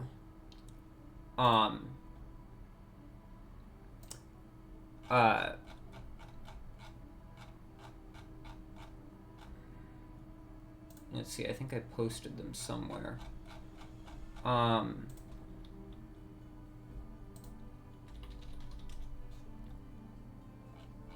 Or sent them to you, or something. I don't know.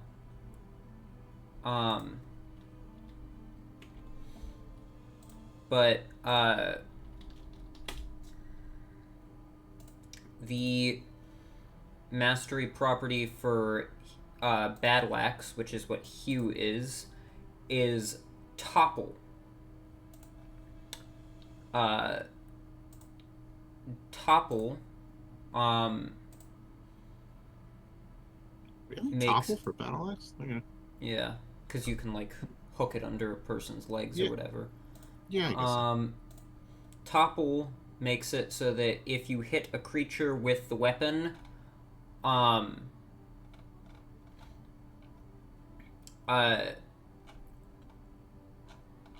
if you hit a creature with the weapon, you can force the creature to make a Constitution saving throw. On a failed save, they have the prone condition. Oh, is that a bonus action? It's just part of the no, attack. it's just part of the attack. Oh, well, I will be using that very often then. Yeah. So you can just constantly knock people over. For your maul, the property is also Topple. Okay, cool. And then for the javelin, the property is hold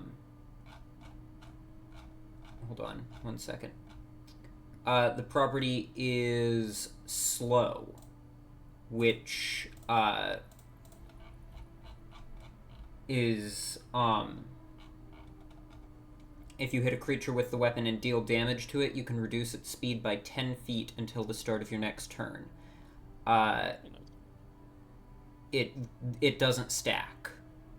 So, you can't, like, hit a creature with a javelin over and over and reduce its speed to 0. It can't. It only reduces it by 10 feet, but... And then light hammers. You don't currently have them as your mastery, but if you select light hammers to be a mastery after a long rest, they have Nick, which, when you make an extra attack with it from dual wielding it, you can make it as part of the attack action instead of as a bonus action. So if you're dual wielding light hammers, you can make one more attack with them per turn without using a bonus action. Interesting. But you can't do that right now. Right. And then, Craig, you also have mastery properties, but I assume you already are familiar with them. Yes, sir. So, with that resting and identifying out of the way, what would you like to do? Already? I guess we go down. Find this goblin with the crystal, apparently. Alright. Y'all can move your own tokens, so I'm gonna move all the ones that y'all aren't moving.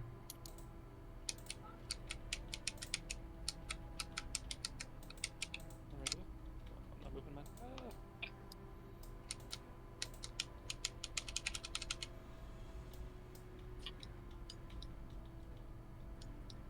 Oh no, I've gotten stuck.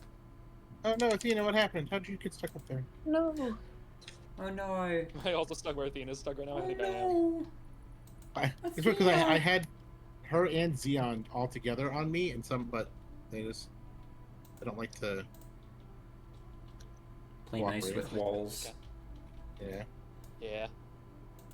So, you make your way Make it away. back into this room. And I assume down to the bridge. Yeah. I won't step on the bridge yet. You get to decide when you step on the bridge, so. Are we ready, boys? Yeah, I think so. Are you ready, kids? I'm gonna be right back. I guess we're not. We're not ready.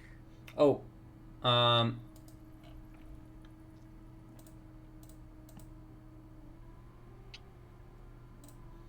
well, well, he's off doing whatever he's doing. Are y'all going down to the bridge?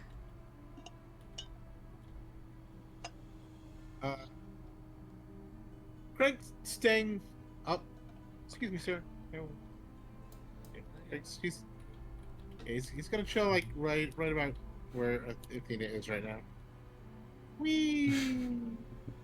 Doing a choreographed dance routine. Yeah. God damn it, seemed. I thought you have to roll performance for that.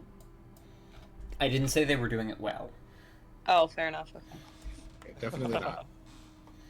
Not our forte. Alternate universe where we are a band of dancing clowns or something.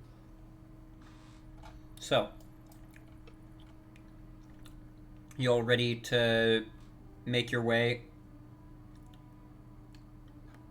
across the bridge? Yes. I think we are. Well, you Either control way. your token's movement, so. Alright, I'm doing it. I'm going onto the bridge.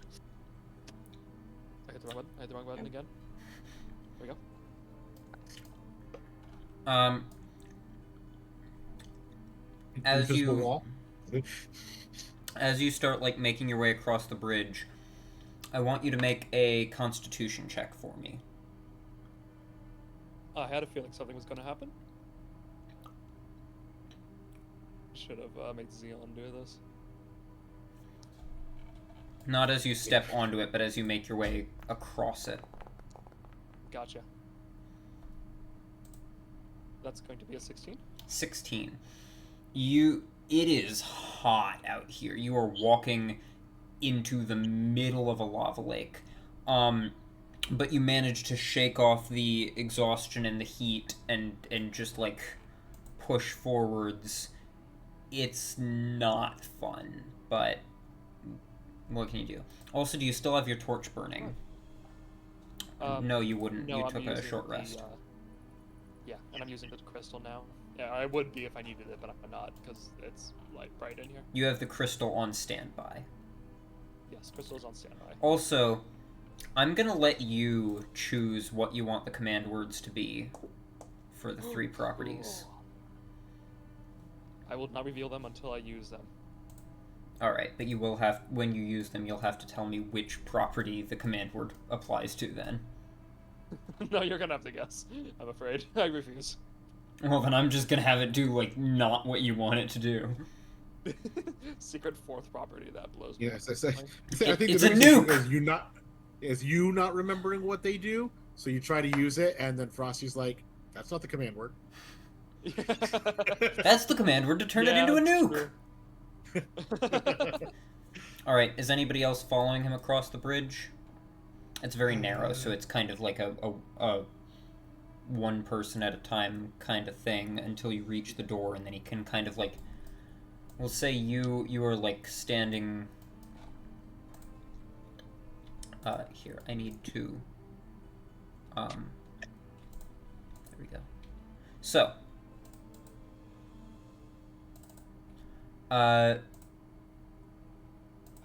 Here, let me just turn that into a door that's locked. There we go.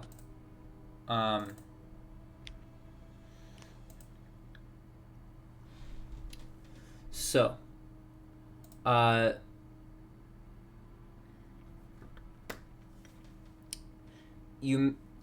you being the first one across there, are the first one to make it to the door.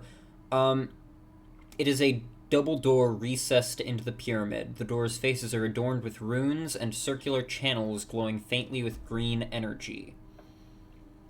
What would you like to do? I'm gonna wait for everybody else to come. Ah. Uh-oh. Foundry, what are you doing? I don't know if we have the room for everyone else to get there. So So just quickly clear the chat. I mean, at least on the bridge. I don't know. I guess they could come out. Whatever's inside. So. I guess I'll inspect it. Make like an Arcana check, maybe. See if I recognize anything about these runes or about the green glow. Make an Arcana check. And you can read Dwarvish, right? Yes. So make it with advantage. Cool. Not that you need it. Not really, but I'll do it anyways. Who knows? You might roll even higher. Nope. You discern the nature of this door's lock. The lock is magical and is untouchable by anything except that which is psychic. In other words, it's immune to all damage except for psychic damage and can only be opened with psionics or picked by a really talented lockpicker. Can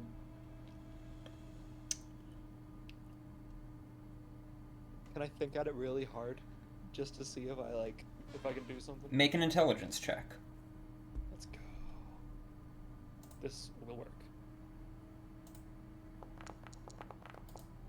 Okay. Elmer would have tried it, okay? You think really hard about it, and then you start to get distracted by thoughts of that minecart ride. Oh, sure, that minecart ride was so cool.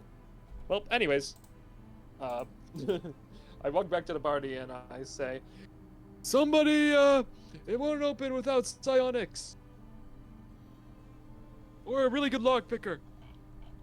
Or just psychic spells. Or just psychic spells. Right. I need to reload Foundry, so give me one moment.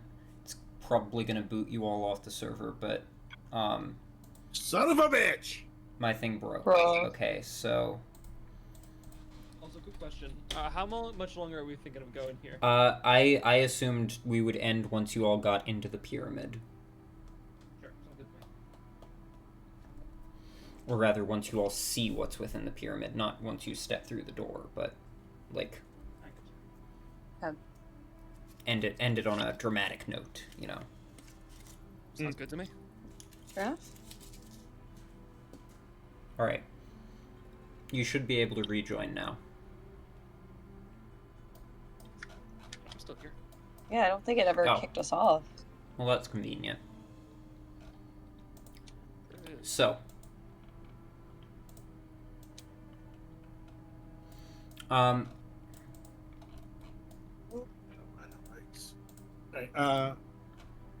going to dismiss Athena and Xeon so they don't just pass out from crossing the bridge. Good idea. I think Xeon could probably handle it though. Yeah, probably. I think you should let Xeon try and handle it. I'm just going to put them over here for now, because if I delete them, it's going to screw with the spectator account. All right. I will hop down toward after. from here, can I see the lock from up where I was? Well, it doesn't matter now. I'm down here. No. You have to get across the bridge to be able to get a look at the lock. Elmer, you said you went back to tell them about it? Or did you shout it from where you were? Yeah. Okay. Because it's kind of like the bridge is a bit too thin for multiple people to comfortably walk across it together. So if Craig wanted to go and inspect it, it's probably safest for you to come back so that he can. If I do that, will I have to make the check, the Constitution check again? Who knows? Okay. Who knows, he says. I certainly yeah, don't. I'm fucking good. I'll move if Craig would like me to move. Yeah, I'll make my way down over there. Okay, I will come back. Alright. I guess that was gonna happen anyways. Craig, you make your way over. I mean, you can stay there, but you're gonna have to do some, like, shimmying around each other to not fall off. Okay, yeah. In that case, we're shimmying. Well, I'll play fucking leapfrog. Alright, make a dexterity check. It's not a high DC, but... That's crazy. Alright. Both of you. My character sheet again. I didn't agree to this shit. I'm kneeling down. He's jumping refuse? over me. Yeah, I'm just getting down. Okay. You're jumping Okay. over me. Well, it doesn't matter. I got a fucking 19. Sproing? Oh, this old man still got it. Alright, Craig, you approach and see, with Elmer telling you of the nature of the lock as you look at it, you see what he saw. A lock that, it's technically pickable as a lock, but it is, like, constructed of psionic energy, and thus is immune to all damage except for psychic damage. So if you wanted to try to break down the door, you would have to break it open with psychic magic or psionics. Similarly, while it's pickable, you don't imagine there's any physical key that you could find to open it.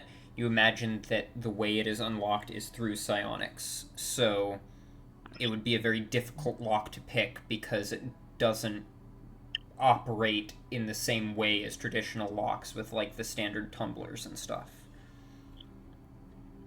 Okay. Well, let's try this first. I will try to cast Mind Sliver toward the lock and see if anything happens. I would like you to roll a check with your spellcasting, roll an intelligence check. Or spellcasting check, we'll say, so you can add your proficiency. Make a spell attack to try to target the lock before it can make the save, because it's not a creature, but it is technically something comprised of energy that can be targeted. It's just difficult because you've never had to, like, make your mind focus on something like this. Yeah. Because Mind Sliver targets a creature's mind, and this thing doesn't have a mind to target. The sooner you stop talking, the sooner I can roll. So the thing about this lock, right? 26! 26! And that never ends. And see, the particulars of this lock, and the specifics, you know, this 8 damage! 8 damage!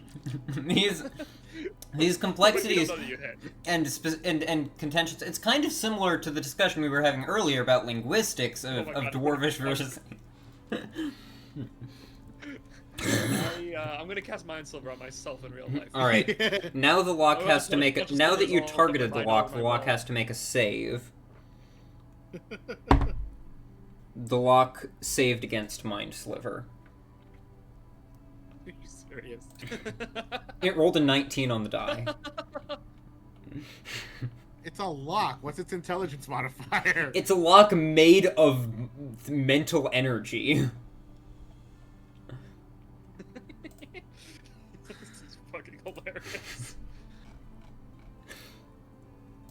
Do I have any easier one? No, they're all technically Elmer watching you saves stare anyway. at the lock and trying to break it, not knowing. Oh, Odra, you came across the bridge? Like, Actually, Craig and Odra, I need both of you to make Constitution checks as you're crossing the bridge. Forgot about that. 15, okay. Odra? You said saving throw, right? No, just check. Oh. First time ever that you're... Oh, Okay. no. Oh. Odra is a creature of water. She is not used to intense heat. And as she's trying to cross the bridge, she is, like, sweating and falling to her knees. Elmer... We don't know she's sweating, because she's... Elmer, being the closest to her, I would like you to make a dexterity saving throw. Uh-oh. Oh, fuck. Oh, Elmer, no. Odra's about to die. Get that ring. Elmer, you're the one making Well... it. Dexterity check or saving Saving throw. Does he have advantage, technically? Please give me advantage. Am I still raging? Can I rage? You don't need to rage to have advantage on dex saves. Oh, right. Yeah, feral instinct. No! Oh, no! Oh, no.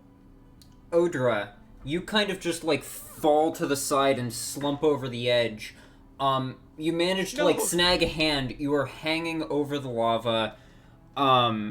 Just being that close to it, you are going to take, 8 points of fire damage from the proximity and the heat.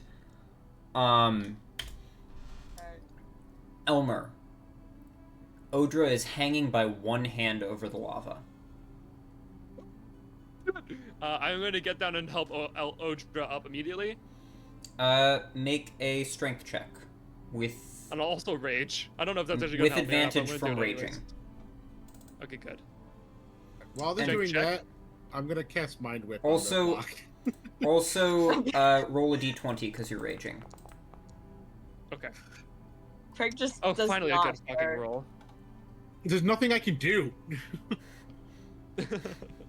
Also, I probably haven't even turned around. No, I would have seen, but I see Elmer trying to help you, and I can't do shit. What was your d20 I got roll? it. It was my d20 roll was a 15. My strength check was a 22. Oh no. You're joking me right now. I raged because I was like, oh, I should use this while I'm like trying to save a friend, you know? Didn't fucking consider that maybe my body would fucking explode or something. Am I about to kill Odra? Do I need to get a second character ready? Don't do this. You're gonna like the uncertainty on that one. I'm just trying to look at Odra's spell list quickly. Yeah, oh yeah, that's a good idea. Can you just tell us what's going on? Well, see, the result that he rolled on the wild magic table is strong winds blast out from you. Each creature within 10 feet of you must succeed on a strength saving throw, or be pushed a number of feet away from you equal to 5 times your rage damage, which is currently 2, meaning that she would be pushed 10 feet away, which isn't enough to get her over to this ledge over here, or to anywhere else safe. It would just send her out into the lava. So Odra, please make a strength saving throw with advantage because Elmer did succeed on his strength check to try and pull you up at least. Can I also like make the saving throw by like holding on to Your Odra as hard as possible? Your success is giving her advantage. Oh, thank God. Oh my God. Oh my God. Also, Craig, Holy you just shit. get... Oh my God. Craig, you just suddenly feel this blast of wind and you get, like, slammed against the doors as you're trying to cast Mind Whip. Oh, that's fucking crazy. Well... Elmer, you, like, pull Odra up onto the bridge and, like, lie her down so that she's not, like, standing and at any risk of toppling over. I Odra, I will say you do take another 2 points of bludgeoning damage from, like, being blasted by winds that were, like, pulling on your arms painfully. But you don't go flying out into lava. So there's a bright side here. Anyways, Craig, you're casting Mind Whip on the lock.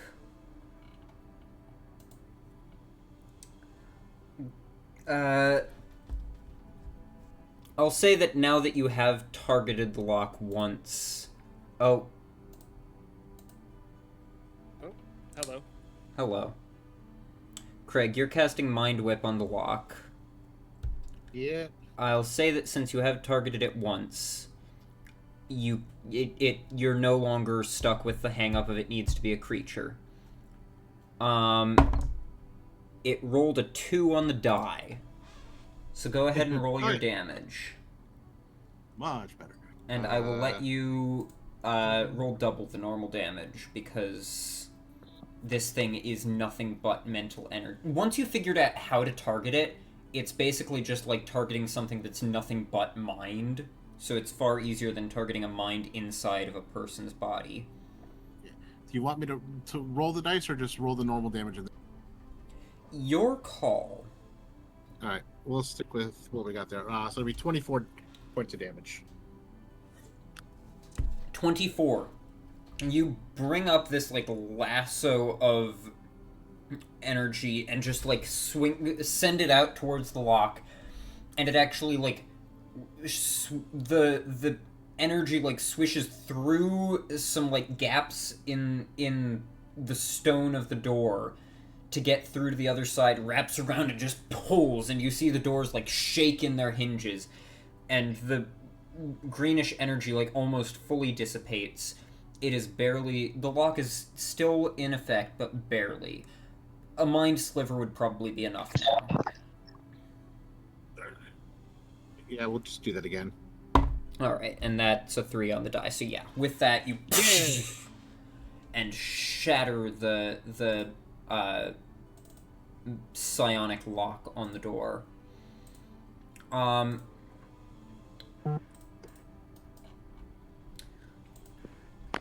The rest of your compatriots make their way down. Dennis got a nat 20 on his save. Hildak doesn't need to make it. Alright, do you open the door?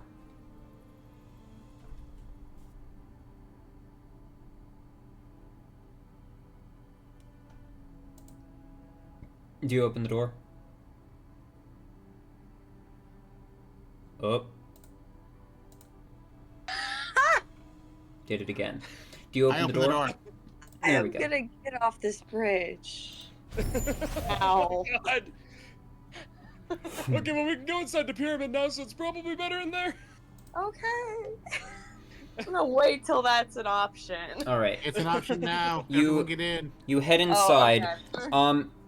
Inside the pyramid, you see a 15-foot diameter circular stone platform hovering at the top of a shaft.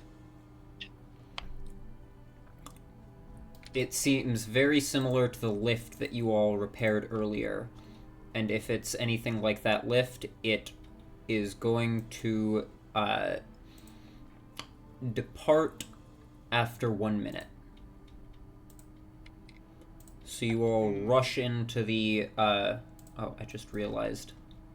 Hold on. Oops.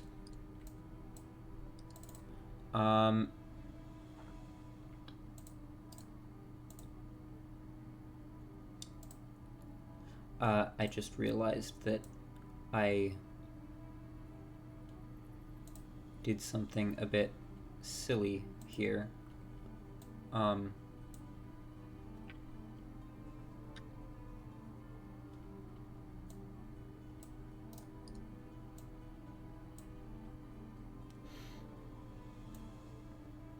There we go. Now it's a bit more like you're actually inside.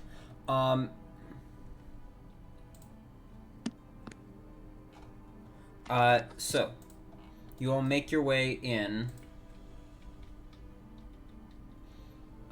into the pyramid. Do you close the door behind you? Yeah, just in case those guys start coming over here. That might give us a second or two. And you all... Oh, Pepper needs to make her save as well. Okay, she did fine. You all make your way in just as the lift starts to descend. And...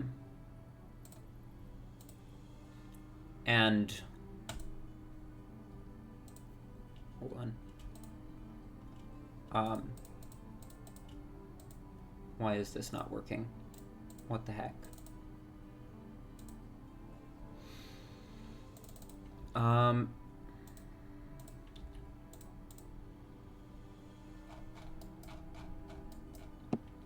That's why. Well, that answers that. You will make your way in.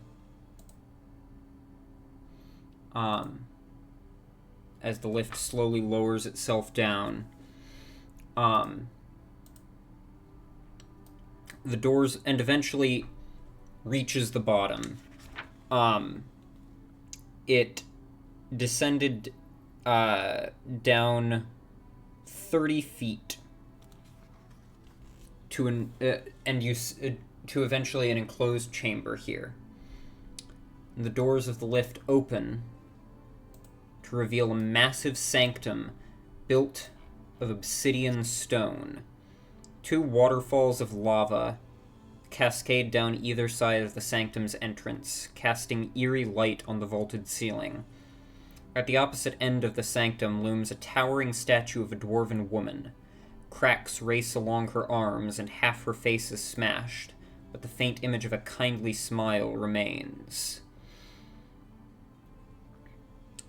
Behind the statue, on the mezzanine, is a goblinoid figure, but taller and broader than the other goblins you've encountered, and a gnarled crystal has split his skull open to reveal his brain. He turns, eyes and veins glowing an otherworldly green, and beckons to you. Welcome to the Indigo Sanctum. It's such a pleasure to finally have you. I've been waiting for you to arrive. They told me you would come. And that's where we're going to end the session. Let's go. Wow. Guys, I played this shit with fucking Frosty. We need to go. We need to get out now. Interesting. I don't want to fight Goblin GLaDOS. Fair enough.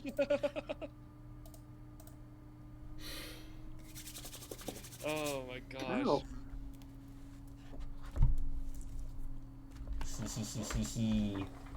We had some fucking moments during that session. I like the part where, yeah, sorry I almost fucking killed you, by the way. I'm a little mad about that one. I literally raged because I was like, oh, I'm like literally doing this to use, like, to do something that does something to me that is bad, to get an extra. Oh yeah, speaking of D6 to D6. save you, and then it almost was single-handedly killed you. Yeah, that's not what I was made it thinking. way when I worse. said Goblin with a crystal. My God. What were you thinking of? I don't know if I was like using it as like a focus or something. Nope. I mean, it probably still is, but it's focusing a little hard there. Oh, and Elmer, you need to roll a d6.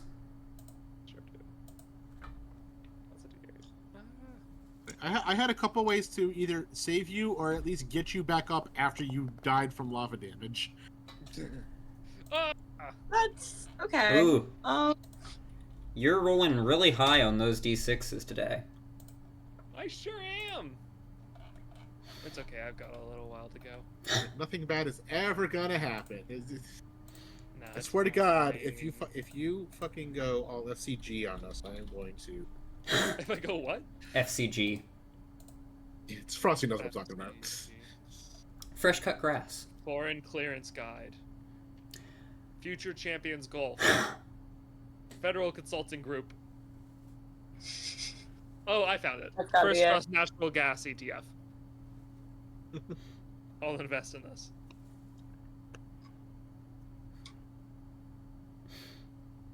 Now Well, you get I'm to gonna meet go to bed. Rexithid the Yeah, Chosen. same here. Well, I am that so was excited. fun. So to the people on YouTube, thank you very much for watching. We don't have an outro,